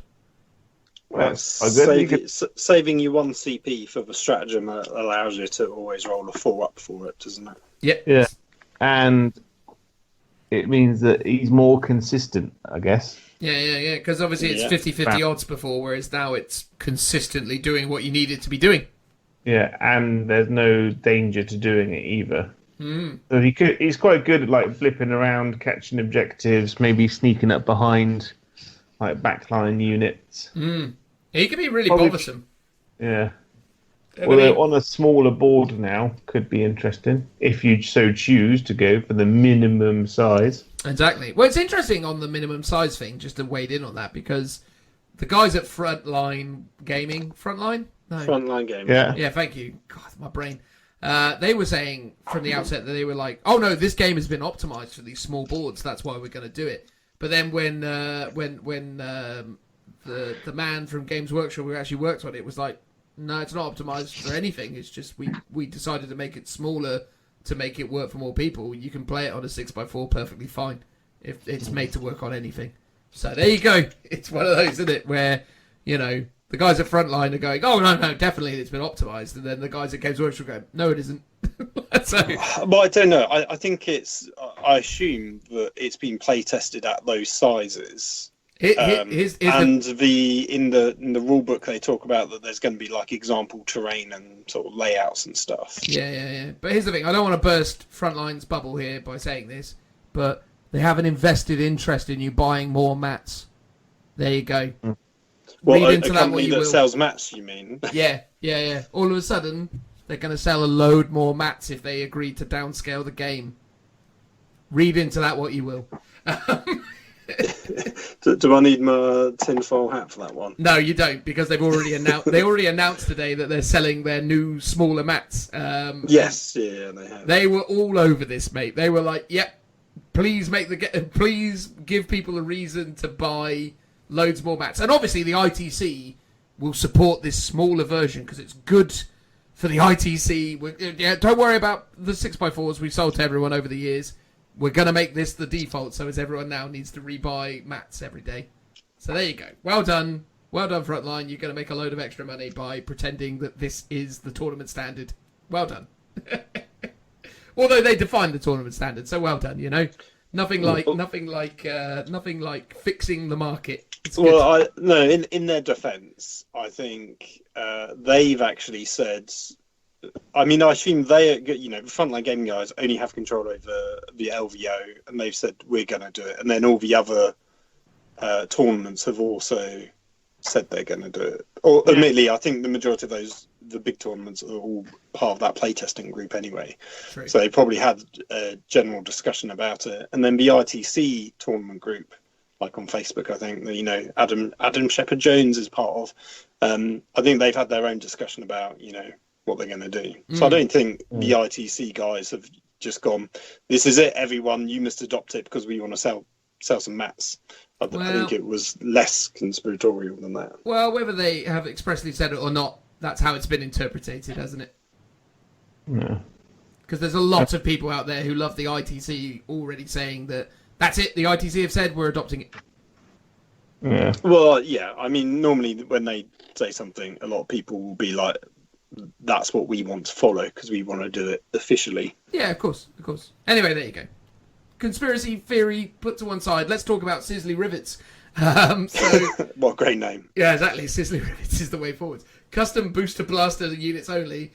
When resolving an attack made with rivet cannon by a model in this unit, an unmodified wound roll of 6 inflicts 1 mortal wound on the target in addition to other damage. So the custom booster blaster, the rivet cannon is assault 6, strength 7, -2 damage. So that's not bad. No. Mortal wounds on top of all that, that'll do nicely. Joe or Phil, I can't remember who goes next. It's Corkscrew. So Megatrack Scrapjet.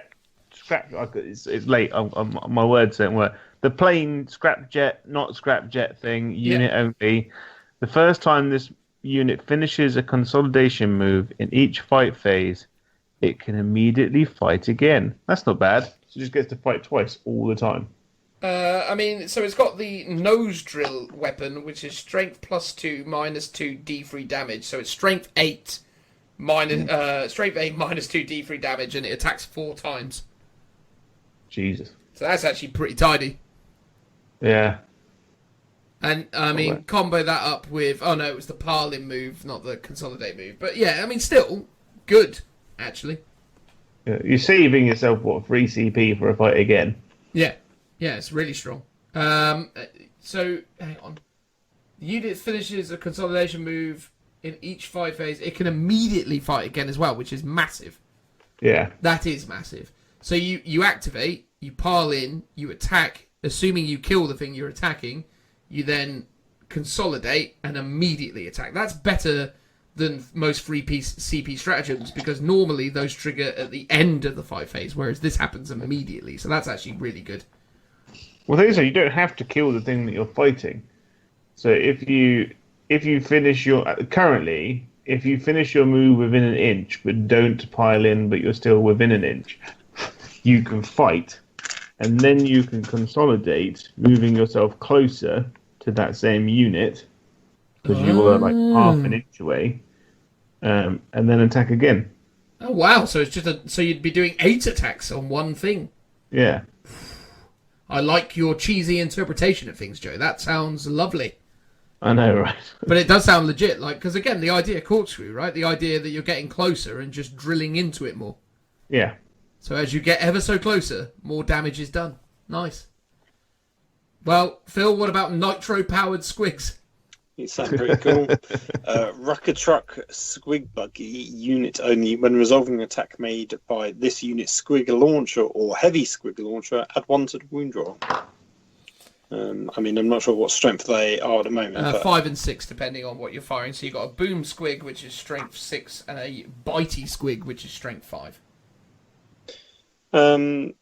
Yeah, pretty good. I guess it depends on what you're going to be targeting. There is also the bile squig, which is always wounds on a 4+, unless it's vehicle or Titanic, and then it wounds on 6s. So I don't know if it adds 1 to those wounds. So.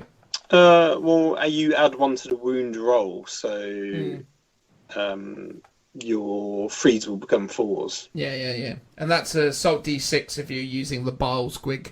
And again, if those become blast weapons, potentially, because they seem quite blasty, could be quite good. Yeah. There you go. Would the bile squig not just hit automatically? He sounds quite flamery. No, he doesn't hit automatically. He's chucked up in the air and then falls down and explodes on them. That's brilliant. That's pretty solid. All right, Gork's Roar. So Deathkiller War Trike models only, which is the HQ variant. Add 4 to the range characteristic of the model's killer jet, and change the type characteristic of its burner profile to Assault 6. Ooh, that's not bad. So the Deathkiller War Trike normally, its killer jet is normally range 8. So now that becomes range 12. So you've got a burner and cutter variant of this killer jet. So the burner version is Assault D6. This weapon automatically hits the target, strength 5 minus 1. And then in this situation, the type characters of the burner profile to Assault 6. So it just becomes flat 6, not flat D6. So you're getting 6 automatic hits at strength 5 minus 1 AP. At 12-inch range.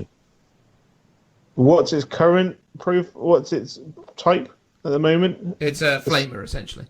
So it's Assault D6, yeah? It's Assault D6, yeah. So it changes it to Assault 6. And range 12. Yeah, I'd say that every day, wouldn't you, really? Yeah, I mean, if you're running this, you'd take that. Yeah, 100%. That is solid. Solid as it comes. I like that. Joe, do you want to talk about the Boomer? The Boomer is a battle wagon. Okay, Boomer. All right, move on. Battle wagon, bone breaker, or gun wagon model with a kill cannon only. The Boomer replaces the kill cannon and has the following profile: range 36, heavy 2d6, strength 8, minus 2 damage. Well, it's pretty good. It's pretty solid, mate. It's pretty solid. I'm trying to find the gun wagon rules so as I can see what it used to be.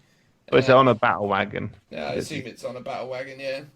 I wonder if it's just taking it from what are you replacing? 1d6 to 2d6. Yeah, so the kill cannon is heavy d6. Yeah, so it gets And double. then is it also strength 8 minus 2 damage? Yeah, strength 8 minus 2 damage, yeah. Yeah, so you're getting an extra d6 worth of shots out of that. Nice. Again, if you're taking something like a bone breaker or a battle wagon, you may as well, aren't you? Yeah, for sure. You may as well. Does that come under the under one of those new cultures as well?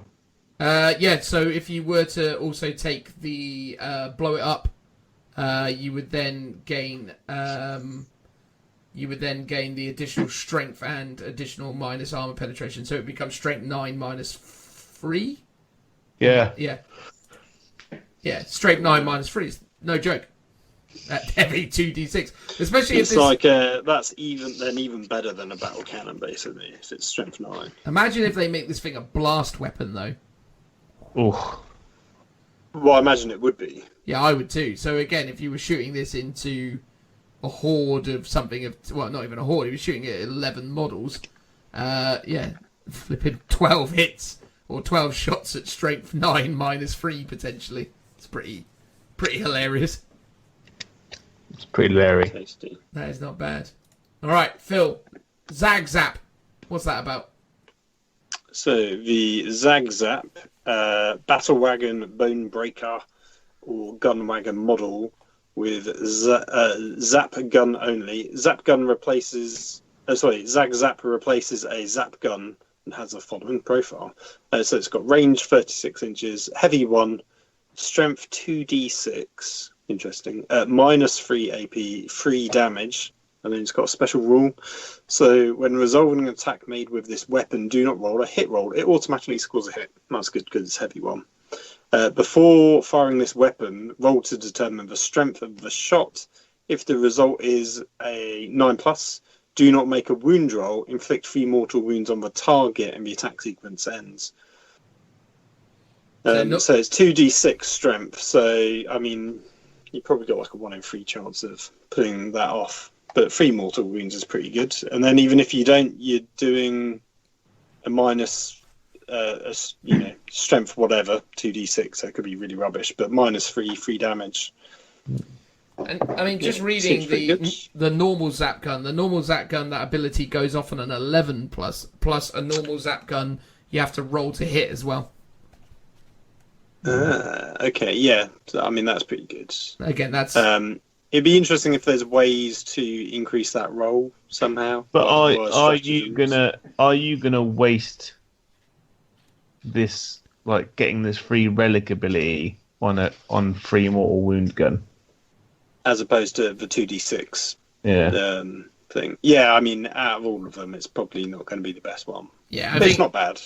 I think from the outset, you're going to definitely be... If you're taking one of these big, scary, bone breakers or battle wagons or whatever, you're going to be taking the 2d6 cannon, aren't you? I mean, that thing's ridiculous. Well, every time. Although there is another option, which is Fortress, which I guess is their take on Fortress, but with Ork in the middle of it. Fortress. Yeah, lovely. Oh, it's full of forks. Yeah, that's what I was assuming. I was like, oh, okay. Anyway, Battle Wagon, Bone Breaker, and Gun Wagon model only. This model has a save characteristic of 3+ and a 5+ invulnerable save, noting that these vehicles normally have a 4+ save. So actually, that's really strong. So thumbs up to that. 5+ invuln and a 3+ save is actually really good. So there you go. You probably would consider that for some of the transport variants or even the Bone Breaker 100%. variant. No, that's actually pretty solid. But if you've got a KFF, then you probably won't need it. Phil, why don't you tell us about the Pincher? Wasn't that one of your names once upon a time, Joe? Phil? not that I'm aware of. So the Pincher. Model with a grabbing claw only. See, that's more likely my nickname. Grabbing claw. Oh, you were the grabbing claw, were you? Yeah. Was it Joe's the Pincher. Joe's the Pincher, or the grabbing claw. Gotcha. Yeah. We both dressed as old-time gentlemen and walked around London together. Yeah, exactly. Yeah. Locker room talk, boys. Locker room talk. Okay. So we've lost him. He's gone. No, I'm still here, just about. Yeah. The Pincher replaces the model's grabbing claw and has the following profile. So the Pincher is range melee, type melee, strength +1, AP -3, damage D6, and then the special ability is each time the bearer fights, it can only make a single attack with this weapon. Oh god, it's going to be rubbish, isn't it? When resolving an attack made with this weapon, add 3 to the hit roll if the target is a vehicle or a monster. Well, now depending on what the strength you can't do that anymore because the maximum will be +1. This automatically breaks the new rule. Well, that might just be for shooting though. Well, who knows? Who knows? But it doesn't sound that impressive, broadly speaking, anyway. Yeah, actually, no. The ad free still works because you're affecting the. Oh, actually, no. You're affecting the. Let's see, because normally with things like shooting, is it -1 to the roll? Or is it like a minus to the result that you need? I don't know. We're talking in hypotheticals at this point. I don't know enough to know. But the point is, it doesn't seem that great from the outset. But it's all right. I mean, the normal variant of it is pretty similar to this. The problem with it is it only does D6 damage. So if you roll a 1, you then end up in a weird situation of like, do I spend a CP on it? Like, And It then is funny though when you get the D6 roll and you roll a 6 though, isn't it? Oh, That's it's always great. that's brilliant. But it's like, again, it's one of those ones where you're like, oh, I've got an option to take one of these cool relics. Am I going to waste it on a one-hit weapon? Fair enough, fair enough. Yeah. What about the red roller, Joe? The red roller. The red roller is for a Bonebreaker model only. Replace this model's Bonebreaker Ram ability with the following. Red roller, when this model makes a charge move, add 6 to its attack characteristic until the end of the turn. Tell us how many attack characteristic it has now and what it does. Well, so if it was at its full profile on a Bonebreaker, it would have 6 attacks. And So it's 12 now. yeah, so under normal circumstances, the Bonebreaker Ram would add D6, but obviously you're adding a flat 6. And the Death Roller is Strength +1, making it Strength 9, -2 damage. Add 3 to hit rolls for attacks made with this weapon, and your weapon skill is 5. So you're hitting on 3s 12 times at Strength 9, AP -2. Well, did you say you're adding 3? So it's hitting on 2s then? Oh, God, yeah, sorry, yeah. So hitting on 2s. So it's got 6 attacks hitting on 2s. 12 attacks hitting on 2s. 12 attacks. 12 attacks hitting on 2s, -2 damage. Goodbye, What? Primaris Marines. You are smush. See, I'd take that every day over the top of that bloody one-hit pinchy claw. Yeah, obviously as Oh, well, for though, sure. take them as Goth, then you're going to get exploding 6s as well. Yeah. Unless that only works on infantry, but I don't think it's limited to that. I think it's everything. He says as he looks. But I like that. The red roller is pretty good. There's some good options for your big vehicles here. It's almost like they want to sell you more of them. Yeah. There you go. All right, well, let me talk to you about... This might have been another name for some of us in the past. Who knows? The Orkematic Piston. Orkematic Pistons. Jesus.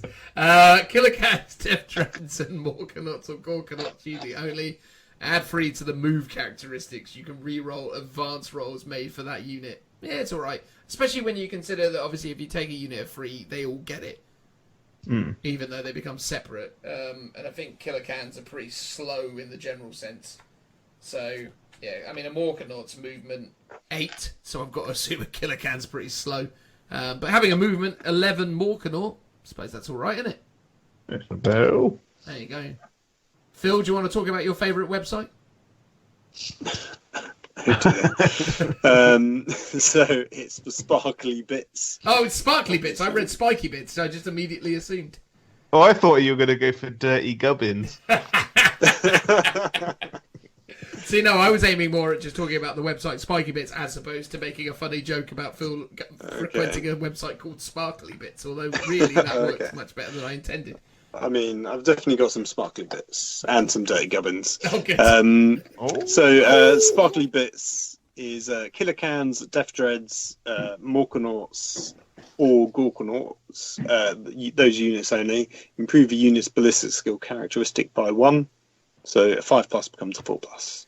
That's pretty good. I mean, again, I think the Gorkanaut is they're all ballistic skill 5+, other than the killer cans, which are ballistic skill 4+. So having 3+ killer cans ain't bad, is it? Yeah. I mean, it's always good to get good shooting. Exactly. So why not? No, that sounds alright. It's good options. Joe? Oh, hang on. So what you can do is if you take this with the other one, so you can get +1 to hit in combat and shooting. Yeah. Well, that's a big boost for them. Yeah, it's actually pretty reasonable. Yeah. There are actually some really interesting combos that are starting to sort of roll around in my head the more we look at this stuff. Yeah. But what about your dirty gubbins? My dirty gubbins, my unwashed gubbins. Yeah. Right. Killer Cans or Death Dreads unit only. When resolving an attack made with a ranged weapon against that unit, subtract 1 from the hit roll. Well, that's always useful, isn't it? Very useful. Really useful, actually. Makes them way more survivable, which is a big boost for what is actually not that survivable a unit. Yeah, and it makes, because like killer cans can be up to 6 in a unit. Now you're asking. I think so, yeah. I think you're right here. Kilocans. So this unit contains 1 kilocan. It can include 2 additional kilocans, or up to 5. Yeah, 6. Yeah. 6, and they got what, 6 wounds each? 5 wounds. They've got 5 wounds each. So that's quite good. So against like if you came up against like a guard player, like that unit's going to be quite tough to shift, especially if you've got like a custom force field nearby. So they've got like the guards hitting them on 5s, and then they've got like a 5-up save most of the time. It's not bad. And then when you arm them with the buzzsaws, because they can still benefit from the stratagem when they kill stuff, they gain additional attacks, and that they do stay as a unit of 6, don't they? The kilocans. Yeah. So actually, that's pretty tasty all of a sudden, because then that is doing a lot of attacks, because they're 3 attacks each. So with the buzzsaws, I think they're 5 attacks each. So that's pretty tasty. That's actually pretty good. That. But that's not necessarily benefiting from this additional ballistic skill situation, because if you gave them the buzzsaws, they're not going to have any shooting attacks, or are they? Well, they do. Cause they do, don't they? Yeah. They have big shooters or flamers, but if they've got flamers, they're hitting automatically anyway, so it's a bit moot. Yeah. Still, though, it's still good to know that there's options for them, isn't it? That's pretty good. Slug Gubbins, or Gubbin. Slug Gubbin. Gubbin. This is definitely your nickname from your teenage years. Yeah, Slug Gubbin. Yeah, it's true. I was the snotty child, so I suppose that makes sense. Anyway, Gorkanut models only. Slug Gubbin replaces the model's Deathstorm Mega Shooter and has the following profile. Range 36, heavy 24. Jesus. Strength 6, -1 AP, 1 damage.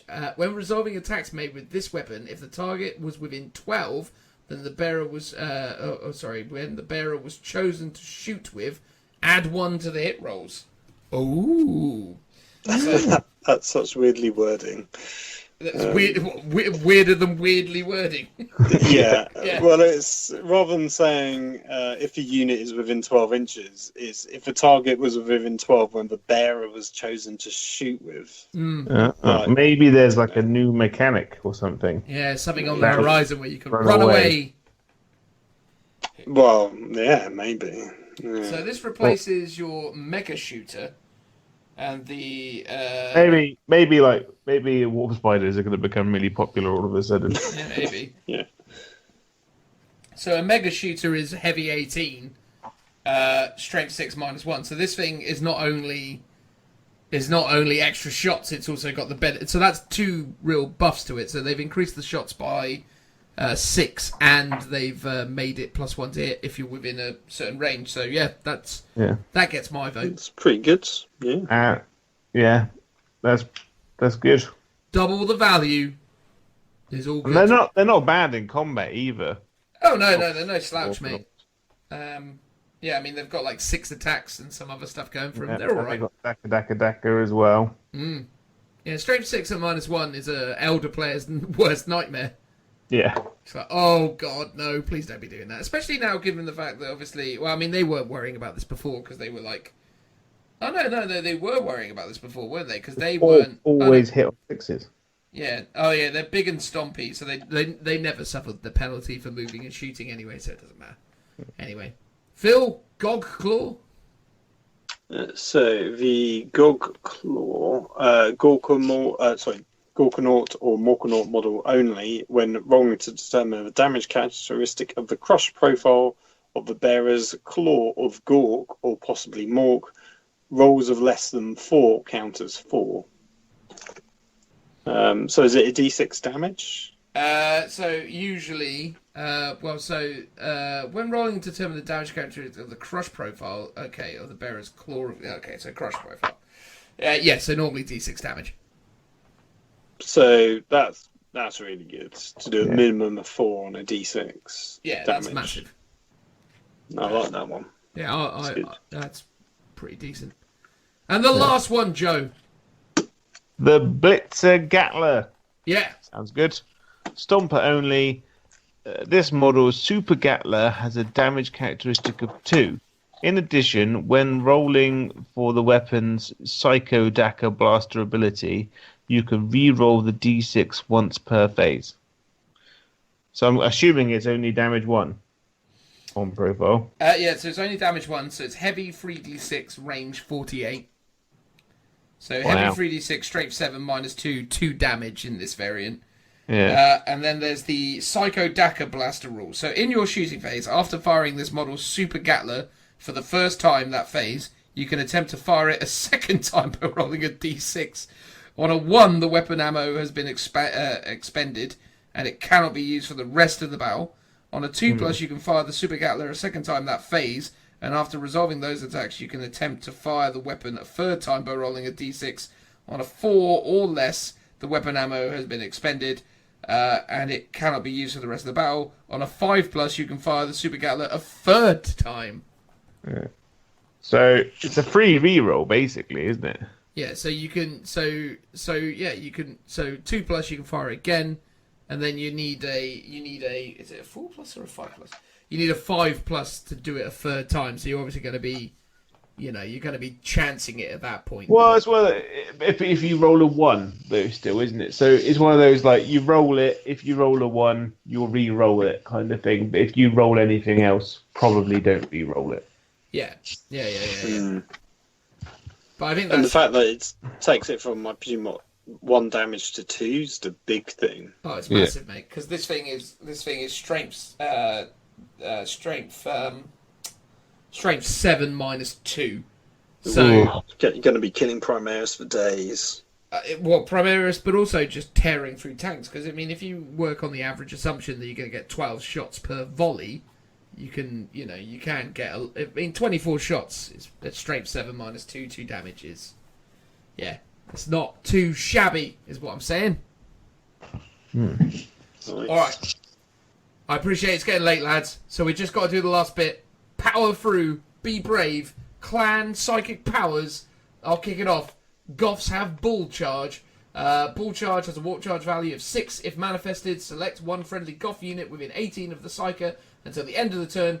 Charge distances of less than 7, or rather of less than 7, rolled for that unit after modifiers count as 7.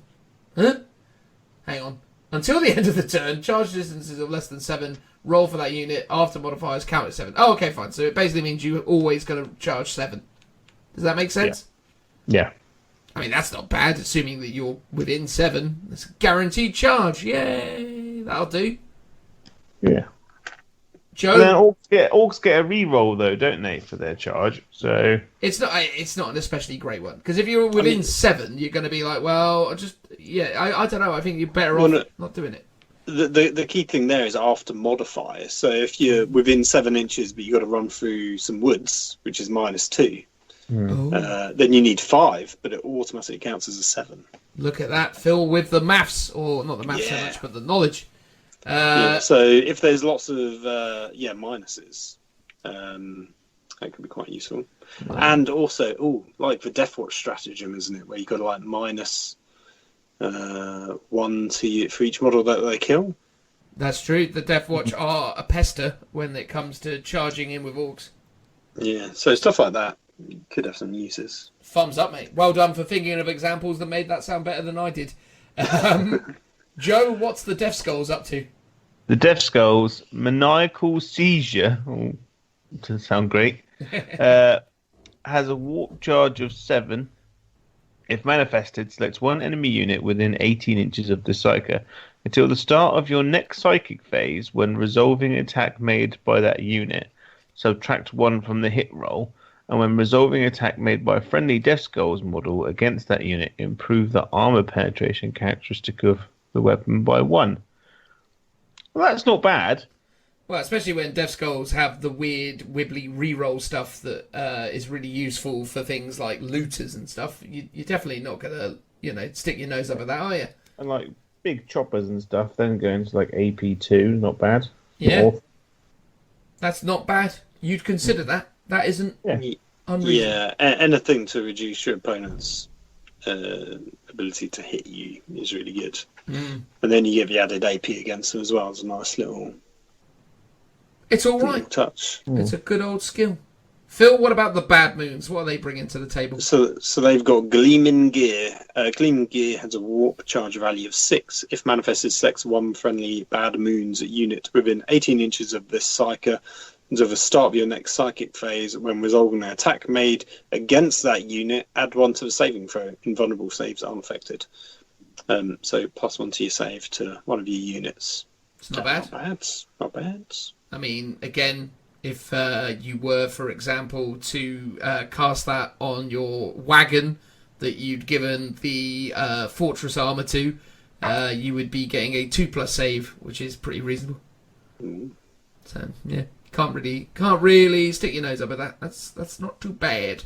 The snake bites have constant.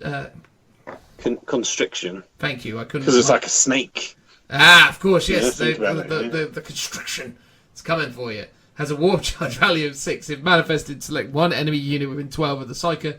Until the start of the next psychic phase, half the attack's characteristics of models in that unit. Ooh! God, that's good. I mean, that's incredible.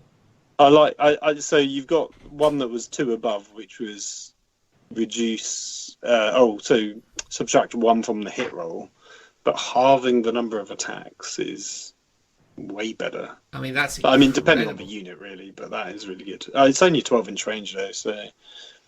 But if you've got a guy that's running up the board... Yeah, I mean, that's massive, though, right? I mean, ultimately, if you've got, like, a potentially quite scary unit that you've got to charge into, like, I don't know, Custodes, or, maybe these new, like, crazy sword dudes that the Space Marines are gaining access to, if you could turn around to them and go, I normally have 6 attacks, and you go, no, now you've got 3. It's like, oh, good.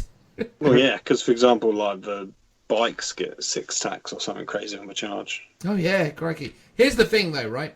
How does that work after modifiers? Is this halving the profile, i.e. the 2 attacks become 1, and then you add modifiers? Or is this halving the total? So halve the attack's characteristic of a model in that unit. So any additional things like +1 for chainsword, +1 for charging, don't actually count. So maybe it's not as good as we first hoped. I mean, against maybe like something big, like Ridley Gaz, or like against Custodes is quite good because they've got 3 or 4 attacks on profile, and they don't have access to a huge amount of like +1 attacks like benefits. So, like they're going to lose out quite big. I suppose the problem though is that. Sorry, Joe. Also against the knight as well. Ooh, yeah. Actually, that's quite big. But they're still getting. If they're doing the stomper, they can still up the number of attacks. Yeah, they're going from 12 to 6. Yeah. Attacks. Yeah. I always find that with snake bites, though, they're not really a very popular choice for the clan cultures, though, are they? Because they've got the feel no pain 6+ stuff, basically. Which I was surprised isn't very popular, but it's because obviously orcs have access to the pain boys, and there's other things that sort of it never really feels that great. But still, there you go. Joe, do you want to tell us about the evil sons and their visions in the smoke? Visioned in smoke. So, has warp charge value of 6. If manifested, select one friendly Evil Sun's vehicle unit within 12 of the psyker. You can only select a unit with a wounds characteristic of 18 or more if the result of the psychic test manifested psychic power was 9 or more. So you can only pick a unit with a wounds characteristic of 18 if you cast it of over 9 until the start of your next psychic phase. When resolving attack made by a model in that unit, you can re-roll the hit roll. Well, that's well good. Yeah, that's solid. Yeah. So and it's an Evil Sun's vehicle unit as well. So you could chuck that on, like, I don't know, a stomper. A stomper. Morkanaut, Gorkanaut, or a massive with its unit 24 shots. Yeah. Yeah. Or a unit of grot tanks Yeah. There it is. There it is. They're one of the few vehicles that actually stay as a unit. The I big think they planes. actually deployed them. Even like killer cans, if you just run those killer cans in, they're getting a hell of a lot of attacks. Actually, yeah, that's probably your best bet. Yeah. Killer cans for the win. Well, there you go. Phil, what are the Blood Axes up to? So the Blood Axes have Clever Talk. Clever Talk has a warp charge value of 6. If manifested, select one enemy unit to this unit visible to this psyker. Until the start of your next psychic phase, that unit cannot fire Overwatch at Blood Axe units from your army and cannot be chosen to fight until all eligible Blood Axe units from your army have done so. So denies Overwatch, which you could argue is less powerful after today's preview about. Well, it's very Overwatch. powerful because if you're charging with a big 30-man boys unit, they can wrap your opponent's army. Yeah. Yeah, and then your opponent has no chance of using that stratagem. Their one chance of shooting you is gone then. Yeah. I think the ability to ignore Overwatch is always going to still be strong, regardless of the addition and stipulation. But yeah, I mean, obviously that is really strong in 8th edition, but it's very good still in 9th, especially with the fact that no one can happen before you're finished, unless of course they pay this 2 CP to interrupt, which I imagine contradicts this. But you know, still, it's really good, really good. Well done then. And then the last one is the Freebooters Jolly Orks Glare. So this has a warp charge of 6. If manifested, select one enemy unit within 18 of this psyker. Until the start of your next psychic phase, half the move characteristics of models in that unit and subtract 1 from the advance and charge rolls made for it. So, would have been cooler if they halved their advances and charges, as they have done in other instances. But regardless, it's not a bad psychic power to reduce movement, especially in a game system in the future, which is likely to involve more combat-heavy units. So yeah, that's all right, and you don't have to have line of sight to trigger this, which is pretty valuable. So, yeah, it's like a thunderfire cannon, basically. It's a thunderfire cannon in the form of mind bullets. So there you go, everyone. That was us talking about Orks. Let's summarise what we found and what we've seen and what we like. It's clear to me that these guys are obviously trying to make all of those lovely new Orky trucks and vehicle things they made better, because they're probably looking at the bottom line going, we didn't really sell as many of these as we thought we might. So we probably need to have come up with ways of making them better, which is clearly what they've done, because there's a heavy emphasis on that. But also there's clearly a lot of benefits to their planes as well, which is obviously going to be interesting. And as we head into an as of yet undefined meta in 9th edition, there could be lots of opportunities to see really heavily mechanised Ork armies off the back of this, which is no bad thing, because there's a lot of character in Ork vehicles. So I think that'd be really cool to see. So that's my vibe on it. What do you reckon, Phil? Yeah, I like it. I think the psychic powers all seem pretty good. Yeah, overall really good. Not too slouchy. Better than, I imagine what Joe will say, better than the Dark Angels. Good. Oh, you mean the Drakari, you mean? Drakari, yeah. I mean, although everything also is better than the Dark Angels. Well, that's it. Well, things are all Drakari vehicles are are good as they are, kind of thing. Like they don't need amps from stratagems really. And in terms of like a comparison to a Death Dread, I'd rather have a Talos every time. Yeah, I'm a big fan of the idea of Ork vehicle lists kind of having a comeback, just because I kind of think that the Orks have got the most fun vehicles in the game. Agreed. Yeah. Like everything their vehicles do is cool. Yeah, I remember them being quite a pain in 6th and 7th edition, because it's like you'd have a ton of wounds to get through before you even got to the guys that were inside the tin can that was going to come out and chop you up to bits the following turn. So I imagine they'd be pretty good to come for next edition.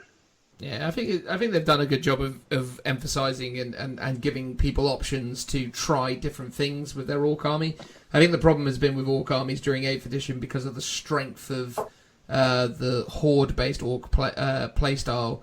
Everyone's been married to that. Here is my 120 boys. Here's all my big shooters and not big shooters, sorry, shock attack guns and all that kind of nonsense that was doing the rounds. I mean, it was so efficient, just taking big squads of looters, shock attack guns, massive amounts of boys, and just basically clogging up the board. Whereas, seems likely that may not be as strong. Again, we don't know for sure, but yeah, I think it's interesting. I think it's an interesting change. I think their stratagems is where they really got let down.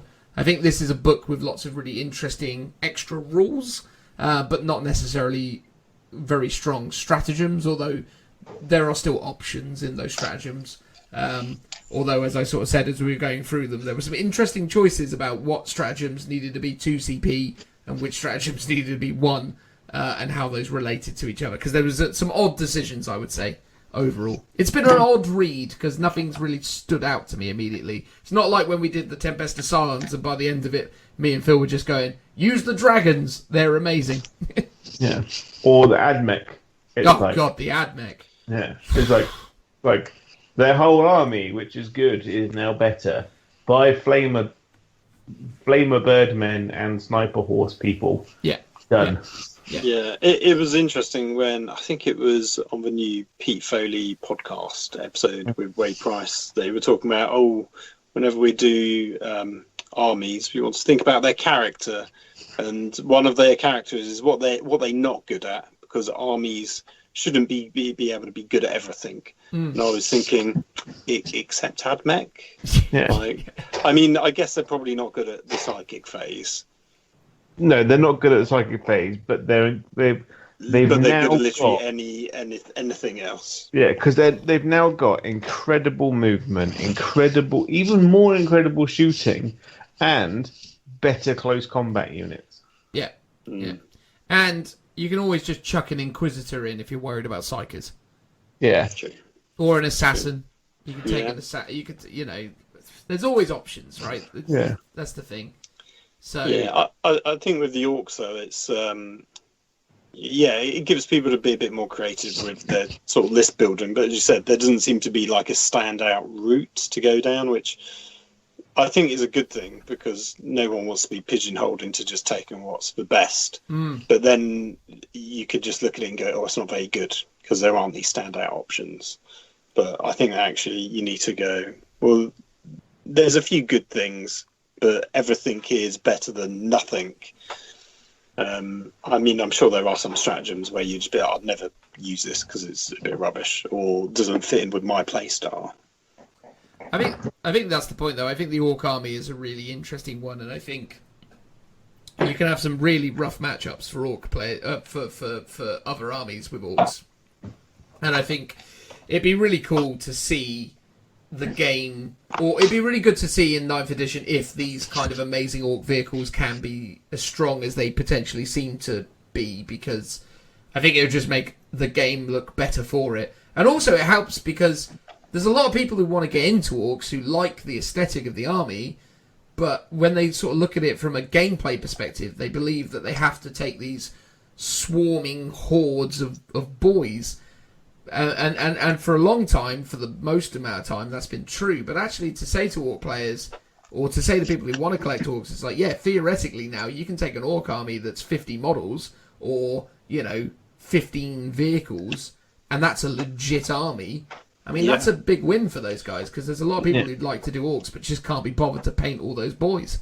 Yeah, I mean, I've done some doubles games. I can't remember who it was. I think it was with Richards, and we came up against a guy that had like one half of them was just Death Dreads. Like that's all they had. Or Death Dreads and Killer Cans, or mostly Killer Cans, I think actually. And then the other guy was like Gretchen and artillery. And so there's a ton of different themes that are Orks. It's not just the Green Tide. It's fast cars, it's wagons loaded with boys, it's artillery, it's big walker armies or tank armies. It's like they've got a ton of variety, so it'd be good to see some of that back out on the battlefield. And I think the thing as well, right, you can't underestimate how awesome that Mad Max theme is as well. I mean, obviously all that new stuff was crazy influenced by that Mad Max Fury Road film. And that's just cool, man. If that army is good to play, that's not bad for the game, because that is, it's just... I mean, I remember when they dropped those miniatures, I was like, actually, this is pretty cool. But you immediately looked at the rules and how they interacted with in 8th edition, and were like, oh, no, they're not really what I'm looking for. But yeah, if they can bring those guys up, good on them. Exciting. Very, very exciting. And definitely, as I said already, a good positive situation with regards to reducing the model count. I've always wanted to do an Ork army, especially a can wall army. But the problem is that killer cans and death dreads are a bit meh. Yeah. But now, like, they still are a bit meh, but less meh, and like it could be viable for fun games. Exactly, and 9th edition seems to support that as well, right? With the changes to vehicles and the changes to everything. So, I think it could be an exciting time for these options. We could be seeing a new type of Ork army on the horizon. I think that's the really funny thing with the Orks as well, though, just to say, because obviously the Orks came out literally at the moment the pandemic hit and we were all on lockdown. We never got to see these guys in the meta, but I do think the Orks, with all these new rules and all this extra stuff, could have been, and Ghazghkull most notably, could have been really disruptive in the top tier meta for a while. But I guess we'll have to wait and see when we're all able to actually get back into the swing of things. Yeah. The only, I really hope now for 9th edition they re-released that box set they released for Apocalypse, which was 6 killer cans, 3 death dreads, and a mech boy. That would be wonderful, but I don't think it's going to happen, mate. Well, they need to. They need to. Now. That's you told, Games Workshop. Make it happen. Boosh. All right, cool. I'd only need 2 boxes. It'd be fine. Done. Just for Joe. Just for Joe. Just for the pincher. Yep. Was that what it was called? The pincher? Yep. Yes. Yeah. Pincher. There you go. All right, brilliant. Well, thanks, guys. Hope you enjoyed our talking about Orks. Yeah, there it was. Hopefully that was insightful. This is either going to be the only major segment we talk about, because War of the Spider comes out on Saturday, so maybe we'll double up and do another faction focus, although I doubt it, because these take a very long time. That would be a mammoth podcast. Yeah, I mean, given that this is now clocking in close to 3 hours, I think it'll probably come in at about 2 hours 40 for this segment. Do you want to edit that? I mean, makes no difference to me, mate. I'm in it. I'm in it for as long as it takes. But yeah, we'll see what happens. We'll discuss it. We'll work it out. But till then, we're going to move on to whatever it is that comes next. Transitional noise. Woo!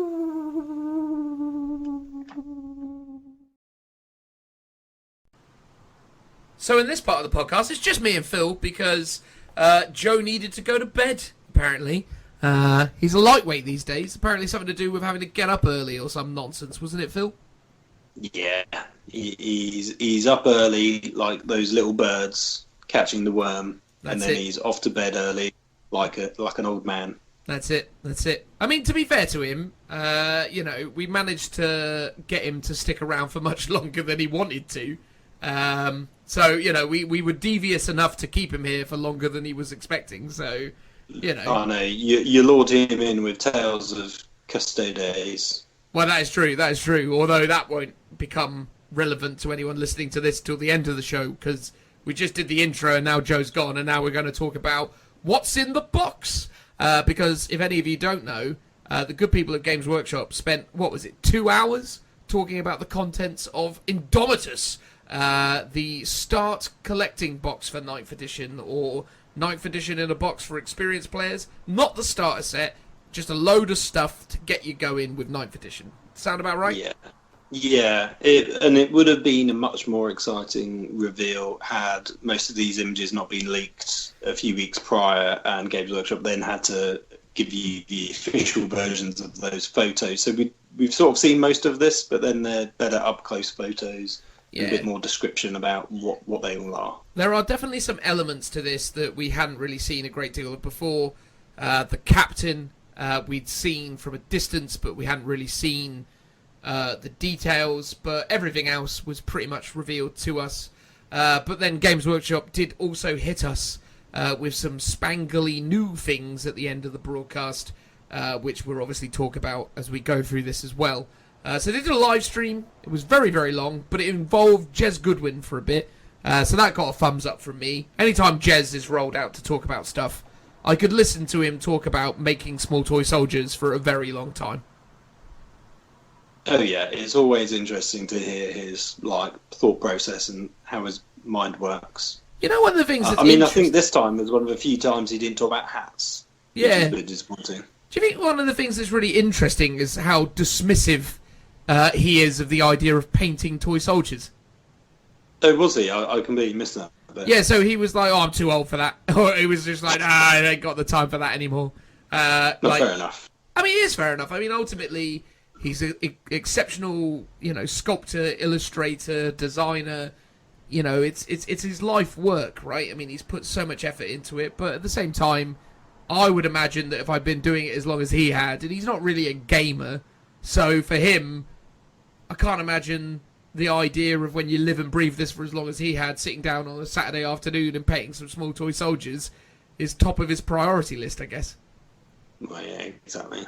Although, interestingly, again, when we listened to the Pete Foley podcast, he talked about obviously making a conscious effort to paint armies for tournaments and get involved in that kind of stuff. So I thought that was really interesting, the fact that Pete actually really actively seeks to be knowledgeable and have that shared experience with us, the gamers, if you will. So that was nice to hear, at least. Yeah, I think sort of his position as sort of the office manager is he needs to be a bit more in sync with what the kids, so to speak, and us are doing and how we actually go around playing the hobby. I think Jez is in that kind of the concept team where they're literally just churning out mad ideas and they don't almost want to be influenced by the outside. I don't think someone goes, "Okay, Jez, people have asked for an AdMech transport, so can you please design an AdMech transport?" I mean, I think it's that very occasionally might happen, but I think predominantly they're just going off doing their own thing. This is what's been brain farted out today. This is getting turned into models, and but maybe they are told "Oh, actually, we need to do more AdMech stuff." I'm sure there is some kind of top-down control going on, but I think quite often they just want be uninfluenced by that kind of hobby aspect.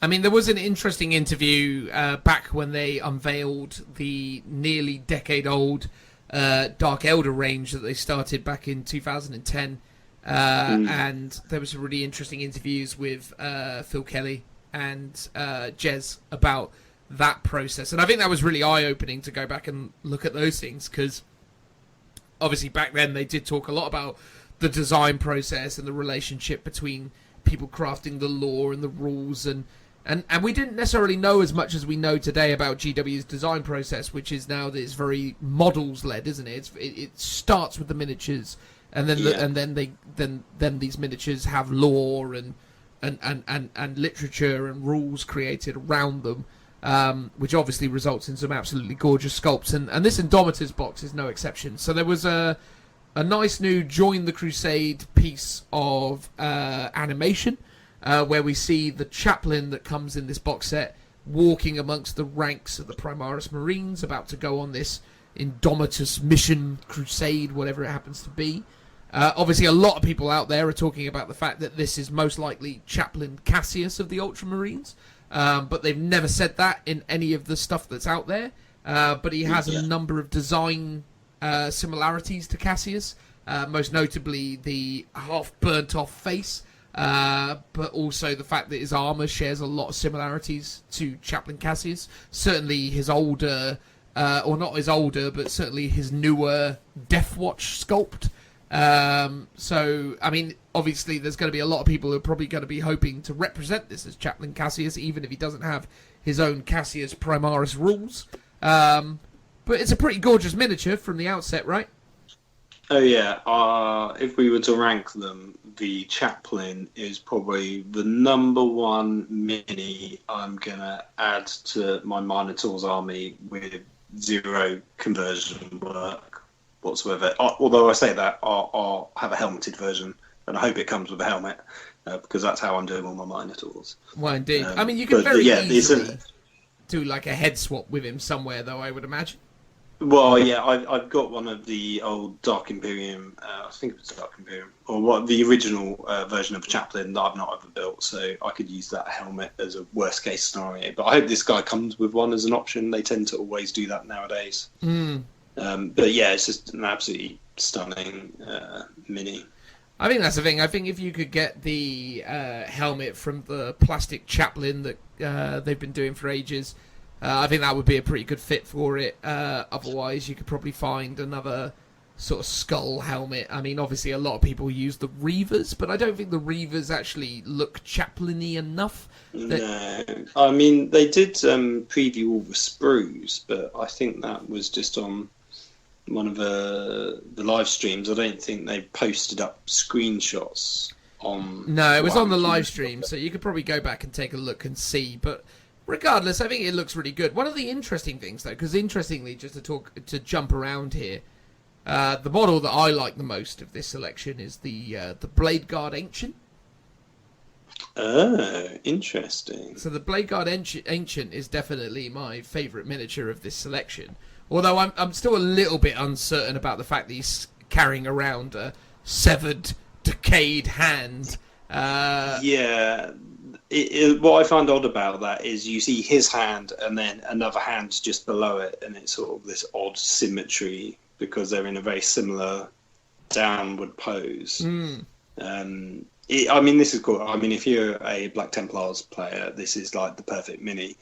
I think part of a lot of this ranges, like for me, I'm looking at it from the point of view of, I want to do Minotaurs, which have a very like Greek sort of Sparta feel to it, and all the robed Blade Guard stuff don't really fit into that. So I'm a bit like, how can I make this work?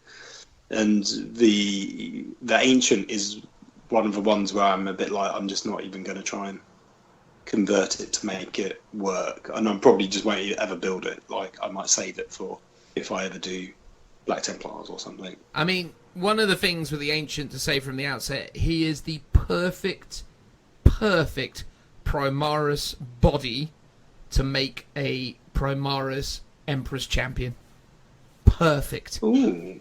Yeah, well, especially if you want a sword held up in the air. Although I always thought the best one for that was the Lieutenant that they did last year. Yeah, where the Lieutenant. He's holding a sword up in the air because he's got the same laureled wreath helmet. So the Lieutenant, 100% up to this point has been perfect. This guy, I think, trumps him because he's got so much of like the regalia and the kind of crusading, like robes and iconography on him, and the fact that he is also sort of holding his arm high up means that again and also the thing is as well, for the way the Emperor's Champion is depicted, is this model is also maintaining a certain level of sort of staticness and general kind of like observation.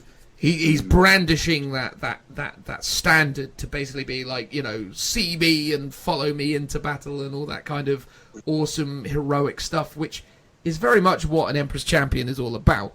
And also that Iron Halo is perfect. Oh, the Iron Halo is great. Yeah, I've been thinking about for a while doing more like Iron Halos that are sort of more akin to, like, either like these Blade Guard ones I really like, or just more akin to like ones that you see in actual like Christian illustrations, where like just the kind of golden disc. So I was thinking if I was to do Black Templars, I'd just do some circular discs out of plasticard, and maybe somehow add some detail to it, but predominantly just paint them up as these gold discs that sit behind their heads. So when you look at them sort of straight on, they'd look like how they're depicted in sort of Christian illustrations, rather than like so it's like a solid halo rather than a disc. That'd be amazing. Ring, pull it should off. I say? What do you think about the standard? Because to me, that's the actual icon banner itself is the worst bit of this model. Like, I'm not. Yeah, I don't know if it's the paint job, but the skeleton thing looks a bit cartoony in my opinion. Yeah, I mean, it's a bit Skeleton Warriors, isn't it, from back in the day? I think here's my biggest problem with that banner, and I do have a problem with it, which is that it's depicting the chaplain in some way. And I understand that there's an idea here. Because it is like a skull with a metal face. So I understand what the designer's gone for here, right? He's trying to build a synergy between these miniatures and trying to kind of make it kind of, have an illustration of being part of the same retinue, that they're leading this, and this is obviously their commander. So this is a banner that I suppose depicts his company or his thing. Yeah. But I think the problem is with that is, one, I didn't realise chaplains could hold that sort of position where they would be kind of iconic enough that they would be seen on banners. And second of all, I don't necessarily know enough to say for certain, but I don't think that sort of stuff is in the spirit of of the usual kind of emperor worshipping way of things. Like, well, normally, unless it is meant to be the emperor, because it's because isn't the sort of cog the standard sort of cog mechanicum icon half skull half metal? Correct, yeah, because that's a symbol of that's supposed to, because the skull is the symbol of the emperor, isn't it? Yeah, so maybe it's meant to be more that, and it's just a coincidence that it looks like the chaplain. I doubt it, because in my mind these standards should be like ancient relics. Like, it shouldn't be modern enough that it's been created to look like the chaplain. Yeah. I mean, and that's the thing. I mean, that was my first observation with it, and the thing I didn't like about it. Truth be told, I think for me, I'd probably look let's be honest. For me, I'm just going to use it the way it is. But I think personally, I think there's plenty of better banners you could put up the top of that. I mean, it's very chunky. Whereas if you look at some of the sisters standard bearers, like they've got some really ornate, really cool standards. Like obviously you got the weird giant, like marble winged angel thing, which is a bit mad. But then you've also got the one that's like a little box in a frame, like a shrine. I really like that one. And I'd almost be tempted to like swap it over for something. I think that was the one that only came in that one. Well, will be released down the road at some point, but at the moment was only released in that box set back in December last year. Oh, you can definitely get it, because I saw it in Games Workshop today. Oh, okay. Well, maybe I'm thinking of a different thing. But yeah, so no, I mean, personally, that's my favourite of the set. I think when we look at the Primaris Captain and the Primaris Lieutenant, the Captain, I think, is gorgeous. The base is fantastic, but I think it's massively let down by the helmet choice in this particular paint job. You're not a fan of the flipped up version? No, I just think it's too many weird things to get your head around. It's like, just nothing about it really works for me. I think ultimately either do him helmetless or do him with a helmet on. This weird sort of halfway. You can have all three options because they exist. Yeah, exactly, and that's the reason why I'm not being overly critical of that particular feature, because ultimately that can be, done to your own personal taste, and I definitely will not be using the visor up version of this guy, but I think the miniature in the broad sense is pretty cool. Again, a bit of a cartoony skeleton on his shield, isn't it? Yeah, that kills it for me. It's and again, I think that could just be the paint job. But yeah, there's something sort of almost too chunky and cartoony about it. I mean, it's an interesting element that they've decided to sort of home in on, right? Because obviously, the thing is when you look at the other guys with the shields, the Blade Guard veterans, you look at those shields and you think to yourself, God, if this guy just had one of their shields, it would be gorgeous. Like, literally, there wouldn't be anything that you could fault if it just had one of the, the shields that are wielded by the other Blade Guard veterans. But unfortunately, No, I was just going to say, easy enough to swap out if you had one going spare. Yeah, I suppose so. I mean, I'm not sure if this shield is bigger or smaller is the only thing, because in the past when you've had bigger, more decorative storm shields. They've been different scales to others. But if it is the same size, then maybe I mean, if you look at it, his shield goes up to sort of the top of his torso down to the ground where his foot is, and when they're carrying it, it sort of goes near the top of the torso and it's rotated as well, but there's definitely a gap at the bottom, so in theory his is bigger. Yeah, that's what I was assuming, which makes sense. So I think that's potentially one of the problems with that. But regardless, I think, again, it's a good one. I think the decision with the visor thing was a bit but I still like it. I think it's great. I mean, the lieutenant is spectacular. I mean, that is fantastic. Sorry. Yeah, I was going to say, I do find these weird, like the giant pistol holsters are just insanely massive, and it's like, I get it because the pistols are really big, but it's quite a dominating feature on the model. Well, one of the things I'm really interested in, right, is that they've revealed with the lieutenant that these guys are armed with Volkite pistols, right? Yeah. But Volkite from Horus Heresy, but it's Neo-Volkite. Yes. So it's obviously been qualified in some way, which leads you to speculate that I wouldn't be surprised if we get down the line some kind of Hellblasters with the Volkite guns. Well, a question mark that I had was, or a question I had in the general sense is, we don't see what these pistols are that the rest of the Blade Guard veterans have. Would you be surprised if they all had Volkite? Yeah, I assumed. Oh no, yeah, because it says heavy bolt pistols. Oh, it does actually say it. It does. Yeah, it says it, but you don't see it. Yeah, because that would have been super interesting if they had turned around and just been like, "Oh yeah, they've all got them." You're like, "What?"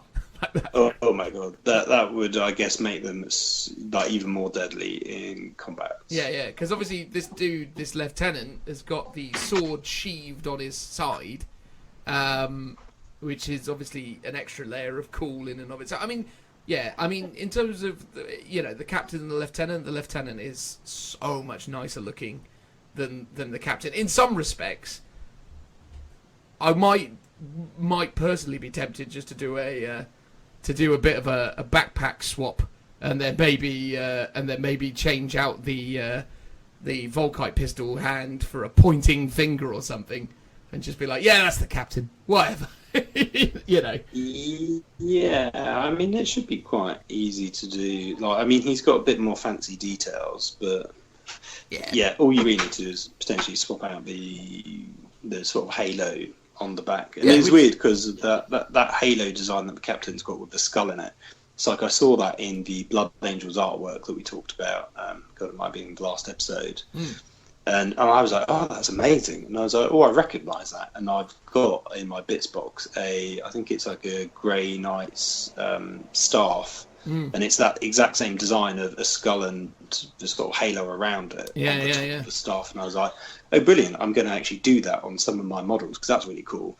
And then they sort of previewed this like a few weeks later. And I was like, oh, actually, I don't need to do that because they're just giving us these as a concept. Also, in terms of the the kind of loincloth, the tabard that goes sort of in the armour, I saw this fantastic thread on one of the Facebook groups where someone was saying that the tabard is really stupid and how does it fit to the armour?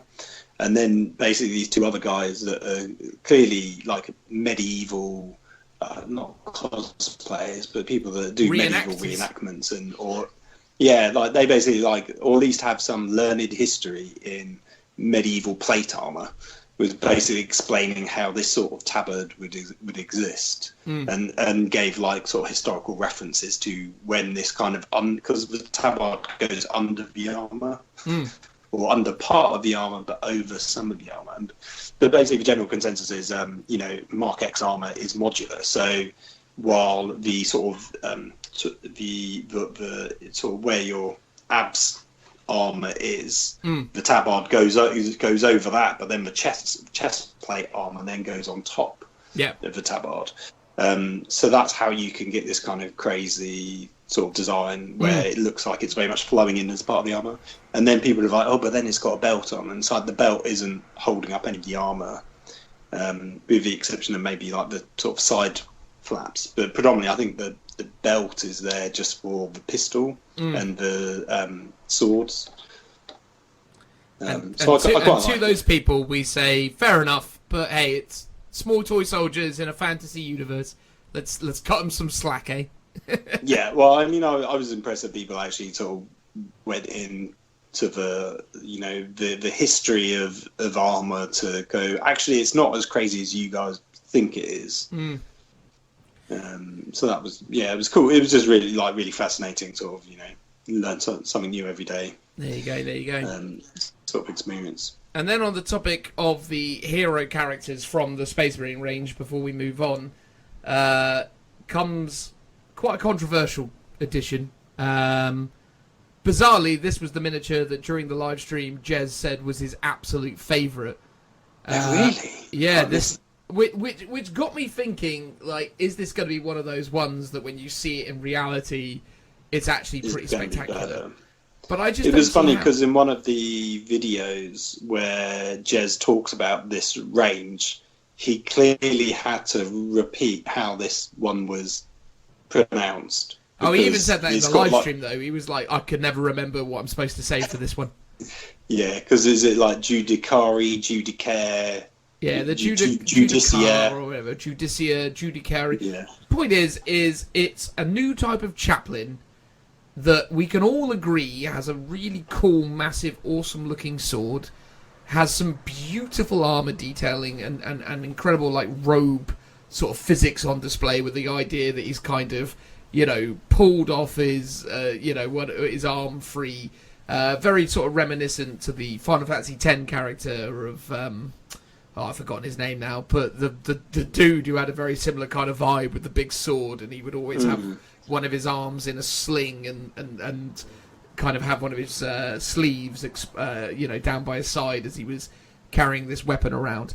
And I mean, even going so far as they've actually removed his shoulder pad as well, so as he's got the ability to swing the thing even more successfully. Yeah. You probably didn't clock that before, but no, I didn't. But the thing that hurts me about him is he's a little bit too Stormcast Eternal for me. Yeah, I think the thing that ruins it is the leg. Agreed. Like, the leg is very curved, but also it looks really thick. Like, the leg looks chunkier than it should be. Obviously, I also am not a fan of the face. And as I said before, all my Marines are helmeted. That's my rule. So I hope it comes with a helmeted option.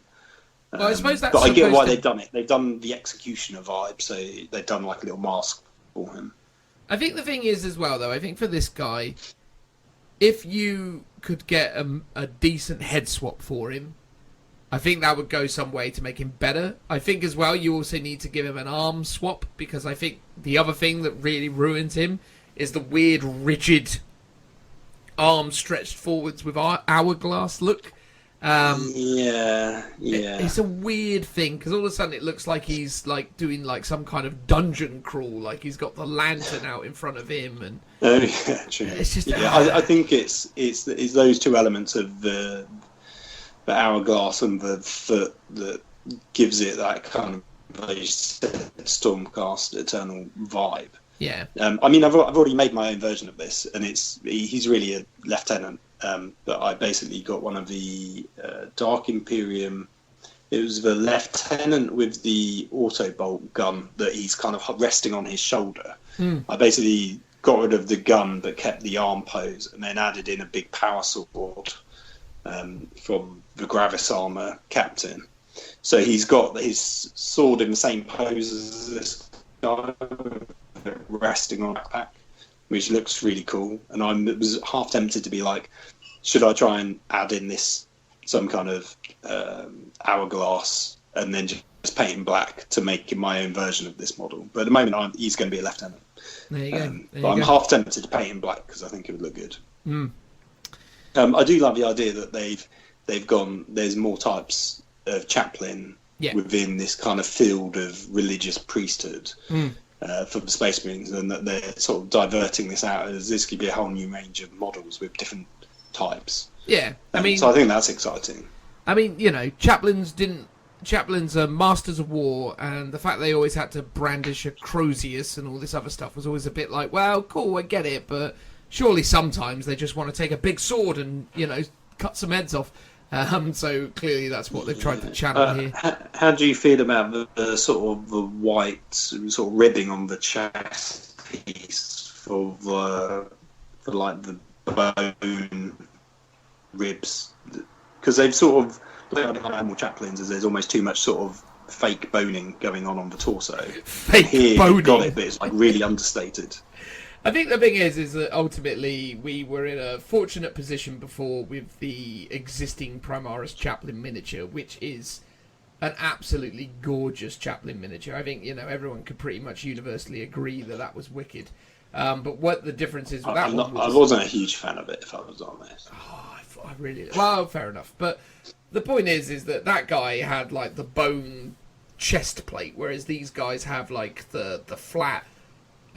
kind of, knightly chest plate with the bone details coming around the side.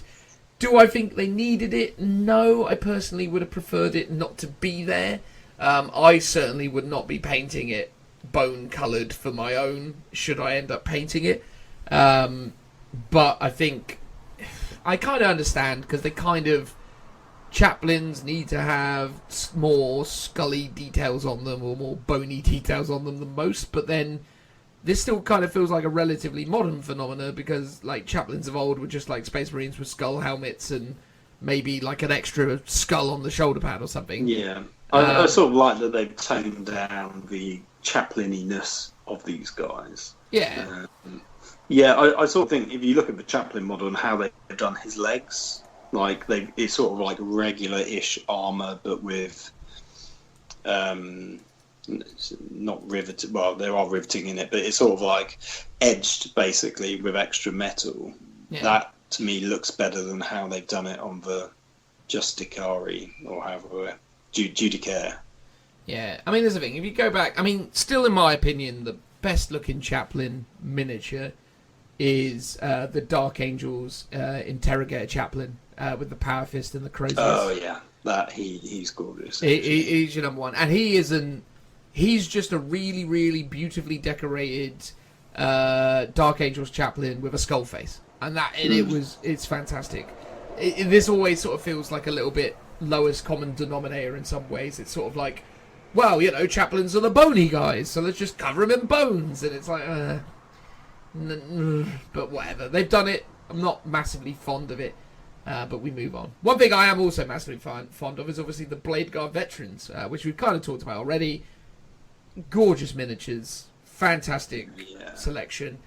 Don't fit most armies, although Games Workshop have made an effort to show you lots of different versions of them painted to try and make sure that you're aware that these guys can look good in Imperial Fist colours or Salamanders colours or whatever, but they do look pretty weird as conceptually anyway, as like Raven Guard or Iron Hands or I think it's sort of like the problem of everyone complained about the Intercessor kit being too bland, but the whole point is if you want to theme them, it's actually a lot easier to do because you can just add bits on and kit bash them. Whereas these guys have gone down a very particular stylistic route, which looks fantastic if you're like a Black Templars player, or you want to do like, because this is meant to be a crusading chapter, like any chapter can be crusading and embellish these sort of much more gothic items. This is very much like a real traditional sort of tactical Space Marine, sort of overly ornate model, like old school Marines basically. But if you do want to go, I want to convert these to be specifically for one chapter, it's a lot harder if you... So for example, for my Minotaurs, it's like all of them have teruges, which are these little flaps. The loin straps that cover the groin area. Is like, I want all of my kind of elite units or HQ units to have that, as because it's very Greek. It like instantly identifies them as being Minotaurs. And with these guys, it's like, well, I can't do that unless I take out this tabard, which will involve a lot of green stuffing to achieve. And it's like, I'm going to give it a go. Like, I really want to theme these guys up to be a bit more than what they currently look like, but it'll be a lot of work removing all of that detail rather than them just looking really bland but adding detail to them. Yeah. I think this continues to illustrate one of the massive issues, which is the Primaris Marines don't work as Space Wolves. Is the continuous problem. Like, this does not fit a Space Wolf theme whatsoever. I struggled with old Primaris stuff as Space Wolves before, but this is even worse. It's like, if you're doing Primaris Space Wolves, you're just doing grey Primaris Marines. This well, does yeah, not fit I mean, the theme I one think bit. Space Wolves have like a lot of ruins and wolf tassels and bits. And it's like, if you can get a plastic wolf's head and stick it on the shield, you're halfway there. Or removing some of maybe the crosses to add on some wolf pelt elements. Yeah. I think you could do it, but you're right. It's like what you traditionally think of. It's like they've got so much detail on these models, you'd struggle to fit more detail on them. It's like you need to take some stuff off to be able to add on to it. That is something, I guess, at some point they're going to obviously have to do, is come up with a way of... Because obviously when you look at the new Ragnar Blackmane sculpt, he looks like an amazing Primaris Space Wolf. But what was noticeable in the box set that they sold him in with Ghazghkull was, you got one Space Wolf and a squad of something else entirely. It's like, oh, okay, very weird. Anyway, there you go. And then another Gravis themed, although they're not Gravis, are they, or aren't they? Yeah, the Eradicators are Gravis armor. Yeah, but it's weird because they have elements of Gravis armor, but then at the same time they don't have... There are certain differences with them because they don't have the same raised hood over the top. Well, so my theory is so the Gravis armor that you've really seen so far is the Gravis Captain. He's got a hood. The Inceptors, they've got a hood, and the Aggressors, right, and they've got a hood. And I think loads of people were like, we hate the hood, it's a bit naff. So they've gone with these guys, let's remove the hood and make it... It's like it's there, but it's been chopped off to be a lot smaller. Well, what you can see when you look at it is it does actually look like it's just been reclined.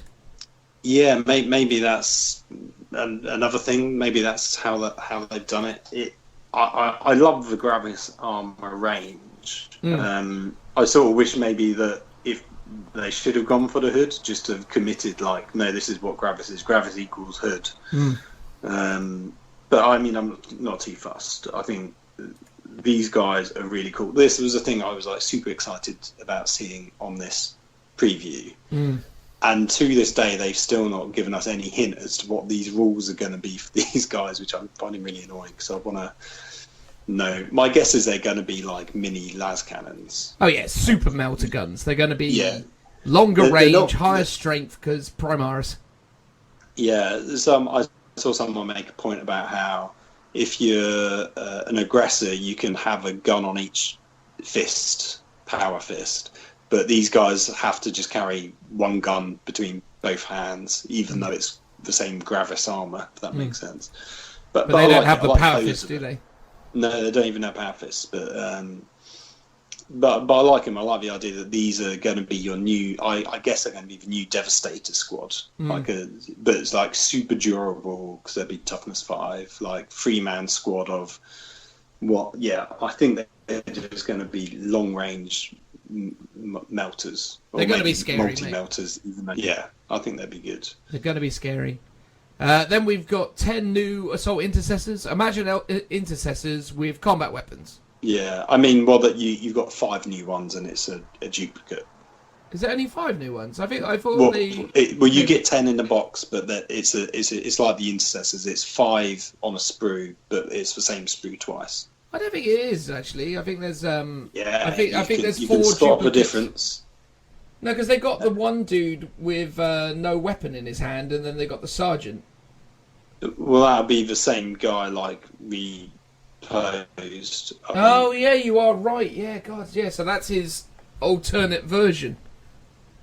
Yeah, I think so. Because if you look at that image, the two on the sort of top left and right hand side, not the very top, but like the middle, like they're the same model. Yep. And then the guy running, and then above him is another guy running, and they're the same. No, you're absolutely right. You're absolutely right. Yeah. So the guy with no weapon is the same as the sergeant, but he'll just have different options. So you could technically, I guess, if you've got this, make 2 units of 5 with 2 sergeants based on that. Yeah. Although again, I wouldn't be giving the helmetless version of that. I don't.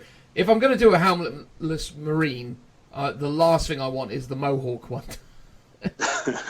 Yeah. The Mohawk ones just don't work for me. But look, I mean, it's cool, and they're in running poses, I guess. So that's also really nice.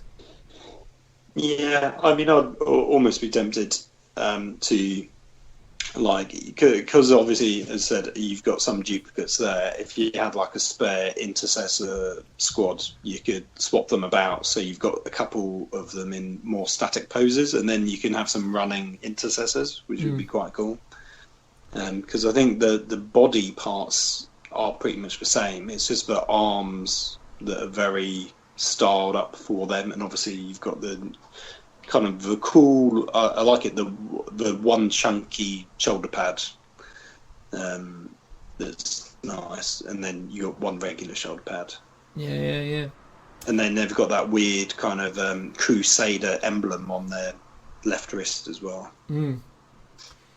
And then the last thing for the Marines, which caused quite a hubbub when people saw the rules for them, is this lovely unit of free Outrider bikes.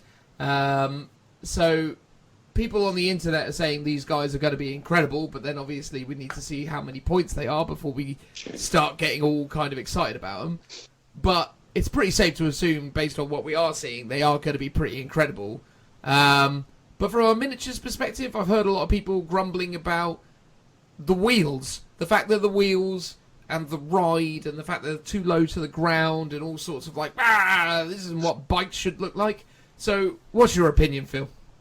Do you know what? In terms of classical Space Marines, I've never been a fan of the bikes. I've never really gotten on with them in terms of them being knights or whatever.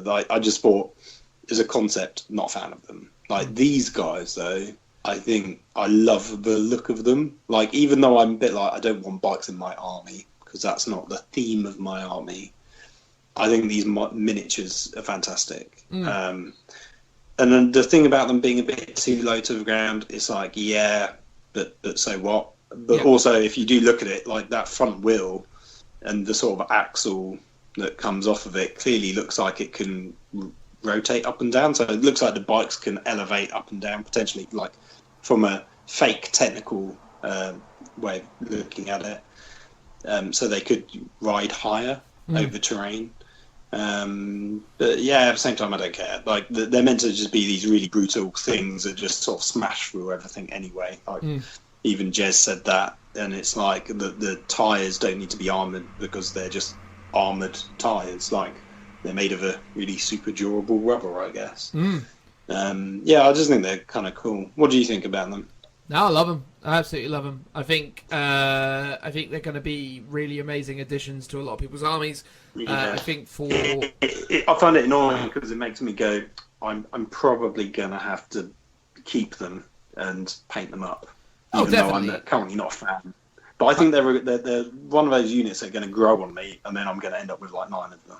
Yeah, I think Ravenwing and White Scars players are going to struggle to find an excuse not to include these in their army. Well, this is the thing, and I'm a White Scars successor chapter. It's currently how I'm playing my Minotaur, so I'm a bit like, it'd be a bit stupid to not have these, really. Yeah, exactly. I mean, these guys are going to be amazing for so many reasons, and I just think, I mean, it's cool. It's cool that they're bringing them back, because the bike units have been relatively underutilized. Although even then, I actually think, with the changes to certain rules in 9th edition, I think regular Marine bikes have definitely got an argument for being used again. Points dependent, obviously, but no, super interesting. I like it. I think it's a great looking unit. You can't really fault it. And overall, I think the Marines are definitely, as a Marine range goes, I think the characters are a bit hit and miss in places. But the core units are all beautiful. The Blade Guard yeah. veterans, the Eradicators, the Assault Intercessor Squad, and the Outriders. Amazing. Whether you like the Chaplains or the Captains or the Lieutenant, it's neither here nor there. The core units that are going to make up the bulk of your army look great. So that's fantastic. Yeah. Do you want to hear my conspiracy theory? Please. The Eradicators were made ages ago, like way before all the Blade Guard Crusader models, because all the other models look like they're part of a Crusade unit. Like even the Assault Marines, they've given like the little emblem on their gauntlet. I mean, not the bikes, because bikes are pretty separate. Bikes are bikes. But the Eradicators are just regular units. Like it sort of feels like they've been just sat around and they've been waiting for a box to go in to be released. Well, because wasn't it in the old? Is it in the original? No, the original. Yeah, the Space Marine Codex.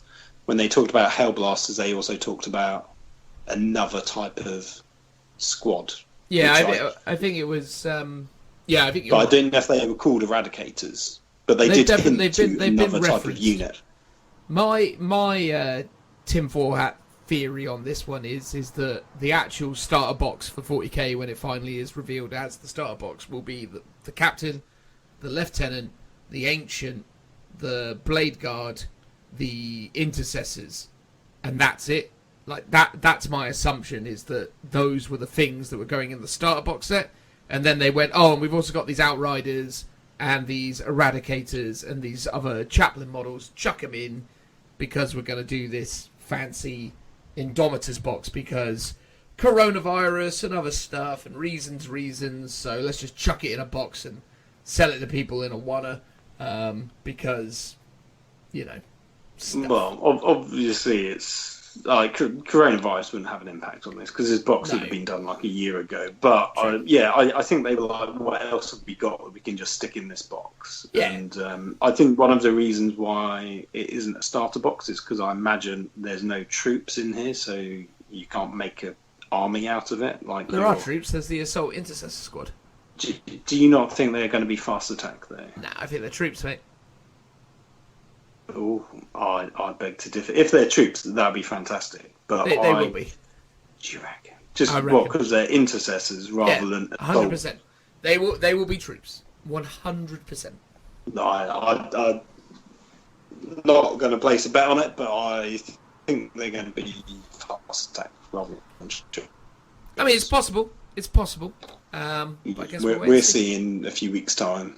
Indeed. All right, let's talk about the Necrons, shall we? Yeah.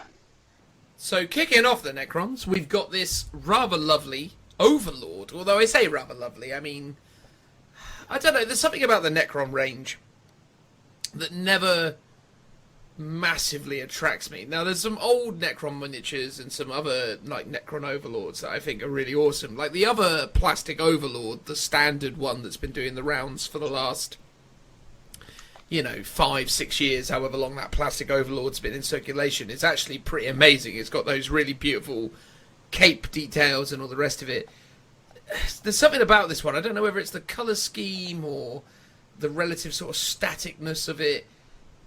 I mean, it's good. It's just it doesn't jump off the page at me. I don't know. How do you feel about it? Yeah, I sort of know what you mean. I think the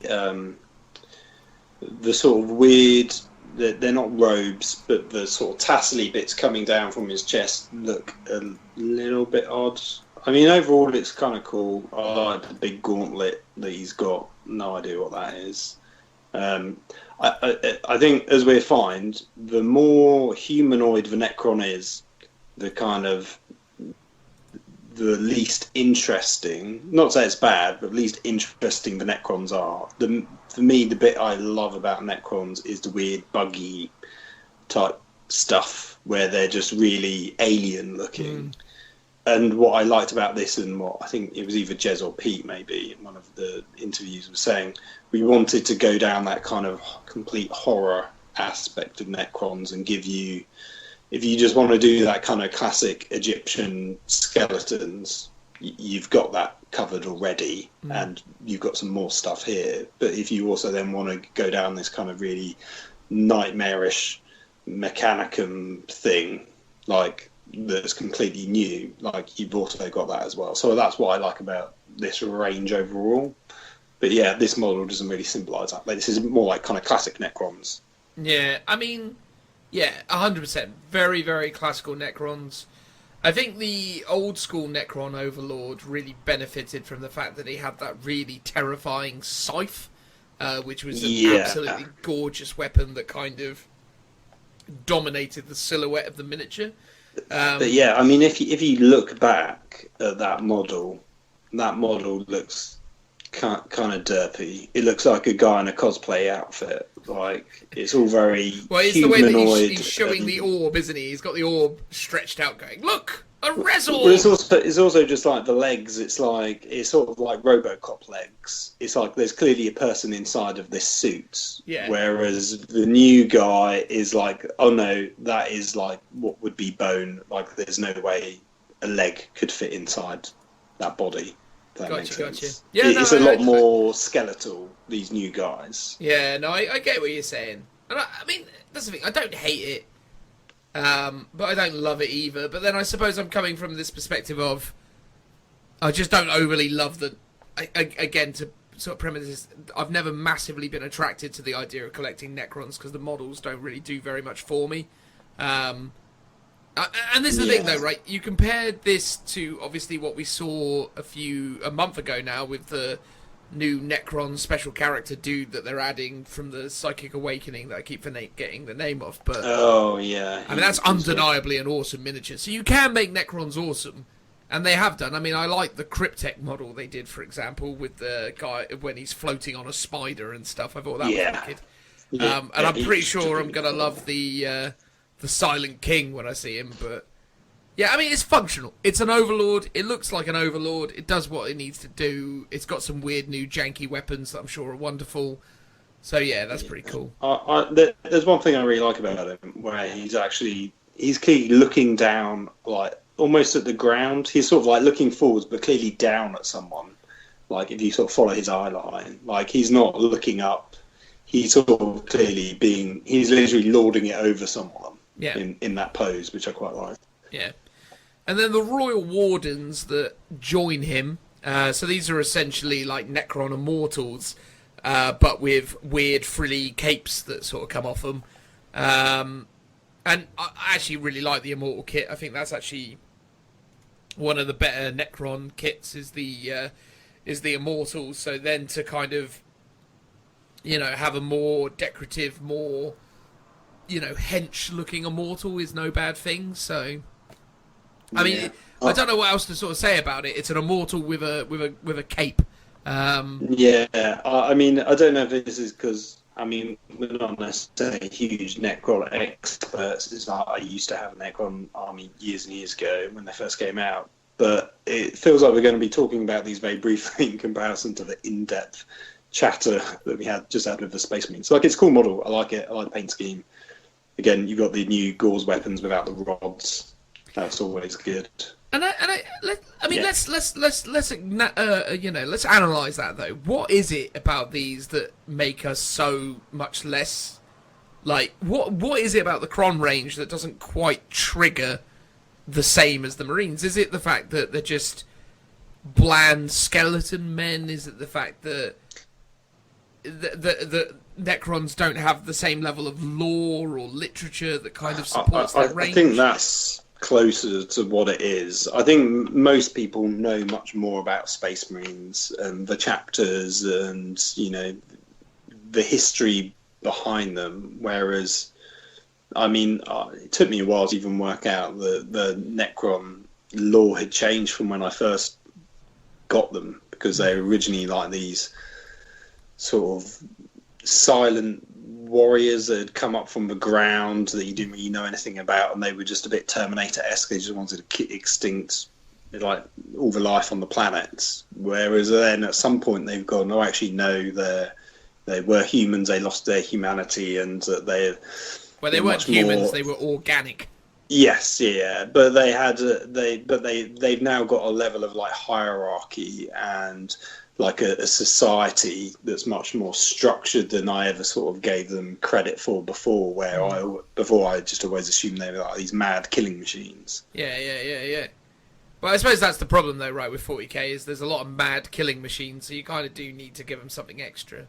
I mean, again, look, pose-wise, these guys look good. They definitely have a good presence about them. They feel hefty. They look really great when put up against the Overlord character.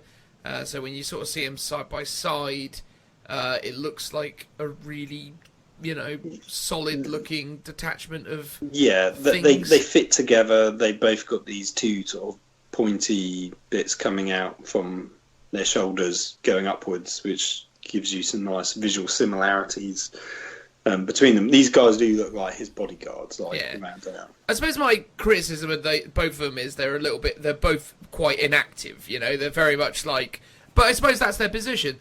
The Royal Warden is sat there by the side of the Overlord, waiting for someone to come and try their luck, and the Overlord is, dismissive and unengaged because he knows that he's protected by his warden. So I get it. Yeah, like he is a man of sort of strategy, commanding an army, as opposed to I'm a close combat monster, and I've got to run in to do my job. Yeah. I mean, I'm sure he is good in combat based on what he's carrying, but that's not his primary task. Yeah. The next mini, the Plasmancer, which is a new type of cryptek, as I understand it. I actually really like this. I think this is a really nice departure for the range. I think, again, it's somewhere between a Wraith and a normal Necron. And it's really cool. It's really similar to the Wraiths. Yeah, because it's really cool that they've started to sort of embrace that. Well, he doesn't have legs. He's not humanoid. He's some kind of weird, like creature that could only really kind of exist in this kind of technologically mad race. I suppose the issue I have with this guy is the same issue I had with the Nighthaunts, which is he's got a lot of contact points and some chunky contact points with that big staff that he's carrying. So he's got these 4 or 5 like tendrils that are coming off of him, which then suspend this sort of central column that makes up his main body. I do worry about transporting this guy. I think he's probably going to be a bit fiddly on that front, but as a miniature, I think he's really good. I think he ticks a lot of boxes. I really like his weird, elaborate, long chin. I like the silhouette of it. I think it's I like this guy. This guy gets a thumbs up from me.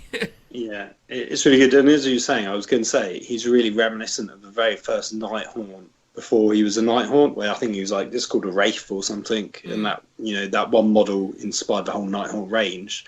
This guy really reminds me of him in terms of like his pose and how, like I said, he's sort of floating above. I imagine there's only a few contact points, but potentially if that's one solid piece of plastic, it should be robust enough. And they're quite often light enough that when they do tip over or drop, that they sort of bounce around rather than break. Yeah. I like it when Necrons don't have legs or have lots of legs. So basically, if you have 2 legs, you're a bit boring.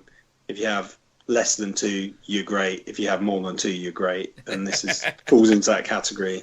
And I like his beard. It's very reminiscent of ancient Egyptian pharaohs, how they used to have like big long beards and stuff. So I like that little nod. I like his one eye. The little sort of vials in his shoulders are really reminiscent of Adeptus Mechanicus, which I found quite funny. Or the homunculus as well, to be fair. Yeah, those guys as well. I like those sort of weird similarities against other alien races. Well, I suppose there's got to be some kind of technological constant in the universe, right? That there is some benefit to having these vessels of enhancing drugs and fluids that kind of sit above your torso and whatever. So maybe there's some. And again, it's nice though because it kind of makes it part of the 40k range. Because if we establish that this is a common language that they use amongst all the different miniatures, I think that's a good thing. Yeah, for sure. I mean, it's a great model. It definitely.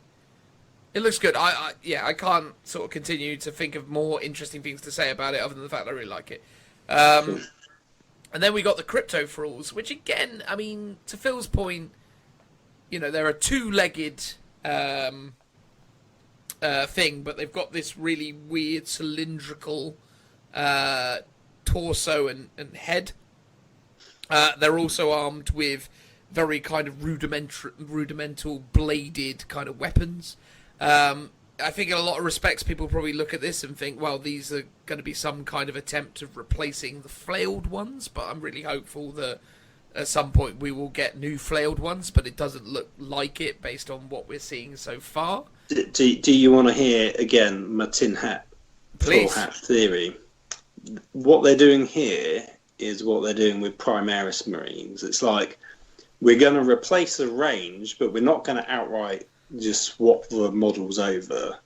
So these are flayed ones. Yeah. But if you want your old flayed ones, great, you've still got them. Yeah. If you like these new models, you can have them too. Yeah. In fact, you can have both. But, you know, 10 years' time, when those flayed one models are looking far past their sell-by date, I mean, come everyone's on now, gonna mate. be They're buying already these. far past their sell-by date, aren't they? Well, exactly, but they're not just doing a whole, we're going to completely redo them and kind of annoy people because actually flayed ones now don't have fleshy bits on them. We're going to use it as an excuse to like update the design. And to me, it's like there's a lot of units here that look like better versions of stuff that already exist. Yeah. And it's like these are maybe like variants or, you know, different, like you were saying, different cryptex, different Scorpexes or whatever they might be called. In a way, it's good because you're getting like another unit, another data sheet that does a slightly different thing. It's always great to have more choice.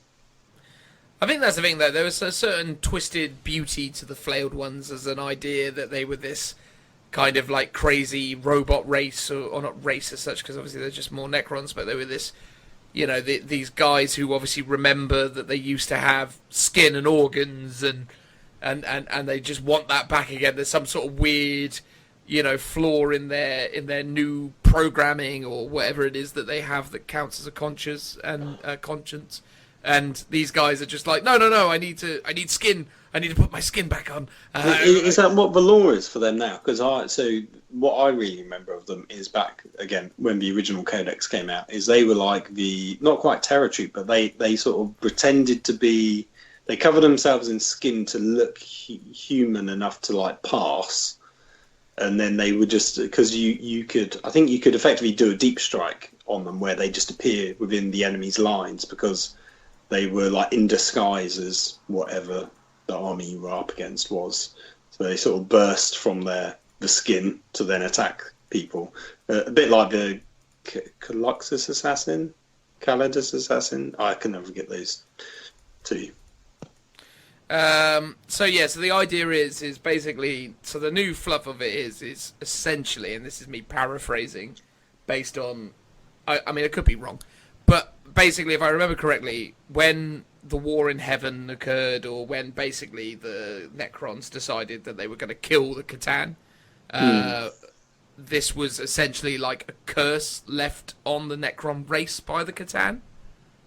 So the idea is that the Catan at the end of it were like, well, as a final little thing, we're going to give you this curse, and I think it was called like the Flayer, something like that. It's like this curse, and basically it's going to erode your sanity and make you like really mad. So Necrons are usually quite cold and calculated and very kind of like malicious in their behavior, but these guys who are infected just basically take pleasure in death and carnage. So the idea is that they're just all about like turning up covered in and just going crazy and getting all these like trophies and all the rest of it. I believe. I mean, again, I probably should check these things before I say it, but I'm fairly certain that's the deal. Well, we definitely have some Necron fans in listening, so I'm sure they correct us in the comments. Well, I remember when I read about it because it reminded me of the game Legacy of Kain. I don't know if you remember the Legacy of Kain games, Phil. I don't think I do. Well, basically, the idea of the Legacy of Kain series was the history of it was the vampires were fighting against this ancient race called the Hilden, and the vampires defeated the Hilden, but what the Hilden did as a final, take that to the vampires as they were being banished off to this other realm of reality, was they granted vampires eternal life, and that drove the vampires crazy because they worshipped death. And it was this whole crazy thing. So it sort of reminded me of that, which is why I sort of remembered it. But anyway, there you go. I'm going off on a Legacy of Kain tangent, which is probably one of the finest video game narratives you can find. So give that game a go if you get a chance.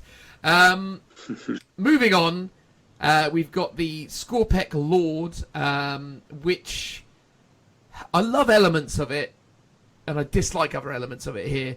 This guy looks so much like the robot from the not Arnold Schwarzenegger, the Sylvester Stallone Judge Dredd movie. It's quite uncanny. The head, yeah. But I mean, look, it's a Necron with 3 legs and big weapons. It is cool, but I suppose, I don't know. It is good. It is very good. It's just one of those things that, again, there's something sort of weird about it, where it's just like, it's a Necron covered in more bits, and it's just sort of, I don't know, what's your vibe on it, Phil? When I first saw it, and it was sort of like a cinematic trailer where there's these 3-legged guys, I was like, oh my god, brilliant. They finally got rid of the hoverness of the, the hovering units of Necrons, and they're replacing them with these really creepy 3-legged things. Brilliant. And then they kind of came out and go, oh no, these are, as again I said, slightly different but very similar. That those guys, the destroyers, still exist. These are just some legged guys. I like the 3-legged aspect of it. I like that kind of mechanical horror to it. The guns and weapons to me don't really fit, and I think a lot of them, as you see later on, all the Necron weapons are a bit too chunky and oversized, especially the guns. It's not just like a single-barreled gun; it's always like a double-barreled or triple-barreled gun. And it sort of works on this guy, but I don't know. It also feels a bit too much. And if they were just like a bit smaller, maybe it would be better. I think partly on this one, it's like all the weapons are loaded on one side, and then he's got his claw on the other side, so it looks a bit unbalanced. But yeah. I think this is one of those ones where you'll see it in person in 3D, and it'll look amazing. Like, I think this is a really good model overall. One of my things, I think, with this miniature is the face, and obviously the face frames so much of the miniature. And I think the problem is that the destroyer cults or the when you look at the rest of these destroyers, there's a certain kind of manicness to their faces, even though they're still cold, dead, skeletal faces. There's a certain kind of, with the way that they've widened the eyes to give them more of this kind of enraged, kind of berserk expression, with even though there's very little expression at all. I think what lets this guy down is I suppose the difference between the Lords and the regular destroyers is the Lords still exhibit the same cold, calculated perspective that they always would, whereas the regular destroyers have a certain franticness about them.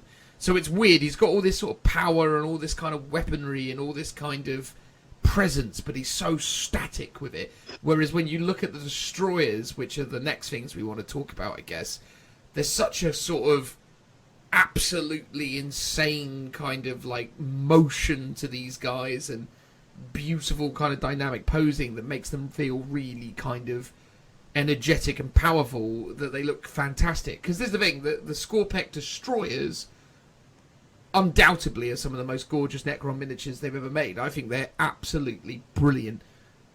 The Lord, I just think it just there's something about the fact that he's so static, given what he is, and I think that really lets him down. Is my general vibe on him. I think it's in the face, and I think it's in the pose, because the destroyers are fantastic in my opinion. I mean, what's your vibe on the destroyers, Phil? The actual destroyers, I absolutely love them. I like that they come in sort of two blades or one big blade. Got no idea how that one works, but it looks pretty cool. Yeah, like I said, they look like they're replacing the hovery ones, but they're not. But again, I like the idea that they've kind of taken a concept of destroyers aren't just one unit; it's like a family, and now they're expanding that range out to give you more. In the same way that they've done with chaplains, it's like there's more than one type of chaplain. Here's some extra stuff. So yeah, I think they're really cool. Yeah. Like I said, they've got some really dynamic poses. I mean, one's a bit more static than the other two, I think. Yeah, the one with the double-handed big blade is a little bit more kind of... Oh, I know, actually, there's the one that's a little bit more sort of about to pounce, as it were. Yeah, so one's a bit more measured. One looks like he's sort of getting ready to lunge, and then there's a guy who's literally about, like, mid-chop. Yeah, yeah. But they're fantastic. That is a gorgeous unit of Necrons.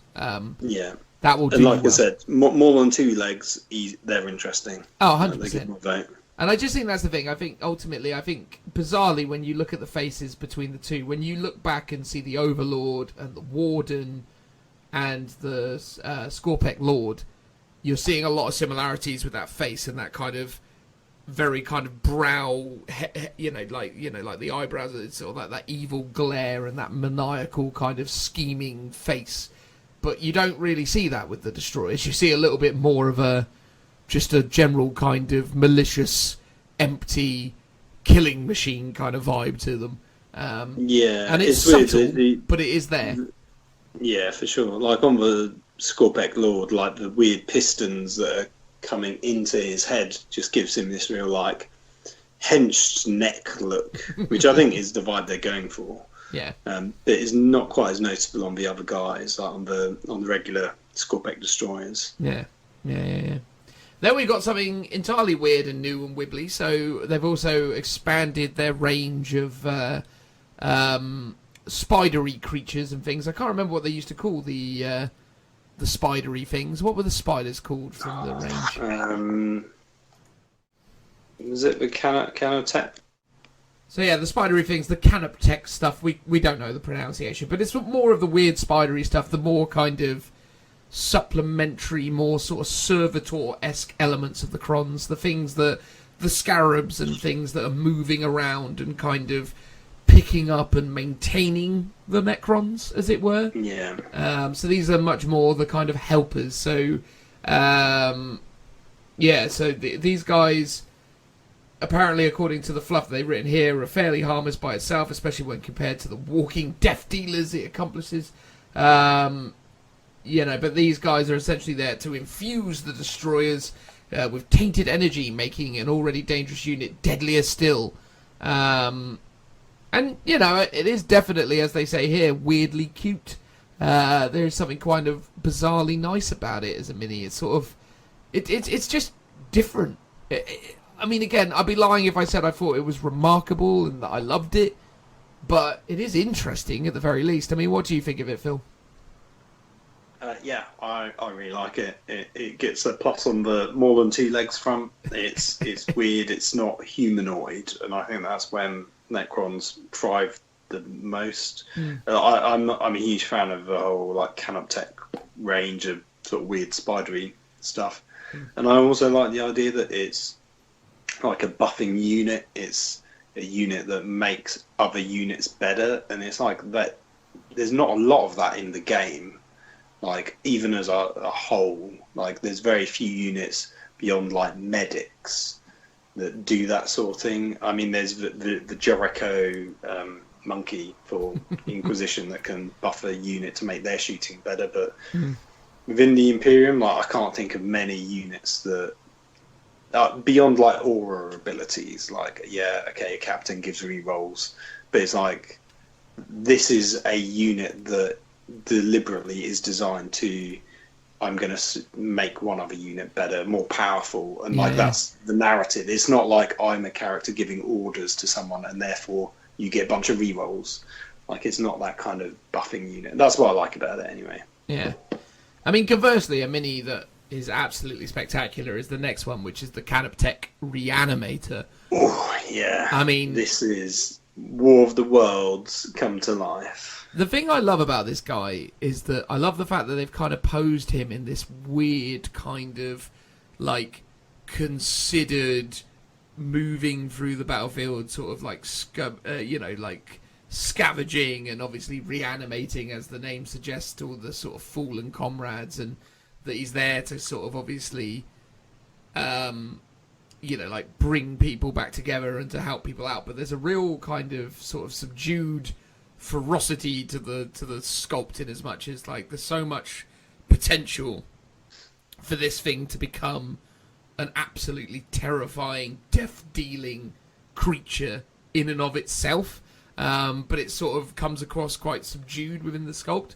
But you could just imagine this thing just expanding out all of its like limbs into this absolutely terrifying, death-dealing pose, and just absolutely wailing on people. I just think there's just a lot to absorb and to take in with this guy, and I think there's so much to love about it. I just think it's a fantastic illustration of where they're taking this range and what they're doing with it. It's the perfect Necron miniature, in my opinion. The thing that, when Necrons first came out, they really reminded me of The Matrix, the first movie. And the original Canoptech Spider was so Matrixy, it was unreal. And this really reminds me of that again, like when you're looking through, like, it's either when there's the baby's getting born, or I think it's maybe the baby's getting born. You see these big tall things, maybe they're floating around rather than spider legs, but it sort of just really reminds me of that. But I like the visual cues, like the top carapace bit looks like the destroyers or the old spider, for example. It's like this again, this looks like how the current kind of the really dorky Canoptech Spider should look like. It's do you not like the actual current Canoptech Spider? No, I don't know. I mean, it's one of my favourite Necron miniatures, the Spider. I don't think it's that good. I think this does a much better version of what it should be or should have looked like all along. I think this sort of really gives you a much better look and feel. It's a bit more grimdark. It's a bit more, lots of cables and fiddly bits going along, whereas the current one is very kind of clean. Like, it's very sort of like very sci-fi, if that makes sense. It's all very modern looking and shiny, whereas this is like really derelict, like you're almost barely being held together. You can see all the innards, it's all exposed. All the metal's like dented and rusted. It's like it looks properly old. Whereas the current one, and it might be just how it's been painted, but it's like, factory fresh, which I don't like. Yeah, I think the Canoptech Spider miniature is let down a little bit by the weapons options you put on it as well. I think when you have it, that you've got like the weird like central torso bit exposed, and you can sort of see the kind of core of it. I think it looks absolutely fantastic. The old ones were pretty hilarious, but yeah, no, I mean, I love this mini. It's great to expand on that range. It's great to have it, and it's just going to be cool to see what it does and what it brings to the table. I think it's great. I really look forward to seeing these things, unless of course they become ungodly good, in which case obviously I'm going to be less fond of them. But the minis are spectacular. Then we got new scarabs. I mean, they're scarabs. What I like about them is that they come in different sizes now, so that's cool. So you got some small scarabs and some bigger scarabs.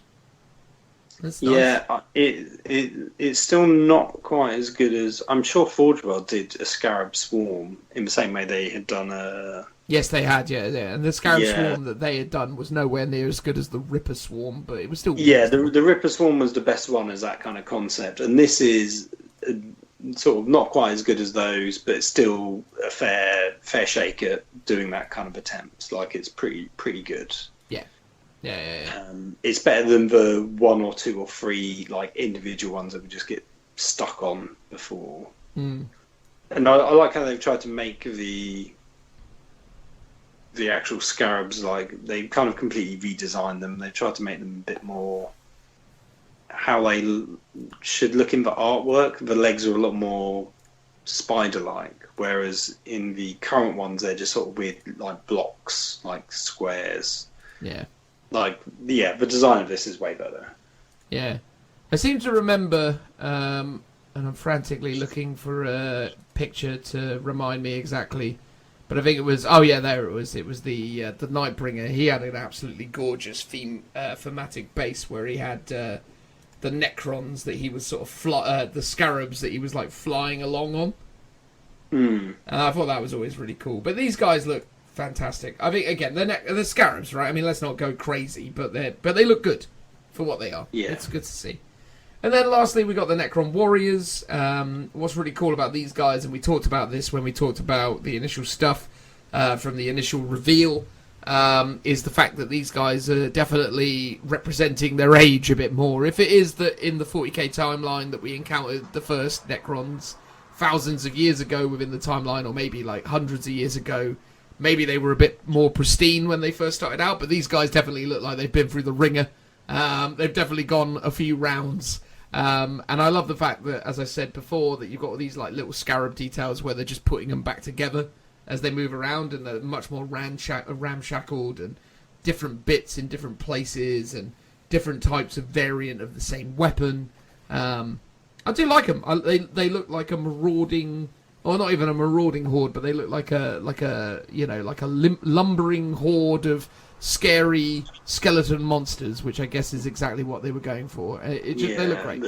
They're very much like kind of Ray Harryhausen skeletons shambling along, slightly zombie-esque. It's like they're very quintessential, even though they're two legs. But they have actually really got these guys nailed down in terms of how they look. Also, as well, 10 completely different sculpts in the squad. Ooh, he's looking. He's looking. Yeah, quite. I mean, possibly. I mean, it might be they just. Well, I'm just thinking. He's looking. Possibly. I think maybe the legs might be in 5s, and then obviously bodies doesn't make a difference, and then there's a bunch of different arms. I think they're 10 unique sculpts, my man. If they are, that's brilliant. And I like all the variation. I like how all the heads are different. Like I said, all the poses are different. Actually, some of the poses do look the same, but they've done it by doing the different weapons and different heads. I don't know. Although, again, let's not dwell on that side of things, because, yeah, I think we can just universally agree that they look. Yeah, I mean, and if it is 10, brilliant, because then it's like 10 unique guys, which is what you want if you're going to have a bunch of them. Indeed. So and no plastic rods with air bubbles in either. Yeah, which I mean, obviously that is the step in the right direction now. So now technically the only thing that you need to have with that situation is anything that you get from Forge World, and obviously the destroyers will still have those rods on them. Yeah, but I mean, if you as you were saying, like you were saying, you hate having multi-part kits. If you build a bunch of these with the dual weapons, you're going to have a bunch of those rods, not rods, but the non-rods left over that you can potentially swap into your old models that need the plastic rods, and instead have these ones instead. Indeed. Assuming the size is the same, that is. Yeah. I think that's interesting, though, with the that point, actually, though, because I just realised that we're now going to talk about the other stuff that was revealed, because not content with just showing us all that stuff, GW then finished off the live stream by going, hey, look, guys, here's a bunch of other new stuff. So here's 2 new kits for the Space Marines, and here's 2 new kits for the Necrons. And keeping on the Necron theme, we've also got the Locust Heavy Destroyer, which is now, I guess, replacing the Heavy Destroyer kit that exists, because again it's got rid of the green rods that would exist within the Heavy Destroyer, and it's given them much beefier engines than they used to have. I mean, the destroyers of old didn't quite look quite as beefy as these guys. But I think these are Locust Heavy Destroyers. So again, it's similar enough to make you go, are these new replacements? But then I think they're meant to go alongside them as like, so, sister models, as opposed to a complete. Well, that's hence the different name, but it's for primarisifying of the Necron range. Fair enough. But apparently this is based on an old Jez Goodwin illustration, which had those kind of weird engine things. I mean, I need to see it in person. I'm a bit on the fence with this one. It's a strange one, isn't it? I mean, I don't hate it. I think it's going to look pretty cool, but it's just one of those where it's like... I mean, to be fair, when you go back and look at the old Destroyer kits, I mean, they always looked fine on the tabletop, but they're not that impressive overall. But, I mean... No, they're not very detailed, I think. Yeah. They're pretty... Yeah, they're really showing their age, because they are... I don't think they're the original ones, are they? But I don't think they are. I think, well, maybe they could be. They are. They look it though, but I don't think they are, because I think the very original ones were metal. Yeah, I think that's potentially true. But yeah, they're pretty naff. And... I mean, if you want to go back in the old times, like the original metal ones, they were lying back, which was pretty crazy. But look, I think regardless of what that Destroyer looks like, I think you and I, based on what we just said earlier, are going to both agree that the Canoptech Doomstalker is pretty awesome, right? Oh yeah, it's like the other guy, but with a big gun, and the legs are a bit more splayed out. And again, it's a bit like a Doomsday Ark, but like a better version of it. The thing that is really interesting as well in the posing is with the Reanimator, they lengthened out his neck and gave him this kind of sympathetic, kind of like sideways glance that looked a little bit more kind of like inviting and generally quite a lot more adorable, I suppose, in a way. Whereas it looks more like a kind of curious sort of creature. Yeah, whereas this guy, they've taken the neck right back in. They've stiffened up the pose in general. He just looks so much more like he's there to muck you up. It's the way he looks. That's exactly it. And it just, I mean, again, shows incredible range to the opportunity. I think the thematic base that they've got him on as well is really cool, with him stepping over like ruins and engine parts and things. And I'm fairly certain this guy's going to have some absolutely crazy rules. Definitely curious to see how you're going to transport this guy, much like the Reanimator, because I don't know. I mean, if you're going to have 3 of these in your army and you're planning on traveling to abroad or whatever to play in some tournaments with them, I'll be interested to see what way. I mean, you're probably better off maybe just getting a flight over the day before and just taking them in boxes and just assembling them the night before the tournament. Maybe. Magnetic cases is probably the way to go for a lot of these newer models where they're really fiddly. The only downside of these is these would take up an awful lot of space because they're so tall. Yeah. So you're not really getting your value for money in your space department. Yeah. And then if we go over to the Marines, first of all, we got the Firestrike servo turret, which is an interesting thing because it's a Primaris Tech Marine on a gun platform.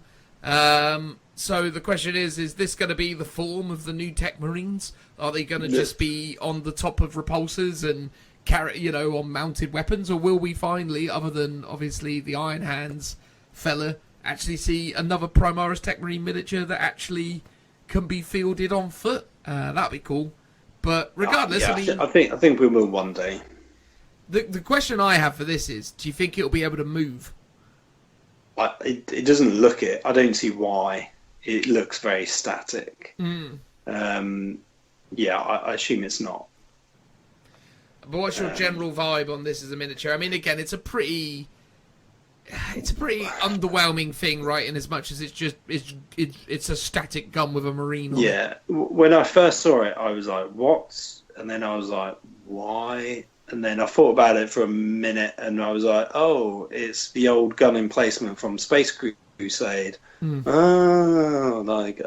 get it. It's like an update of a really old model, because Games Workshop loves to do that sort of thing. Yeah. That made me then go, okay, I kind of get why they've done it, because rules-wise, a static gun emplacement, it seems like a really odd thing to go, add this to your army, a thing that can't move, assuming it can't move, that is. Because even things like the rapier destroyers and stuff have, like, they're tracked so they can move around. Even the thud gun, which is the most static emplacement artillery that Space Marines should have, can move. But they're all on tracks and stuff, aren't they? Yeah, no, they are, yeah. But, I mean, an artillery piece like that should be just static. Like, it doesn't need to move ever, really, let's be honest. Whereas, especially since 9th edition, they're like, oh, yeah, terrain's going to be a really big thing. You shouldn't have lots of line of sight. You'll have to move around a lot. So to go, let's make some static defences, seems like an odd thing for people to want to add in your army. But then, you know, if you want something that's just going to sit in your deployment zone and be like, and it's just going to shoot at stuff, then great. This is it, I guess. Maybe it's a bit like the Eradicators. Like, this is another version of, like, a Devastator squad. They never moved. They just sat in one place and shot stuff, and this is it. I mean, conceptually, though, for the way the game plays, the idea of having more defensive units is actually really interesting, because it's an archetype that isn't massively explored. There's always an assumption that it's infantry, and they tried with emplacements and other things to start to add that dynamic. And there always have been static gun options like turrets and things that you could add to your Imperial armies. But I mean, I'm interested in this. I'm interested more in the rules implication than I am in the miniature. I mean, the miniature is so-so, but I think, well, I mean, it's not bad. It's really good because it's a cool looking gun emplacement with a Tech Marine behind it. I like the Tech Marine helmet. I like the fact that he's got, like, all bionic-y bits and stuff. I mean, that's super cool. But I'm just interested in what they're going to do and what this adds to the game and what tactical options it gives you. Especially if this thing is a vehicle, for example, and can just keep shooting. So the idea that you could create these, you know, ridiculous barriers, these walls of gunfire, to sort of, to bunker your forces. I think that's very cool. It's just a cool thing to see. If this has something similar to, what was it called in 6th edition and 7th edition? Was it Intercept? Like, when something deep it came on the board, like whether it was a plane or a deep strike down, it had the ability to shoot at it. And obviously, there's going to be a lot of that in 9th edition with the strategic reserves. If this has an ability to, like, intercept the strategic reserves and get, like, an extra turn of shooting into it, then that would be really interesting from a rules mechanic point of view. But yeah, I think sort of thematic wise, doing, like, you know, a castle or a sort of siege scenario game where these guys are going to be dotted around, sort of defending a city, defending, you know, some walls or something. I think that could be quite cool, and, you know, you could convert these up quite a bit, I reckon. But yeah, it's odd. It sort of strikes me as a thing of, this is something no one's really been asking for, so it's just so out of left field. Yeah. I mean, and it's kind of cool though, and I think it will grow on me. Yeah, I think so too. I mean, and obviously, if you're worried about a static gun turret, and on the topic of something out of left field, let's finish off by talking about the star of this unveil, which was the Invader ATV, which was met with a lot of mixed feelings, it's fair to say, when it was unveiled. I think, again, it's a combination of elements, right? I think the photo is interesting. I think, obviously, people are starting to question some of the technical aspects of it. A lot of comments around the idea that you'd cover this thing in armor, but you wouldn't put any armor at the front of it. The fact that you'd have a gun over the top of the head that's going to be spraying out flash and fire in front of the eyes of the driver. All sorts of weird comments have been made. Obviously, lots of memes of it being compared to the Flintstones car. Lots of Mario Kart memes were doing the rounds. I mean, this has to be the most memed 40k thing ever. Yeah. Like, the amount of memes that have come from this one vehicle is insane. It's like, again, it's sort of with the bikes. The bikes look a bit too low to the ground, and this, again, falls into that trap.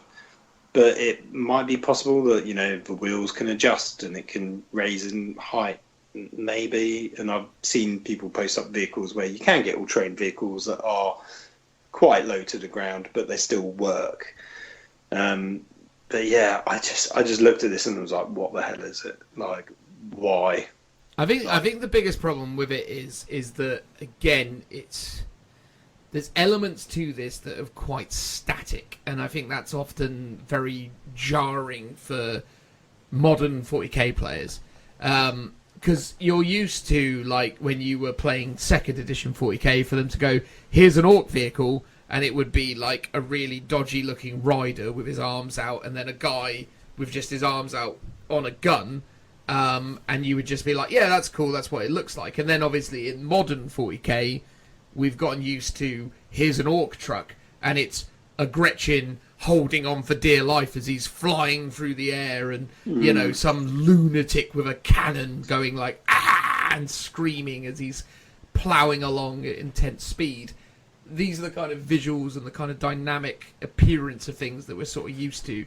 So to see a miniature like this that actually sort of goes back a bit and regresses and just goes, hey, look at this cool static-looking thing with just 2 dudes. I mean, even when you compare it to, like, other vehicles that have had 2 riders, like, I don't know, the Harlequin jet bikes, for example, or...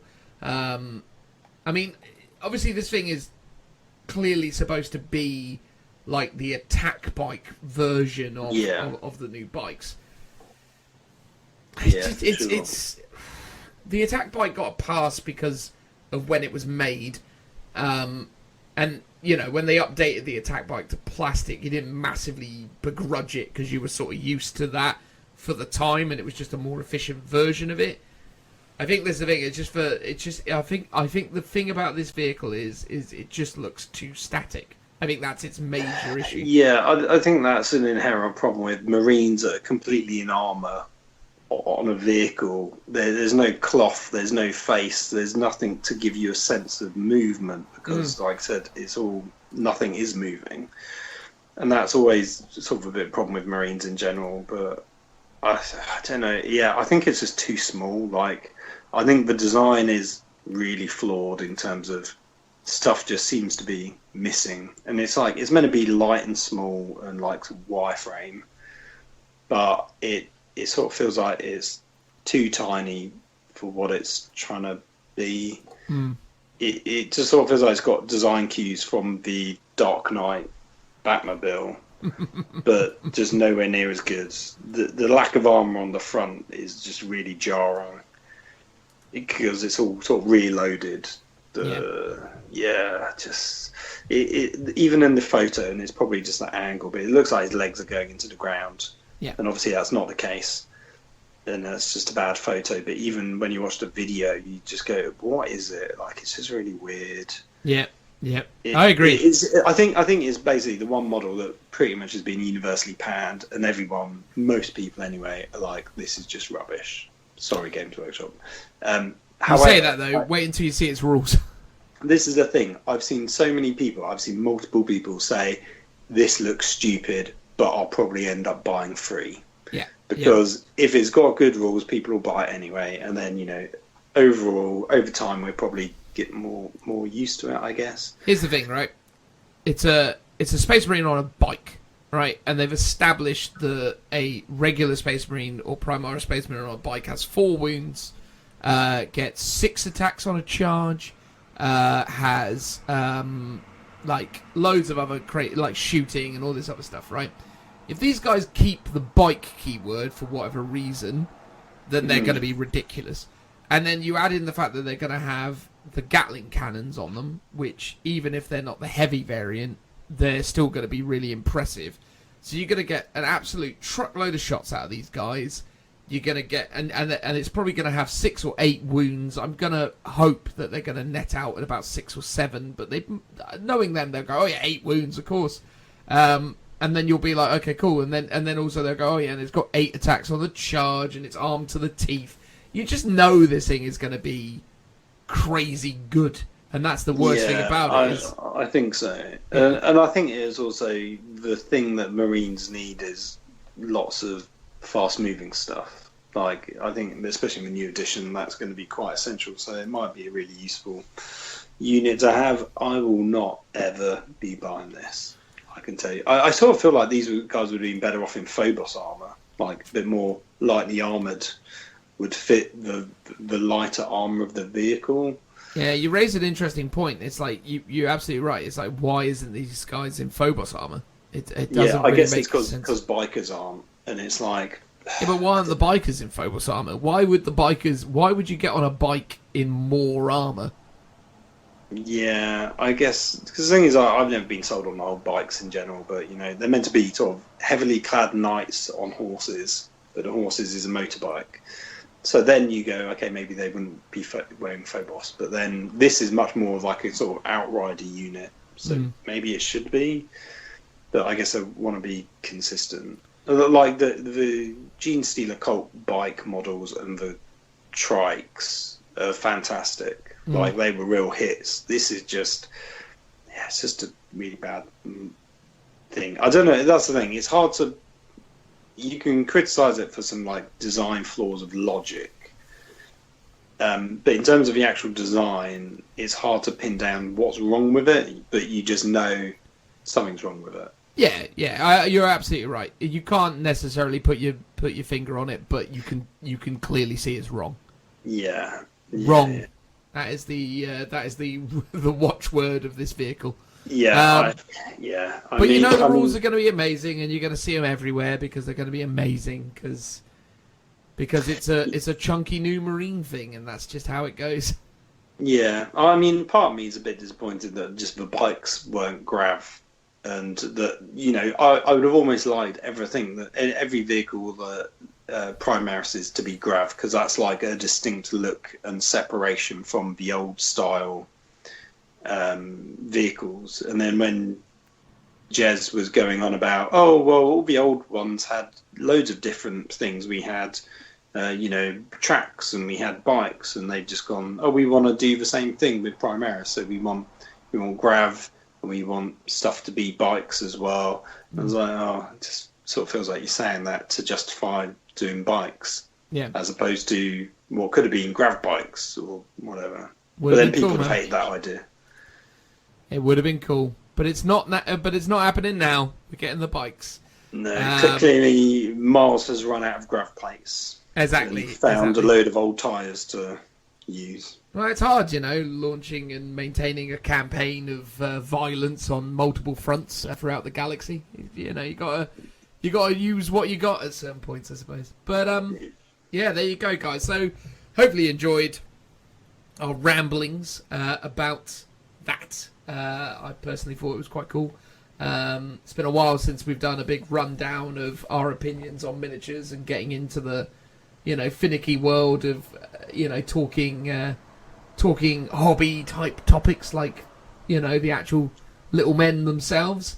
So yeah, there you go. Any final thoughts, Phil, before we move on? Are you overall happy with this new range of miniatures? Oh yeah, I'm going to be picking up that Indomitus box set. You and all the rest of us, mate. Yeah, although I'm not going to be using all the Marine miniatures, I'm going to be sort of picking and choosing a couple to add to my Minotaurs. A bunch I might save if I ever do Black Templars or the odd unit. The Necrons are fantastic, and I sort of wish I didn't sell my Necron half of was it Forgebane? Yeah, Forgebane, yeah. Because I was like, oh, if I'd kept them, I would have had like a whole Necron army here by now. Yeah, you would have done. But then saying that, I don't know. I think if I was to ever do Necrons, and I think that is on the cards for some time in the future, I would like to go down that kind of more scarabby, Canotech, lots of spidery sorts of stuff. But yeah, I can't wait to see what the rest of the Necron range is going to look like, because so far they are knocking that out of the park. Totally agree with you, mate. Awesome. All right then. Well, now let's move on to whatever it is. I always do this. That comes next. Although I know it's now going to be the KOTC, so I should probably just say that. Now, let's move on to the KOTC, because that's what I knew was coming next. So, yeah. The Lookout Sir, King of the Character Tournament. It's finally happening, everybody. We've made it all the way to the finals of the King of the Character Tournament. How excited are we all to be at this place at this time? Joe, are you hyped up? Oh, it's very exciting. We did have a few detours along the way, though. We did. Although in a way... Mainly my fault. Well, I mean, obviously. But in a way, I think it's good though, mate, because quite spectacularly, we've kind of timed this in the dawn of 9th edition. So it's a nice little, little exclamation point on the end of 8th edition in some respects. Although obviously, probably in the next episode, we'll do a bit more of a thank you 8th edition and goodbye type of segment, I would imagine. But this is, I suppose, the first of that process. The mourning process, the whole kind of, getting over it, moving on, that kind of thing. This is what we're embracing upon here, I would say. Yeah, as we're all suffering from the fear of what 9th edition brings. It is getting scarier and scarier day by day, isn't it? Yeah. All the weird new wibbly stuff that seems to be breaking all of our established knowledge. It's very strange times. It's almost like it's an entirely new game. It's very exciting, but obviously without the full breadth of knowledge on the rules, it's like, given what we currently know, this sounds a little bit mental. Sorry, Phil, you were going to say? I was going to say, because haven't we been doing the KOTC for like 3 months now? It's been going on a while, yeah. Because it's been going on a long old time, and then Games Workshop did the exact same thing in like 2 days or a week or something, because they did their own kind of character fights, didn't they? Yeah, they did the Primarch battles, didn't they? Yeah, they did Primarchs, and then they did like just big guys as well. So they did people like Gaz and they did like the lightweight category as well, where they had yes, they did, the Eversaur Assassin and Lilith Hesprex and stuff like that. But they definitely stole it off of us, didn't they? Oh yeah, because no one's ever done a character battle series before. No one has ever done it. Although maybe we made it fashionable again. Much like how Mikey from Hellstorm Wargaming, he said the other day that he did a quiz because we did a quiz and he ripped us off. So people have done quizzes before. Did they do their quiz better? I don't know. I felt like, if we could have only have gotten the audio quality better, I think our Christmas quiz would have been something quite spectacular. It was let down by the audio, but don't worry, that's going to be perfect this year, assuming... Well, it's like the last year's review, the 1-star review, audio quality a bit pants, but in a year's time we get it sorted. Exactly. Well, this is the thing. I'm very excited about the Christmas quiz this year, assuming we can do it. Obviously, who knows what will change. We'll do it in some form, whether it has to be done remotely or in more of a lavish setting. But yeah, no, I think we started the KOTC because Richie wasn't as available to do quiz segments, and we were like, well, we need some filler because everyone likes filler. So let's do a character tournament series. That'll be a fun segment. And I think that we genuinely started doing this before the lockdown. So I think we started this in like February. Yeah, it's been a lot more consistent than our Space Marine Army project. Yes, that one died to death, didn't it? Yeah. Speak for yourself. I'm still going strong on my one. It's true. You're still going strong. I did it tenfold and then sold my army before anyone else even started. And now you're on another Marine Army already. I know. I've painted a whole another whole again Drakari army and a whole Admech army. That's insane. Now stop showing off. In all of the time the KOTC has been happening, Joe has painted an entire Drakari army. Ooh, look at him. And a full Admech army. Yeah, but it's because that's your job now, Joe. You just sit around painting stuff for Steve-O. Yeah, I don't. Well, I do get paid to do it. That's not my primary job. It seems like it. It feels like it some days, but Yeah. Well, anyway, there you go. That's not KOTC related stuff. Let's move on to that. So, oh, sorry, Phil. No, go on. I don't know. You've completely disrupted my flow now, mate. You may as well have it. I was going to say, we're going to place bets on the winner. Oh, I tell you what, it is actually quite a close one. So we are going to be having Abaddon, the War Master, the Despoiler, up against Ghazghkull, Mad URUK, THRAKA, or whatever. Ermintrude. Yeah, sorry, Ermintrout. Because that's a thing that we do. But yeah, so yeah, we're going to be doing that whole thing. But before we get into that, I guess we may as well remind you of the rules. The rules.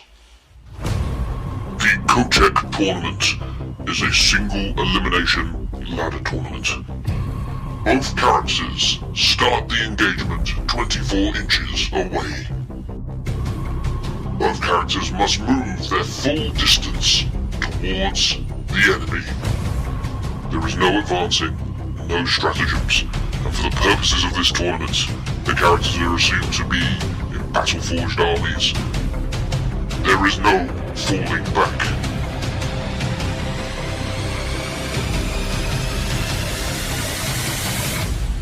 May the best character win. So now that you're familiar with the rules of the conflict, let's have a little bit of a time to take bets and chat about our two combatants. So we may as well start with Abaddon, because Ghazghkull has basically been featured quite frequently, throughout the KOTC in the final kind of weeks of it. So let's remind ourselves about what the deal with Abaddon is. So essentially, and we're not going to go into crazy detail because we know hopefully you'll go back and listen to our rundown of him as a character in the previous episodes where he's appeared. But broadly speaking, I mean, he's not really had any issues getting to where he's at, has he? No. I think the fact that you can only do, 4 wounds a phase on him is what just keeps him alive. Mm.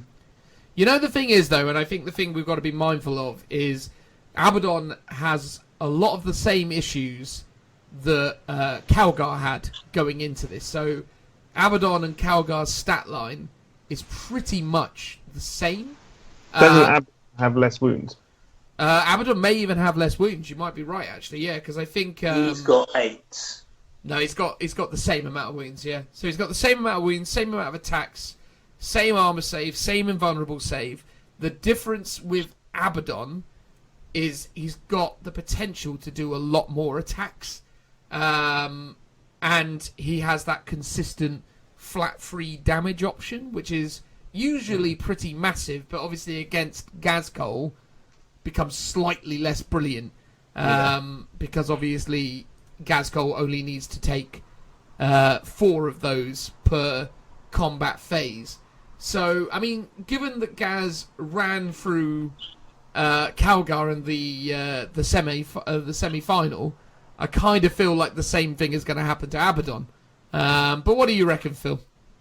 I mean, as I am rolling for the D, the Abaddon himself, I sort of want to back him. But then when I go, oh yeah, Gaz can only take 4 damage in combat, that basically means I'd need to do, he's got 12 wounds, so that's survive 3 rounds at least in combat, unless I can do a ton of wounds from shooting. So I just don't see how he can. I want him to, but I'm just not very optimistic. I mean, one of the things that Abaddon's got going for him that Calgar didn't have was that Abaddon is in Terminator armor, and that gives a very slight advantage, which is that from turn 1, Abaddon is going to be firing his bolters at rapid fire, regardless of moving and how far away he is, and so on and so forth. So, because Calgar was in Gravis armor when he moved, so if he went first, or even if he went first, he wasn't able to fire 4 shots at Gaz, whereas Abaddon will. And also, Abaddon's got D3 damage on these shots rather than flat 2, so that could be better. But probably won't be. Flat 2 damage on average is much better than D3, but you could get lucky.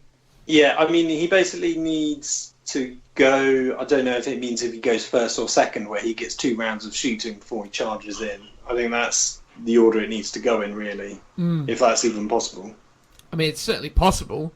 I think the other thing as well that Abaddon bizarrely has going for him in this matchup is his movement. Oh wait, no, actually, because Gaz's movement is what, Joe? 8. 7. So roller skates, isn't it? Oh yeah, no. So it's the same 7. movement as what?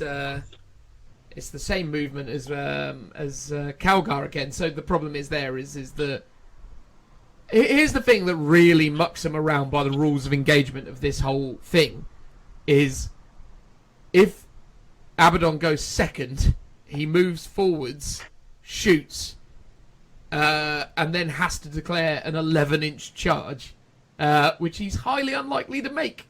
And then Ghazghkull, in response to that, opens up with a hail of fire. And that's definitely been a bit of a difference maker in this particular format, has been the amount of damage you take from the amount of shots the guy gets before you even get in. Yeah, he's absolutely ridiculous. Although I know I am championing Ghazghkull, I do kind of want Abby to win this. So we're all rooting for Abaddon. The underdog. But we all know that Ghazghkull pretty much has got this in the bag. Pretty much. I think Well, so. based on that then, gents, I suppose there's nothing for us to do but get on with things. So Yeah, watch the slow car crash. yeah, exactly. So, as is tradition, I suppose Phil, you can do the honours as the underdog representative. Would you like to go higher or lower? Let's go higher. All right, he says higher. Let's see how that goes. It's a 6. So, Phil, would you like to go first or second? Oh, what did we work out? I'm best off going second. I mean, regardless of what happens, mate, you're gonna have to go. You're gonna have to go first at some point. Well, let's go first then. Let's Go get it first. over. You won the roll off. You may as well give it a try. Very quickly, Yes. you're not screen sharing at the moment. I know. I was hoping you wouldn't call that out, so as I could have just seamlessly done it during the break. Oh, But now you've ruined that. Let's move on to round 1. Round 1. It's round number 1, everyone. So let's begin with Phil moving 6 inches towards Ghazghkull THRAKA, controlled by Joe. Phil, would you like to make some kind of noise? No, stomp. There you In Terminator armor. So you've got 4 shots, hitting on 2s, wounding on 5s, Phil. You feeling confident? Let's see. We'll see how it goes. So hitting on 2s, let them roll. So you've hit with all 4 of your shots, Phil, but that will matter for naught because you got a wound. Feeling confident about wounding on 5s? It's what the guard usually do, so I'm pretty used to it. Let's give it a go. There it goes. 1 solitary wound to Ghazghkull THRAKA. That's all I need. So 3-up save, is it, Joe? he's got a 2-up save. Correct, but isn't this gun -1? Yes. Then it is a 3-up save. There you go. Look at that. We're remembering all the things. So 3-up save. Here it goes. Oh, a 6 says no to your saving shenanigans. So that's it, Phil. You can't charge. You're all of 16 inches away or whatever it is at this point in time. 18 inches away. Sorry, maths. So there you go. You can wave your fist at him angrily. There it was. Wave it around. Joe, you got an 8-inch move, mate. Sorry, a 7-inch move. So you're going to do that, I assume. Scooch, scooch, scooch. And then you only have 12 shots. It's a small amount, but it'll do. Exactly. Hitting on 5s with exploding 6s. Yeah. Let's have a look and see how that goes. Blimey. Phil was having a good time. So we've got 1 6, 2 5s, and a bunch of misses. All right, so we've got to roll the 6 and see if you get an extra shot off. So you need to see a 5. And you see another 6, so you got 4 hits, Joe. That's good. He's a crack shot. Mate, I mean, I don't think you necessarily need to be when you're firing this thing. It's Wait, how does this work out? You hit once, right? Yeah. With 6. and that's 6 hits. So surely that's two hits, not No, four. no, No, because they hit these do on not themselves generate more hits, Phil. Surely you know that. Well, no. So it should be 2, not 4. No, because he hit 3. There was 2 5s and a 6, There you and then go. Oh, Phil. sorry. Yes, yeah. I was just looking at the 6s. That's all. Okay. Are you all right, Phil? Are you here?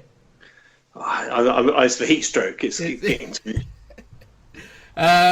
What's the toughness of Abaddon? He's 5, isn't he? Ooh, yes. So it's going to be winning on 4s. Let's see how that goes. So that is 2 wounds. So you need 2 wounds. free up saves, Phil. Feeling good about that? Yeah, easy. Oh, easy. Easy times. Now you take 1 wound. Down to 7. Oof. But now, Joe gets to attempt an 11-inch charge. But not before Abaddon tries to shoot him on the way in. Now, does Abaddon re-roll all his misses or just ones? all of them. Well, that would make sense. So, let's see if he hits you on 6s. He's got 1 hit so far. Now let's see if he can turn the other 3 misses into hits. No. So he's got 1 hit. That's going to be wounding Gaz on a 5. It's a wound. Damn it. Joe needs to make a free up invuln. Not a free up invuln, a free up armor save. His invuln's That only would be 4 up. good if he had a 3-up invuln. I mean, that would be bananas. I mean, it's bad enough with a 4 up invuln. But let's see what happens. He makes that save. So, Joe, do you feel good about making an 11-inch charge? Oh yeah, I did it before and I'll do it again. All right, here it is. Double 1. Double one, but he gets to re-roll. He So does. That's strong. Here He's we warming go. up. He's stretching. 7. Not quite good enough. All right. Okay. So, Abaddon moves forward 6 inches, right, Phil? Stomp, stomp, stomp. And then unleashes the fury of whatever the heck that thing on his arm's called. The The gauntlet Talon of Horus. There it is, the Talon of Horus. So, hitting on 2s. Parentheses, shooting. Hitting on 2s.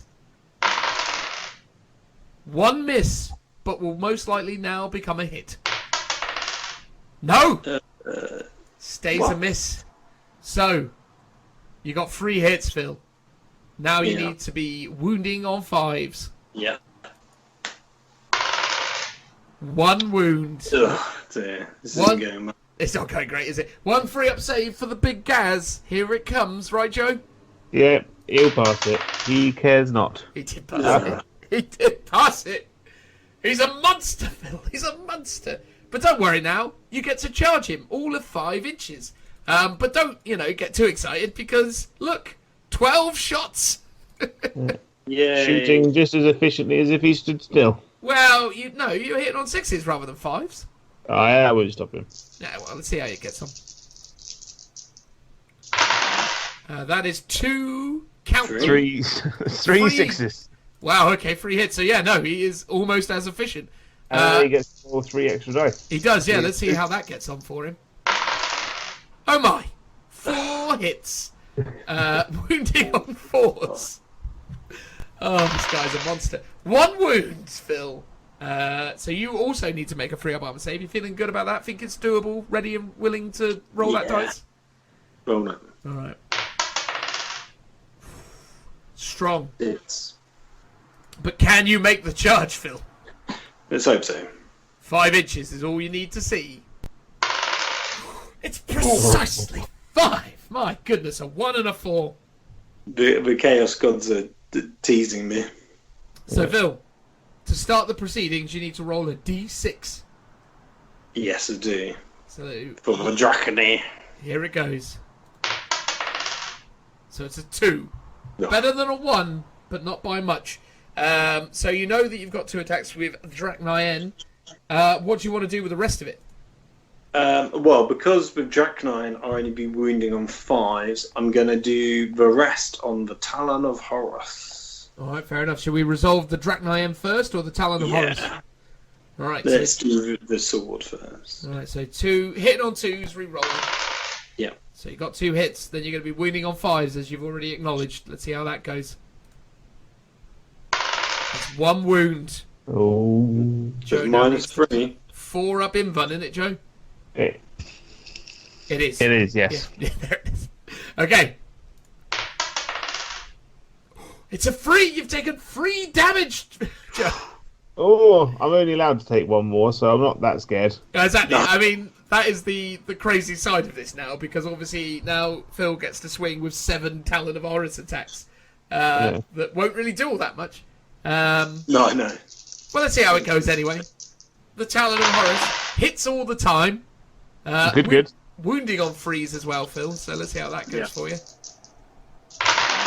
Okay, not so great on the wounding front. But doesn't he get to re-roll with it? Does he get to re-roll the wounds with the Talon of Horus, Phil? Not as a special for the weapon, no. Yeah, because obviously Joe's point of confusion there is probably because it looks quite a lot like a lightning claw, right? It is essentially a giant lightning claw. But It is. weirdly, it doesn't have that ability. But you only get that ability if you've got a pair of lightning claws, don't you? No, you just get a pair of lightning claws. Just confers an extra attack. Yeah. Well, A according lightning to the claw. words it says here, Joe. A lightning claw always allows you to re-roll. Well, according to this, the Talon of Horus is a melee weapon with ×2 strength, -4 AP, and D3 damage. That's right. That's it. It says It's nothing. a claw that is in fact a fist. Yeah, exactly. It's more fist than claw. Yeah. But there you go. So, going to be winning off... you got to do 4 up invuns. Do you care, Joe, given the fact that you're probably likely to fail one, but it I makes no reckon odds? he'll pass them anyway. Yeah, you reckon he'll just pass them anyway, just to be smug? Yeah. No, let's see. Be a big boss. No, he failed 2 of them, but it doesn't matter. We won't even bother rolling the D3 because you can only take 1. No, go on, roll it. Let's see how much extra damage I've wasted. Alright, so 2 D3. I bet it'll be 6. Yep. So under normal circumstances, Abaddon would have ran in and now have done 9 damage to something. But against Ghazghkull, he's done 4. So that's pretty great. He would have in fact killed Gilliman. Yes. Yeah, he would have ran in and one-shotted Gilliman with that. And he would have had the exploding 6s. Oh yeah, so he would have done even better against Girly Man. Yeah. So, yeah, that's true. Just let that sink in. Let that sink in. Let that just simmer. Well, doesn't Gilliman have a 3-up invuln? No, he's got a 4-up. Why do I Because you feel can like get back up. I'm pretty sure it's 4-up because you can get. If it would be 3-up yeah, if it's you didn't 4-up, get isn't back it? up. Yeah, it's Aldred Olfrad who's got a 3-up invuln. But there you go. So you've He's done just 4 an old damage. man with a stick. So Exactly, but he's got a hell of a woven cloak.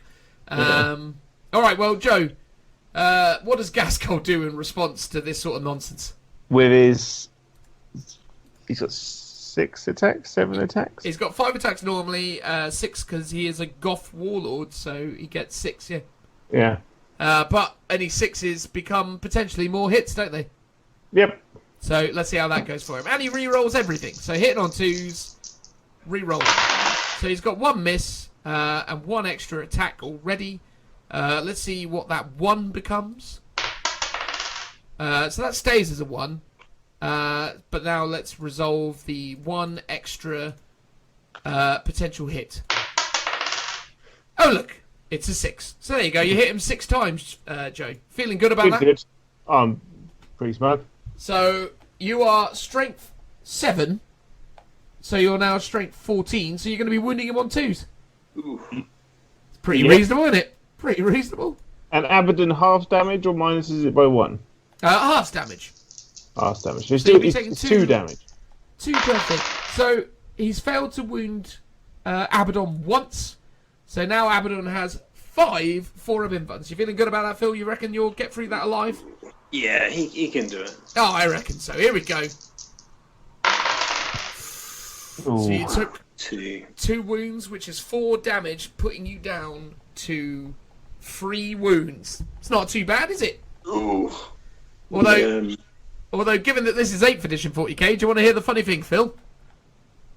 What's this that Gaz will be shooting in combat? No, in Gaz is going again, because it's now his turn, isn't it? It is. Is it? Yeah. Yeah. Because you charged me, Phil. You charged him, Phil. No, it's the heat stroke. I've lost all sense of time and place. All right. Anyway, well, 6 attacks, Joe. Let's see how those go. So you missed 1 and got an extra 1. So let's see if the miss becomes a hit. brilliant. And then let's see if the extra hit becomes an extra hit. Yeah, it does. Brilliant. So you got 7 hits on him. You're going to be wounding on 2 still, right? Yep, he hasn't got any weaker. He hasn't got any weaker. So you failed to wound once. So Abaddon now has to do 6 invulnerable saves. You reckon he'll get through it, Phil? You got to pass 5 out of 6. I want to say yes. All right, let's see it go. Oh no, no, he's dead. He just Very dead. even with halving the damage, he just took 10 wounds. Ouch. What is with this guy? He's an absolute monster. Well, he is. He's got the keyword for it. Oh, he does, doesn't he? Yeah, yeah. The clues in the That's name. what I mean. They'd be shooting in combat in 9th edition. Oh. God, you're not wrong, are you? Yeah, in 9th edition he gets to shoot in combat. Yeah. Oh my God. I mean, only hitting on 6s because -1, but even so. I mean, as we proved from the Overwatch, it doesn't really massively matter, does it? What a beast. All right, well, let's move on now, if we shall, to round 2. Round 2. All right, so round number 2, everyone. Joe, it's your turn to go first. So please, slide along 7 inches. Myself or the model? Oh, you know, either or, either or. Both at the same time. Off we go. Exactly, sharing the same space in time and space. Yeah. There you go. So 12 shots, isn't it? Yep. Wonderful. Only. Hitting on 5s. Only. All right, here they go. Oh, you only actually got 1 hit that time, Joe. Oh. And not He's a tired. Not a single 6. Yeah, I know. He's only just rested slightly. He's just getting his eye in, you know. Exactly. He's too busy cleaning the last Abaddon off of his claws. That's it. Yeah. That's it. In between rounds, he didn't even need to sit down on the stool. He was just standing up, ready to go. But obviously a bit over eager. But he needs a 4 to wound, so let's see if that works out for him at the very least. It does. Phil, you got a 3-up armor save to make. Ready for that? Yeah. You failed. That's it. It's already off to a great beginning. So Abaddon is already down to 7 wounds. But don't worry, Phil. Now you get to move towards him and shoot him yourself. Brilliant. Let's clomp forwards. Go on then. Clip, clip, clop, clip, clop. Here's the answer, He's Joe. turned into a horse. Oh, someone's driving a fast car outside. Sorry about that. Right. 4 dice, Phil. Hitting on 2s, yeah? Yeah. All right. You missed once, but I'm sure you'll turn that into a hit. Yeah, you do. And you're going to wound on 5, aren't you, Phil? Yes. Of course you are. 1 wound. 1 Oh. wound. Will Gaz be Deja as vu. unlucky as Abaddon? Let's find out.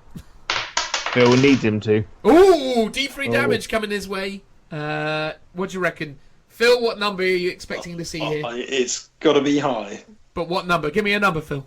Well, I want to roll a 5 or 6. A 5. Let's A say I 5. get 5. Okay, here it goes. Phil gets a 5. I'm calling it No, 2. it's a 2. Joe in there just at the moment.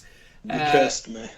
One wound on Gaz. So there you go. Down to 11 for Ghazghkull now. But good news, Phil. Because you're 11 inches away from him, you get to charge him. This will be a fun Overwatch. Exactly. It's always a treat. So 12 shots from Gaz in Overwatch. Ready, Joe? Pew, pew, pew. Pew, pew, pew. 1 hit, which could itself become an extra hit. Just give me a moment to get rid of these excess dice. So does the 6 become another 6? No. But does it wound on a 4? No. Okay. No. Relatively unsuccessful shooting from Ghazghkull here. But don't worry. I'm sure Abaddon will make it up with his mighty charge. Here it goes. 11. No. That's a 4. See, that was a prime example of why they've changed the Overwatch rules. Is that what it is, you think? You want it, you know, because under the 9th edition stipulations, Gaz wouldn't just be able to Overwatch for free all the time. Well, exactly. Because you just rolled a bucket of dice and didn't do anything, and then I rolled a charge that I couldn't make, and they also didn't do anything. Yeah. So it speeds up the game, is what you're saying. Exactly, because we won't be making these frivolous charges. Well, exactly. Well, that's something to consider. Or you declare the charge, knowing that you probably will fail it, just so your opponent spends the CP. Ooh. It's all a game, Phil. Mind games. Layers. True. Layers. Yeah. On the topic of this game, Joe, move forwards if you would, please. Insert squeaky wheel noise from Monty Python. All right, there it was. So now you are 4 inches away from him. So you get to shoot him a bunch, right? Yeah. Or can I declare not to? Can I declare that I want to eat him in combat instead? Well, no, the rules of the KOTC are clear, Joe. You got to do the things you're supposed to do. Oh, So fine. here you go, 12 shots. Let him roll. I hope I miss. So you get. Oh, Ghazghkull, you've been too effective again. You've been way too effective. So you've got 3 5s and 2 6s. So the 2 6s, what do they become? 2 more 6s. 1 more 6. So you had the 3 5s and the 2 6s. So 6 hits all in. So that's pretty reasonable. Wounding on 4s. Only. Only 2 wounds. So Phil's got 2 free up saves to make, right, Phil? Yeah, I can do this. You can do this. Double 1. The curse of these. So down to 5 It's wounds. like a Joe and Tabletop Simulator all over again. It is. Yeah. This is why Joe doesn't get involved with Tabletop Simulator. It's true. Yeah. All right, but don't worry, Phil. You can shoot him in Overwatch as he comes to smash you around the head. Brilliant. So hitting on 6 is re-rolling everything. That's 1 hit so far. 3 re-rolls. That is 1 hit. So you're going to be wounding on 5s. You reckon you can do it, Phil? Come on. Believe. Come on, Phil. Believe in the dice. Here it is. It's a 4. You weren't believing hard enough, Phil. All right, Joe. You need to make a 4+ roll on 2d6 with a re-roll. Do you reckon you could do that? I hope for Phil that I don't. All right, well, let's see how that goes. Oh, it's a 10. Oh, good. Oh. Jeez. In he goes. Right, so as we've already established, 6 attacks, hitting on 2s, re-rolling 1s, yeah? Yeah. All right. So you hit with everything, and you got 1 6. So let's add another dice roll to that whole conundrum. Does that hit? No, but you re-roll. And it does hit. So you got 7 hits all in. And you're going to be wounding on 2s, correct? Correct. Oh, So does Gaz have exploding 6s in combat as well as shooting? he does, yeah, because he's a Yeah. goth. Ah. So now, Phil, you've got to make 5 4-bin buttons. You feel all right about that? You're going to do it right? No, but let's believe. Believe. You did, Phil. You're down to 3 wow. wounds, mate. You passed 4 out of 5. Jeez. So you're in there, mate, with only 3 wounds remaining. And now, here's the thing, Phil. You now get to exploit the situation of double tapping. Do you want to do it all? Oh, no, because you can't. You could. No, but so the thing is, how many wounds is he on? He's on 11, isn't he? He is, yes. So even if I attack twice and do max, that's still only 8. So I've still got another round of combat to survive. Yes, Yes. and the great thing about that, Phil, is that the damage that you'll do to him means that he'll get 7 attacks, which then explode. He gets harder. He gets But more. Does your ballistic skill go? Your weapon My skill weapon- go down? No, course his it weapon is. skill doesn't go down, but his strength goes down to only 5. But given that your toughness 5, he's always winning your 2s. Oh yeah, true. Fair enough. It's not looking great, Phil. I got to be honest. But look, let's see what happens. So you got to roll the d6, yeah? Yeah. All right, rolling the d6. A 2 on Again. form. Okay. So same as last time, I assume. Yeah. All right, so you've got your 2 hits. You're going to be wounding on 5s, yeah? Yep. And you get your double 6, 2 wounds. Oh. Double. And now Joe needs to make 2 4-bin buttons. Very likely, wouldn't you say, Joe? Very likely, but I want to fail them. Okay. Because no well, one let's see said what enough happens. wounds to him yet. Double six. Double six. Double six. You again. monster, Ghazghkull, you monster! And then you've got 7 attacks with the power fist of Horus. The talons. The talon. Hitting on 2s. You missed 1, but you re-roll that one. You hit all 7. You wound on 3s. Here we go. Okay, right, that's less great. Oh dear. 4 of invuns, right, Joe? Yep. Oh, he failed 1. And then it does D3 damage. Oh, just the 1. Oh, classic. Jeez. Oh my god. But don't worry, Phil, now you get to go again. So you've taken him down to 10 wounds, now you get to go again. So roll the D6, yeah? Yep. Oh, it's a 5. I was so expecting it to be a 1. That's a lot better. Yeah, Okay, that would let's be do brilliant. that first. Just to mortal wound yourself for the Yeah, fun exactly, of it. just for the lols. So 5 hits, or rather 5 attacks hit on 2s. Reroll that 1, so 5 hits, wounding on 5s. 2 wounds. Oh, 2 bit 4 of better. invuns, right, Joe? Yep. Double 6. A double 6. A double 6 for Gaz Dice and Ken. are rigged. This is insane. This is absolutely insane. But don't worry now, you've got 6 other attacks that you can make now, Phil, because you've lost the might of your ferocious charge, or whatever it's called. So 6 attacks hitting on 2s. You hit with all of them, and now you wound on 3s. You wound with 5 of them. Surely Joe can't pass all of these. Surely. Right, can I just say that there's 2 6s in there again, He fails 1. and you only failed 1. D3 damage coming your way. Oh, 2! Look at that, he's down to 8. I mean, it's 1 better than last time. It's one better than last time, mate. Alright, so now it's Gaz's turn. Now, Oh, I think I'm going to die now. I mean, it's quite likely to be the outcome. Yeah. Because So- Gaz is getting double striking now. Essentially, yeah. So the initial 6 attacks from Gaz, let's see how they go. So he hits with all but 1, but he gets to reroll that one. Cool. So he actually misses, but one of the dice were a 6, so he gets to roll an extra dice for that. So let's see how that goes. Cool. So he's got 6 hits, and he's wounding on 2s. You ready to roll that, Joe? Yeah. Yeah, I want yeah. all ones.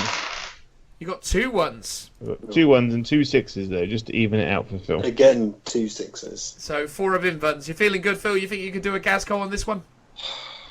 But let's have a quick pray to the false gods.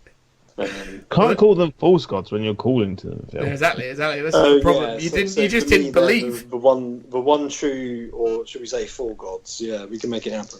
Here we The go. Pantheon. Let's see what happens. No, he's dead. It's close. It was close. He's taken another 4 damage. He is dead. Ugh. So there you go, everyone. If you want to add an absolute combat monster to your army, Collect an orc army. collect an orc army. And Jeez. obviously, as we were saying from the outset, it seems like he's only going to get better when 9th edition comes around. So there Surely you he's going to have a massive points increase though. go. I mean, he must do to be as good as he is. He Well, is. I guess the thing is, as we've always said, his biggest downside is he's got a foot slog. However, you could use a new strategic reserves potentially to lob him up the board. Oh yeah, yeah. But then that takes a long time to pull off, so who knows? I think as well though, when we were talking about the orcs earlier, I think if you take him with Makari and he gets his 6-up feel no pain and all the other shenanigans that you can kind of do with him, I don't know, man. I think there's definitely room in your army for Ghazghkull these days. I think if you had a battalion and you put Gaz and Makari as your HQ choices, you'd be pretty happy with that. Yeah, so really you just want him to like throw him up the board, like have him walking up just as a constant threat to have some fights in the middle of the table. Mm-hmm. Yeah, I'd say so. I think him plus some of those orc buggies that we were talking about and some killer cans would be absolutely horrendous to deal with. No. Yeah. Take some killer cans, take some buggies, take some Ghazghkull THRAKA, and have yourself a good time. Right, Joe? Yeah, or you take a Ghazghkull or a Morkanaut and stand in behind it so you can't actually shoot him.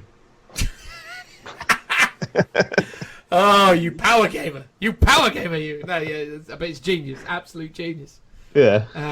No, you'd absolutely do that, wouldn't you? That's just absolutely fantastic. Just have him walking up behind the Ghazghkull. Could you imagine the absolute nonsense that would be? Yeah. I think what you should do is paint and convert your Ghazghkull to look like Gaz. So black armor with like a shooty 4-barreled gun and a claw.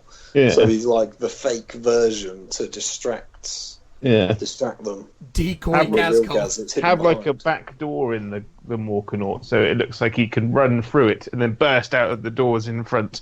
Was it the Morkanaut or the Ghazghkull? Because don't they actually have a transport capacity? Yes. Yeah, They they do both- in fact yeah. have doors, don't they?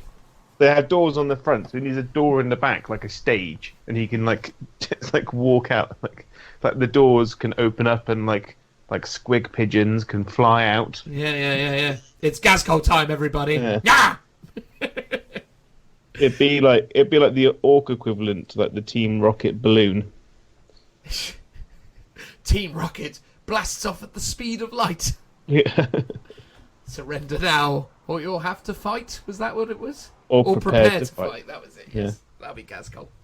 Yeah. Keeping it real. I mean, obviously, once they changed the rules for Gaz, and it happened at the time we started this process, we found out that they were going to be changing the rules for Gaz, and we'd put Gaz in the running already, and I was worried at first because I thought maybe they wouldn't make him an HQ choice, and then we'd have to, figure out how to put someone else in his place. Yeah, but then someone had a brain aneurysm and made him a HQ instead of a Lord of War. Do you reckon, based on that, though, do you think there's an argument that they might actually, in 9th edition, when the new Marines come along, actually go, oh, for the new Marine book, Guilliman's an HQ choice now?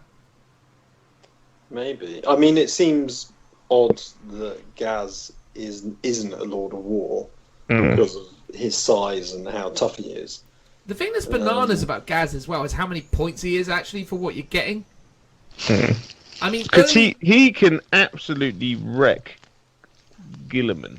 Oh, absolutely. Guilliman wouldn't stand a chance against him. So it's just weird. I find it because all orcs can take him as well. Yeah. Is why I find it weird that he's a HQ choice. Yeah, he's very odd. And also what's really strange about him is that, I mean, as I said, it's the points cost for one. I mean, he's like 285 points, I want to say. So he's at least 65 points cheaper than Guilliman. And he's just... Early doors, I wasn't convinced about Ghazghkull, because in tournament gaming, in gaming in general at higher levels, I thought to myself, he's just a slow-moving problem that you can easily deal with by just making sure that you shoot one good thing at him a turn, but don't focus on him beyond that. Like, you just sort of go, cool, Gaz, I'm going to shoot you with this one Crimson Hunter Exarch. That'll do 4 wounds to you. And then I'll worry about you the next turn while I continue to put stuff in between you and the rest of my army. So I was never massively worried about him. The other thing was as well is I felt like he was enough points that it massively broke the way that you play orcs, because orcs are all about getting lots and lots of stuff. Whereas if you took Gaz, Gaz is essentially replacing a 30-man boy squad. And very early on, I was like, well, the 30-man boy squad is so much more important than having Ghazghkull. But I'm definitely reevaluating that thought process. I think Gaz is just... I mean, you just can't deny how much of a truck he is. I don't think... Bizarrely, the closest any character has got to killing him was Farsight. Farsight got him down to 4 wounds or something. Yeah, but Farsight had the best guns, though, didn't he, really? Yeah, and also he And rerolls against orcs as well, doesn't he? Yeah, so maybe someone like... Because what you need to be able to hurt him in the shooting phase, then hurt him with Overwatch, and then you need to shoot him in the shooting phase, not charge, wound him in Overwatch, have Ghazghkull charge you, survive it, then strike twice. That's the only way of doing it. Yeah, yeah. So, like, maybe someone like Pedro could do it, because he hates orcs as well, and he's got Dawn's arrow and he's got a power fist. Yeah. Yeah, potentially. I think, honestly, I think they need to I think they need to slightly tweak the Prophet of Gork and Molk special rule. The 4 wounds each phase. I feel like maybe they shouldn't let that include mortal wounds, because at least then there's some ways around it. Because like there are certain weapons that, in addition to regular damage, do mortal wounds, and maybe that might help make him a bit more sensible. But that's very situational. And then, like, a knight could death grip him. Yeah, yeah, which makes sense though, right? You would imagine that you should be able to death grip him. Because he's the only unit in the game that can't be death gripped. Yeah, because you can literally be like, I'm going to death grip you. Cool, you're just going to pick me up and squeeze me, but I don't mind. Just carry on. Yeah, like one of those like doggy chew toys where the eyes pop out. Yeah. That's it. It's just a big stress reliever for the Imperial Knights. Except for the fact he's trying to bludgeon them to death with his horrific claws. I mean, wow. I mean, we all knew it when we saw him from the outset, and we all knew that he was crazy good, but it's so hard to deny how incredible this guy is. Maybe someone like Cool, like Belisarius Cool, could do it, because Cool's actually quite... Because Cool heals himself during the turns. Yeah. But Belisarius isn't fighty enough to get it done. Yeah, But the he's thing only is, got he 4 doesn't need attacks. to be. He just needs to sort of out-survive Gaz. Because with Gaz, you can only do 4 damage max, so he doesn't need to be super great in combat. He just needs to be enough to do at least 4 wounds. Or 2 or 3 even. But if he can heal more wounds than Gaz can take... I don't think that's possible, mate. Because I don't think anything could survive attrition against Gaz. No, because he just does a ton of wounds. Yeah, because Gaz is the hardest hitting truck in the game. It's like literally, it's all well and good being like, oh, I can heal wounds. But it's like, yeah, you'd have to heal a lot. I mean, as we saw, if Abaddon wasn't halving the damage, he would have taken 20 wounds in a round. Yeah. Do we feel that Abaddon is a bit of a damp squib? And law-wise, he should be able to go toe-to-toe with Gaz. 100%. Abaddon's rules do not reflect his model. Which is odd, because they only recently redid his rules. But there's I don't know, he's still pretty good. Like they mucked up his rules. They made him... They gave him the same rules as Calgar in Primaris form, when he's supposed to be going toe to toe with Guilliman. He should be Primarch level. Yeah, I wonder if that was because in the story they had him going up against Calgar, so they didn't. I mean, I don't think there's too much influence on. Oh, this is the story, so these are the rules. But they very much in Vigilus go. It's Calgar versus Abaddon, so maybe they were like, oh yeah, we don't want him to be so good rules wise, and he still is. He should be as good, if not better, than Guilliman. Yeah, but come on now, he's a heresy era, like, I mean, he was a crusader, for God's sake. He's been, I mean, in the old fluff of the olden days, they used to talk a lot about how Chaos Space Marines would encounter modern Space Marines, and they would always call them like diluted and lesser than their crusading brethren, because ultimately the potency of these Marines was nowhere near as good as it was obviously when the Emperor was walking amongst people. And I think that's the thing. It's like, there's lots of really amazing literature where one Khorne Berserker encounters an entire tank company and then just destroys all of it because it's a Khorne Berserker from 10,000 years ago. It's gonna muck you up. But then Abaddon can just wade into Primaris Marines and just wreck them. Oh yeah. Like rules wise, Abaddon is fine in 8th edition for what he was until Ghazghkull came along. And but I think that's the thing. But he just doesn't fit his model. That's what I was sort of saying. Because maybe Abaddon needs to kind of be upgraded to be like Like the factions are kind of getting these super characters now. Yeah. So like you've got the Silent King, you've got Ghazghkull, you've got Gilliman, like even Celestine and the triumphant thing. They're all like super characters. Yeah. Even the swarm. So the Swarm Lord needs to become like a super character to represent like what he's supposed to be, kind of thing, or Old One Eye. Then like Farsight should become an absolute monster as well. I don't know if the Tau needs... I think like the Tau super character would need to come from... I mean, unless they go, here you go, Farsight, you get a modified combat version of the Riptide armor or something. Because that would make sense if they made Farsight a Riptide armor. Yeah. But I kind of feel like, and again, just to go off on this tangent for a moment, I kind of feel like they need to kill off characters like Farsight, though, specifically, because the one thing with the Tau stuff is they've long since established that unlike every other race in this game, the Tau don't live very long, or at least they didn't used to. So it always seems a bit weird to me that they've got Tau characters still kicking around in this version of history, you know? Where you're several hundred years in the future now. Yeah, because they were saying like early doors with the Tau, they would talk about how Tau only lived for about 30 years, and then and now it's like, oh yeah, they're like everything else, they just live forever because we love to. Immortal. Yeah, because we love to tell stories over periods of decades because that's how But then, space operate. But then but humans are living for hundreds of years as well. Oh yeah, I mean look at Because they've got Phil's favourite old Commissar Yarrick. Yeah, because they've got Yarrick, the rejuvenate kind of process. At least when they did like Colonel Schaefer, it made sense because he was in charge of a penal legion, and his body was completely being put back together by dead penal soldiers. So whenever he lost an arm or an eye, or like his head got chopped off, it'd just get replaced by something new.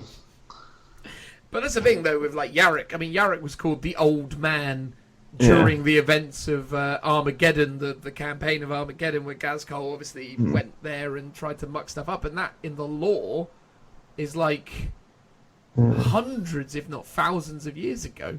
So it's a weird thing. They got rid of Creed though, didn't they? Yeah, the token thing. I mean, that's one of the weirdest. Anyway, we're probably drifting out into the weird realms of weirdness, but yeah, I think you're right. I think we need to get into a situation where each faction, much like in Age of Sigmar, because obviously that's done really great for them, because obviously one of the things that Age of Sigmar does well is it definitely attracts the audience of painters who don't necessarily collect armies. They just love the awesome hero figures. There's going to be loads of people who have bought that Sylvaneth chick who hangs out on the Beetle, and you know all the other cool stuff that you see. I mean that new whatever they're called, elves. What are the new elves called again? The Lumineth. Yeah, the new Techless model. I mean that is lovely. Phenomenal. I mean, and that's the sort of thing you're going to get people buying that stuff just to build and paint it. So having that in 40k is also really important, I think, because it just helps. It was interesting. Did you listen to the Pete Foley and Wade Price podcast that I did. came out recently? No. Pete was saying that in Age of Sigmar, the big model is your sort of like the archetypal model for that army, like a bigger version of it, basically. So it's the elfiest elf or the dwarfiest dwarf. That sort of thing. Whereas for 40k, he was like, we don't tend to do that. The big things tend to be vehicles and monsters that are very much different from your stereotypical infantry. I mean, I guess with Orks, though, you do have Gaz, who's a bigger version, and Gilliman is a bigger version of a Space Marine. But on the most of the time, that big one kind of sort of centerpiece unit isn't a person. It tends to be. Well, it's changing though, right? Because I mean, we've seen the various images of the Silent King, and you've got to imagine that for like us elder players out there, some new sexy avatar miniature must be in the works. So yeah, you got to assume that sort of stuff is changing. Oh yeah, I do think every army does need at least one big model of some kind. But just to be competitive, just to help. You can't just throw a Ghazghkull into the game and then have no answer to it. it's crazy. Yeah, because like Eldar, like what did Eldar do? They put a Wraith Knight up against it, and he just absolutely wrecks it. Oh, absolutely! Like this guy just tears through everything. Yeah. Like, Well, I think the staggering how only good way he is. to kill him is basically with Psychic. You need to be able to hit him in every phase, and to do that, you need a decent amount of Psychic ability to get those mortal wounds on him. Yeah, like something like and close combat. Something like a Nemesis Dread Knight might be able to take him on. Maybe. Nemesis Dread Knight, yeah. But I think here's the thing: in 9th edition, for tournament play, at least for the people who are supporting the minimum size format, Ghazghkull's going to get even better. Not that it's going to take him less time to get to you; it's just that you've got less places to go. So you've got less distance that you can put between him because you haven't got the same amount of area to back up into and to hide from him. So turn 1, he advances into the center of the board, and then it's like, cool, I can wherever you go, I'm probably going to get to you. It's crazy, absolutely crazy. But there you go, guys. Anyway, look, that was us doing the KOTC. We hope you enjoyed the segment. It's going to go away now for a considerable length of time because it's a real pain in the ass to record, if I'm honest with you. More the editing. It's a real nuisance to edit. You wouldn't imagine a segment like that involved all that much editing, but I can tell you it does. So I'm going to be glad to see it gone. The hint is that those dice noises aren't real. Well, exactly. Not to break the fourth wall. But yeah, that's how it goes. But yeah, we're going to move on, guys, now to the end of the show. So thanks very much. Transitional noise. Woo! And that's it, everybody. The end of episode 53 of the Lookout Sir Warhammer 40,000 podcast. Phil, we never really carried on talking about that in the intro. Were you hurt by the fact that I slightly changed the name? Yeah, I mean, you did it already at the very beginning because it was always meant to only be called Lookout Sir. And then I think we just added on 40k for, the metadata and for recognition. Well, that's the thing. So, and it's been done. Exactly. So if you go onto the Googles, right, and you type in Warhammer, or you type in 40k podcast, there's this nice list that comes up at the top, right? And with the exception of independent characters, every one of them is like The Long War, Warhammer 40k podcast, Forge the Narrative, Warhammer 40k podcast, The Competitive, Warhammer 40k podcast, Preferred Enemy, a Warhammer 40k podcast. So I was like, probably just need to get, stuck in. I don't know if that would really make I mean, it'd be interesting to see in terms of search engine stuff if that does improve, but I wouldn't have thought it really would. I like 40k. It's nice and short. If you play it, you know what it is. Oh, totally. I mean, that's still what it's called in my heart and in the branding material, so to speak. But for the purposes of the online algorithm, I just thought I'd change it so it's a helpful jumping on that new rule. Oh, what's it? What, the Lookout Sir rule itself? Yeah. I mean, it's quite exciting to have a rule again, isn't it? Yeah. I said it. Yes, although the downside is potentially people can't find our podcast when they search our name because all instead they get is this long paragraph of text of a new rule. It's funny because I think, bizarrely, and again, this sort of speaks volumes to my personal habit of listening to our show just to sort of go back and listen to it because I don't know, it gives me a nice warm fuzzy feeling. But I was listening to the intro of episode 39 today, and in episode 39 we speculate about the Lookout Sir rule returning because I think back then Reese or someone had said it during the finals of the LVO. He referred to what was happening with the Leviathan Dreadnought as a Lookout Sir situation. And I remember saying then, what I'll say now, which is that, yeah, it's great because obviously more people will look for Lookout Sir and then they'll find our podcast. But then eventually, so many people will look for Lookout Sir that it'll push us down the algorithm to the point of irrelevance. So that's what we have to look forward to. Not that we were actually all that relevant in the first place, but I like to think we're doing all right. Yeah, we're doing fine. I'm sure we are. I mean, it's more of an achievement that we're still doing it 2 years in. I mean, 2 years on, boys. I mean, again, obviously, Phil, you sort of sprung that on us towards the end of the intro segment there. But maybe we should now, in the outro, take a moment to talk about, the various things that have occurred to us within the hobby and our lives during those 2 years and how much of a positive Don't we do this influence this has been. every like a couple of months now. No, because we hit a 50 milestone, but we just sort of went, oh yeah, 50, whatever, move on. Although we did talk about it, we kind of broadly wanted to say things. But I'm more looking at you though, Joe. I mean, you've achieved so much in the 2 years of this show. I know, I painted a lot of armies. You've painted a lot of armies. You've got a proper job now doing like influencer stuff, haven't you? Yeah, not to imply that I didn't have a job back then. I had a job. No. But weren't you still driving lorries when you started this? Yes. Well, so when I started this podcast, I was driving from Wiltshire to Birmingham, Manchester, Leeds on a daily basis. It was quite terrifying when you used to tell me about the distances you traverse while having not slept. And it's like, and they'd be like, "Oh, I nearly crashed today because I was doing a big roundabout, and I wasn't, because I was so tired, I wasn't paying attention. I just kind of drove into it." I definitely remember saying to you about Hit Games and Joe, it's like, I don't think it's really worth any amount of money to potentially kill yourself or someone else, you know? Yeah, because I fell asleep. Yeah. So I went from there to working in a wargaming shop. Although admittedly I was working like on and off for GW at the time as well. And then Joe still, I'm going to say it because I think it's funny, because if someone madly does listen to us from the Warhammer World stores, next time Joe, flashes a badge at you to get into the exhibition for free, maybe check it. Maybe take a look. Hey, Joe?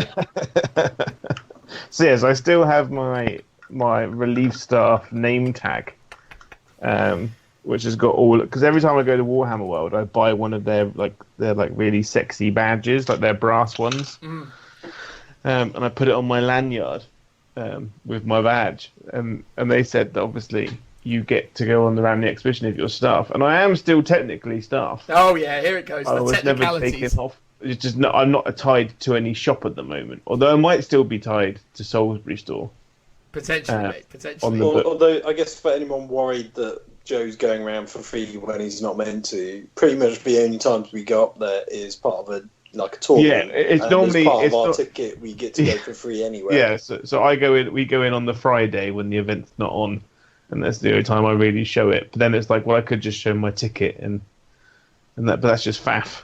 There was definitely one time though, Joe, where I felt hurt by it. He went in there and he flashed his badge, and then he was like, "Oh, but I'm staff," and obviously I know, and I'm like, "Do I say anything? Do I say anything? Do I dob him in? Do I dob him in?" I was like, "No, of course I'm not going to dob him in. That's not how things are done."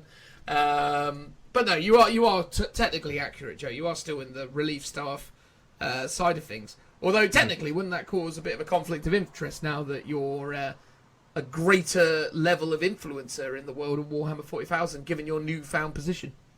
That is probably a technicality I should look into. Before they come knocking. Huh? I don't work for Games Workshop anymore. There you go. You've announced. Is that your official resignation? Yeah, I hand in. This is my verbal resignation from Games Workshop. Would you technically, given the position that you're in, not being assigned to stores and not really actually having any meaningful contract of employment with them, would you need to fulfill some kind of notice period to... Probably not, because it's a 0-hour contract. So it's just you can just be like, I'm done now, I'm out. Yeah. There's an email that goes out once a year saying, "Are you still interested in being a relief member of staff?" And I just tend to go, yes. And then they go, "Where are your nearest stores?" And you send them a list. Yeah. And they're like, "Okay, cool. The manager will contact you if he needs cover." And no one ever contacts me. Because they know you're not trustworthy, Joe. It's because I'm a little bit too far away from everyone where I currently live. So they're like, "Oh, it's too much effort." Too much effort. Well, there you go. But no, mate, I think it's been an incredible journey to witness. And obviously you've gained a great deal of fan attention during this time, Joe. I mean, easily the most loved cast member, I would say. I haven't got any groupies yet, though. I mean, would you want them? Could you imagine the sort of groupies we'd attract? Yeah. It's not like the cool kind of groupies. It's just hairy biker types. Yeah, exactly right. This isn't like we're some kind of awesome young rock band on tour, mate. No. It's probably for the best. Yeah, it's not like the olden days of Twilight for old glittery guy, whatever his name is. Glittery guy. Yeah, you Edward or the fella who plays the vampire. Yeah, I can't remember his name. not that isn't level of Isn't he group. Batman now? he is Batman. Who is that guy's name now? Andrew Lloyd Webber? No, Sir No. Robert Pattinson. That's the Robert one. Pattinson, that's it, not Andrew Lloyd Webber. Yeah, Andrew Lloyd Webber is a very different creature He is. altogether. He is. Although, for some reason, I always get Andrew Lloyd Webber and Michael Winner confused in my brain. Who's Michael Winner? You remember Michael Winner? He was a director. He did a really weird film called like Brain Dead or something. I can't remember what it was called now. No, he did. What was this film? He always used to appear on TV drinking expensive champagne with that ginger fella who used to do TFI Friday. Chris Evans. Chris Evans, yeah, him and Chris Evans used to do things. He used to present a show called Winners' Dinners. That was quite a nice segment. Winners' Dinners. Ooh, I'm sitting down and enjoying some Bordeaux while eating this fabulous turkey. That was my impression. It rings a bell. Exactly. Because I am very good at impressions. I think you can say that much. Yeah. So now, and I'm on another podcast. You know. No, we don't let you promote your other podcast here, Joe. That Drakari podcast is a big waste of time. They're just not fulfilling my needs of talking about old cartoons. Exactly. They're all just like Warhammer, Drakari, and I'm like, no, recess. I have tried. You're just glad you can talk about other armies other than Drakari on this podcast. Yeah. I mean, it is an interesting niche for Paulie and you guys to go for. And don't get me wrong, I understand he's a massive Drakari fanboy, but I mean, it's limiting somewhat, isn't it? Well, the fun part, me and Dom like to subvert it occasionally by talking about like Chaos Space Marines or like Emperor's Children, you know, bit of Tau just to really upset George, because George is the most avid hater of Tau I've ever met in my life. It like empowers him. It's one of those like there's not enough time in the day. I have to get up early to hate Tau. Got to put some effort into that hate. Yeah. He's When they announced today that Tau still gets Overwatch for free in Ninth Edition and not have to pay the extra CP, the tirade. That was most likely a response to a number of customer service complaints, I bet. Like, I just bought this Tau army and it's like, oh, flipping heck. Like, I find what's interesting about that is every faction focus has predominantly been, here's how your army works using the existing rules of your codex or the rules that we've previewed so far. Whereas Tau, they've specifically gone, oh no, we've actually literally FAQ'd their rule so it acts differently. You're welcome. It's almost like we responded to all the hatred and just put it in there to shut you up. No, I think that's it. In a way, it's like, I sort of hope that the way Tau plays at the moment, which is basically tends to be one big blob in the middle of the board, just overwatching everything to death, won't be a thing due to the way the missions work in the new edition, plus how much terrain you're meant to have. So you literally can't, and actually Tau need to basically be forced to be more mobile and group together in smaller clumps as opposed to one big clump. I'm legitimately... And I think that's how it's meant to be played, and I hope that they can almost get forced to play it that way. I'm legitimately amazed how Tau players desperately wanted to stay playing the worst, most boring version of Tau. Like, I'm just gobsmacked at how much those guys campaigned to keep Tau rubbish. And not in terms of winning games, just the most boring thing to play ever. Yeah, but like now Tau can't fall out of combat and still shoot, even if they've got the fly keyword, which is the new rule. So I think we're gonna see more mobile, more different kind of Tau armies, because someone like a Blood Angels player or a Harlequins player can just get in and wrap a Tau army in like 2 turns, and then it can't, and then it just spends the rest of the game just running away and then being caught up with. So, like, they need to come onto the table doing something different to what they're already doing. I think that's the thing is, there's so many cool units that they have that you just never see on the tabletop. Like, have you ever come up against Breaches? Oh, never. I've never seen Breaches. The Breacher squads, like, they're the best. They're some of the best, like, infantry minis. Oh yeah, the Breacher squads. me and Dan were talking in early Ape about the idea of doing a full Breacher army in Devilfish. Yeah, like 2 units you never see, but they're both really cool looking. I actually bought that army. I have it in boxes in the garage. Really? Good to go Yeah, as yeah, your new 9th edition army. I do own it. Don't you remember, Joe? I bought loads of. I know you stuff. bought the 7 or The the 8. 8, whatever they're called. Yeah, I've got the 8, and I've also got. But to go with the 8, I bought a battalion's worth of breaches and devil's fish. Oh, I didn't know that. Yeah, that was always the plan because I didn't want to do any other battle suits other than the 8. Yeah. And actually, I might revisit that because I think if it is that the 8 get, or not the 8, but if it is that the Tau get up pointed to the point that I could build an army with the 8 and then Devilfish, because the big problem I was having with the army was that I wasn't really able to make the army work at 2,000 points with the restrictions that I put on myself. Because basically I needed to add more battle suits to the army in order to turn it into a tangible like list at 2,000 points. But if we assume that all this stuff has gotten more expensive, there's a very real chance that I could actually do that now in 9th edition. So I might go out and get some quotes for getting that all painted by some painting studios, because Lord knows I'm never going to get around to painting it. But I own all the models, so I may as well ship them off to someone to paint for me. Oh god, yeah. So if anyone out there is good at painting models or knows or has any recommendations or would like to paint my Tau army for me, let me know. I'm more than happy to discuss real money for it. I'm not actually looking for people to do it for free. So, yeah, more than happy to have that conversation. Well, maybe for 2021 we do a Xenos army each as an army sort of group project. Because obviously last year we did Space Marines. I mean, those always go so well, don't they? We I think it went well up until the point where Joe, like a month later, was like, done it. Yeah. And we were like, oh wait, what? We're still planning ours.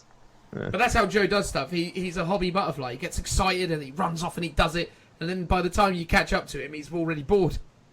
Yeah, the problem is that I'm one of those, like, it's like when a new game comes out. If I don't play it within the first, like, 2-3 weeks of its release, like, I'm not bothered anymore. Like, Joe's one of those people that if you go for a walk with him, he'd just walk ahead of you and then, you know, just sort of stand at the end of the road waiting for you, having a nice little rest waiting for you, and then you'll get there and he'll be like, right, come on then, keep going. Like, what? What is this? What are you doing? That's what you are, Joe. You're a monster. I am a monster, but it's like, I was like, oh, like I've got the start of a Tyrian army, but I don't have the rest of it because GW's like got it all. It's all out of stock at the moment. And I was all excited to do it, and now I'm already like looking at painting other stuff instead. Yeah. And I'm like, but I've got the models here built. In fact, I've almost gone full circle, and I've come back to my white scars. I mean, my retro Elder army is starting to come together really beautifully, though. I'm loving it. It's a great little collection to have. I mean, I'm liking painting those because it's kind of linked back to my childhood and lots of really cool associated memories with all that, and I'm really loving it. So that's fun.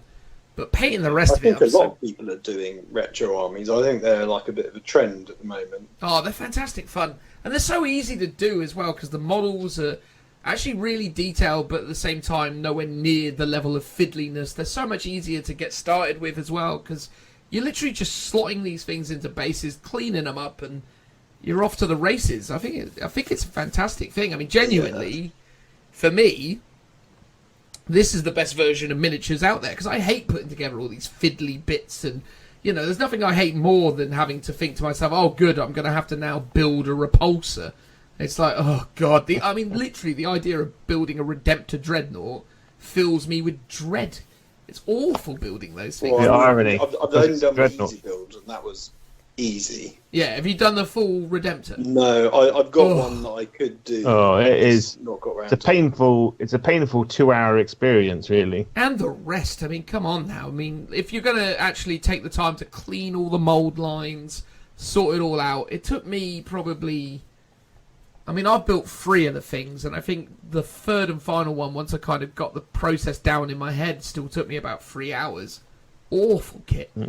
I mean, great kit, looks I incredible. think there's something to be said, like entry level for new gamers or players that haven't done any painting before, that aren't really fussed about converting. They just want to get a few units.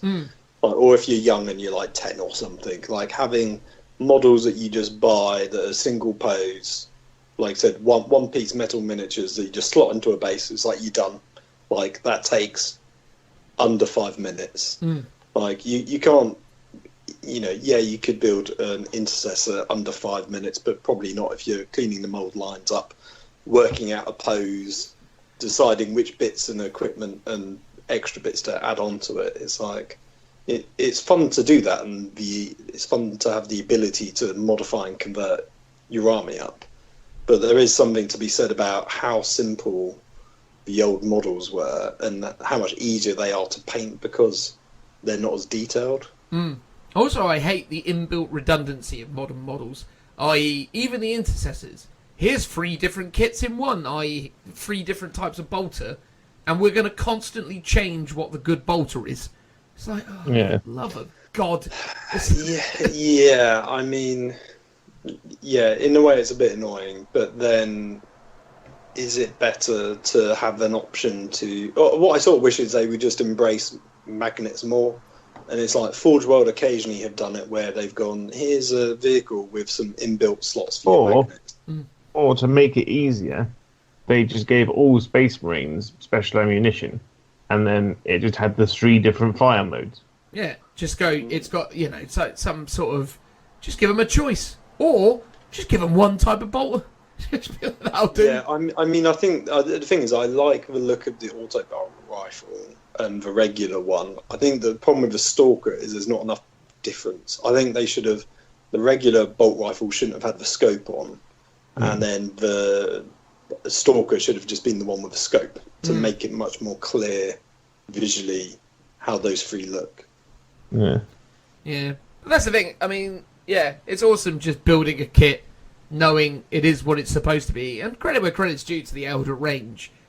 They've still kept that pretty much the same throughout. So when you buy a box of Dire Avengers, you build Dire Avengers, and they are what they are. Okay, fair enough. You can muck around with different Exarch options, but they broadly stay the same. Same thing for every Aspect Warrior. But yeah, I think, it's when you look at things like the Space Marine kits, or even things like, I suppose, like the new AdMech stuff. It's like, I like the guys with the flamethrowers, and you'll build the guys with the flamethrowers, and there's no way of magnetizing that kit. And you have to pay all this extra money to get all this extra stuff.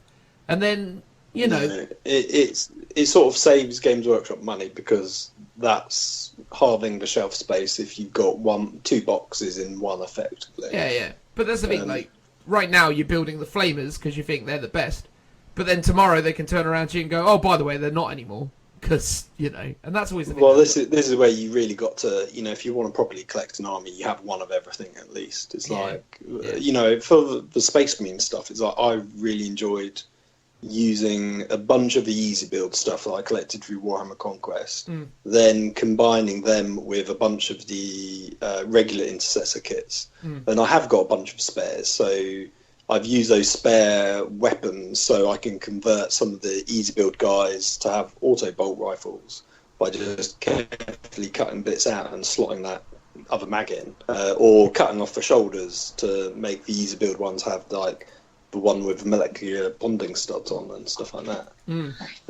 So it's I've enjoyed all of that sort of aspects to it, that you making the most of those kits. Awesome. Well, look, guys, that's surely now the end of the show. Thanks for checking it out. Special shout out to Will. He asked me to talk about Orks for his mate, so I managed to coerce these guys into doing a whole segment on it. And I haven't told them that till just now. So well done, Will. The Orks go up to you. Well done for the subterfuge. Exactly. Although also as well, there was another fella called Cantor Blue who was chasing this up as well, but I don't necessarily know him as well. But again, between the two of them, they incentivized me to do Orks, and thus talk to you about Orks and stuff. And I think it was good to go through Orks. I think it was interesting. It's obviously been a very Orky episode because obviously Gaz did well in the KOTC, and then obviously the Orks featured throughout. But I think, yeah, it was good that we went back and talked about Orks. It surprises me that someone called Cantor wants to talk about Orks. It's all he's been on our Insta and social media asking about when we're going to talk about Orks for a fair old while. I think it's one of those know your enemy situations, you know.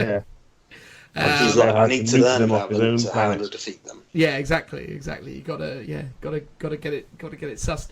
But yeah, I'm really excited about probably next episode because I'm really keen to talk about the new rules for the custodians. Joe, have you read those yet? No, Mate. I want to. I don't. I want to read them, but I don't want to read them because if I read them, I'll know I want a custodians army. There is I'm awesome asserting, stuff in there. I'm asserting a level of self-control in terms of I know myself enough to not do it. I mean, one of the most incredible things about them, just to say from the outset, is they've changed it now, so they are now one army with Sisters of Silence, essentially. Yeah? Yeah, that's legitimately changed now. So you can field a battalion detachment with Sisters of Silence in the elite section, and it doesn't change it doesn't remove your army faction, essentially. Well, that's both good and bad because ideally you want the sisters to be your troops because then you don't have to take normal custodies then.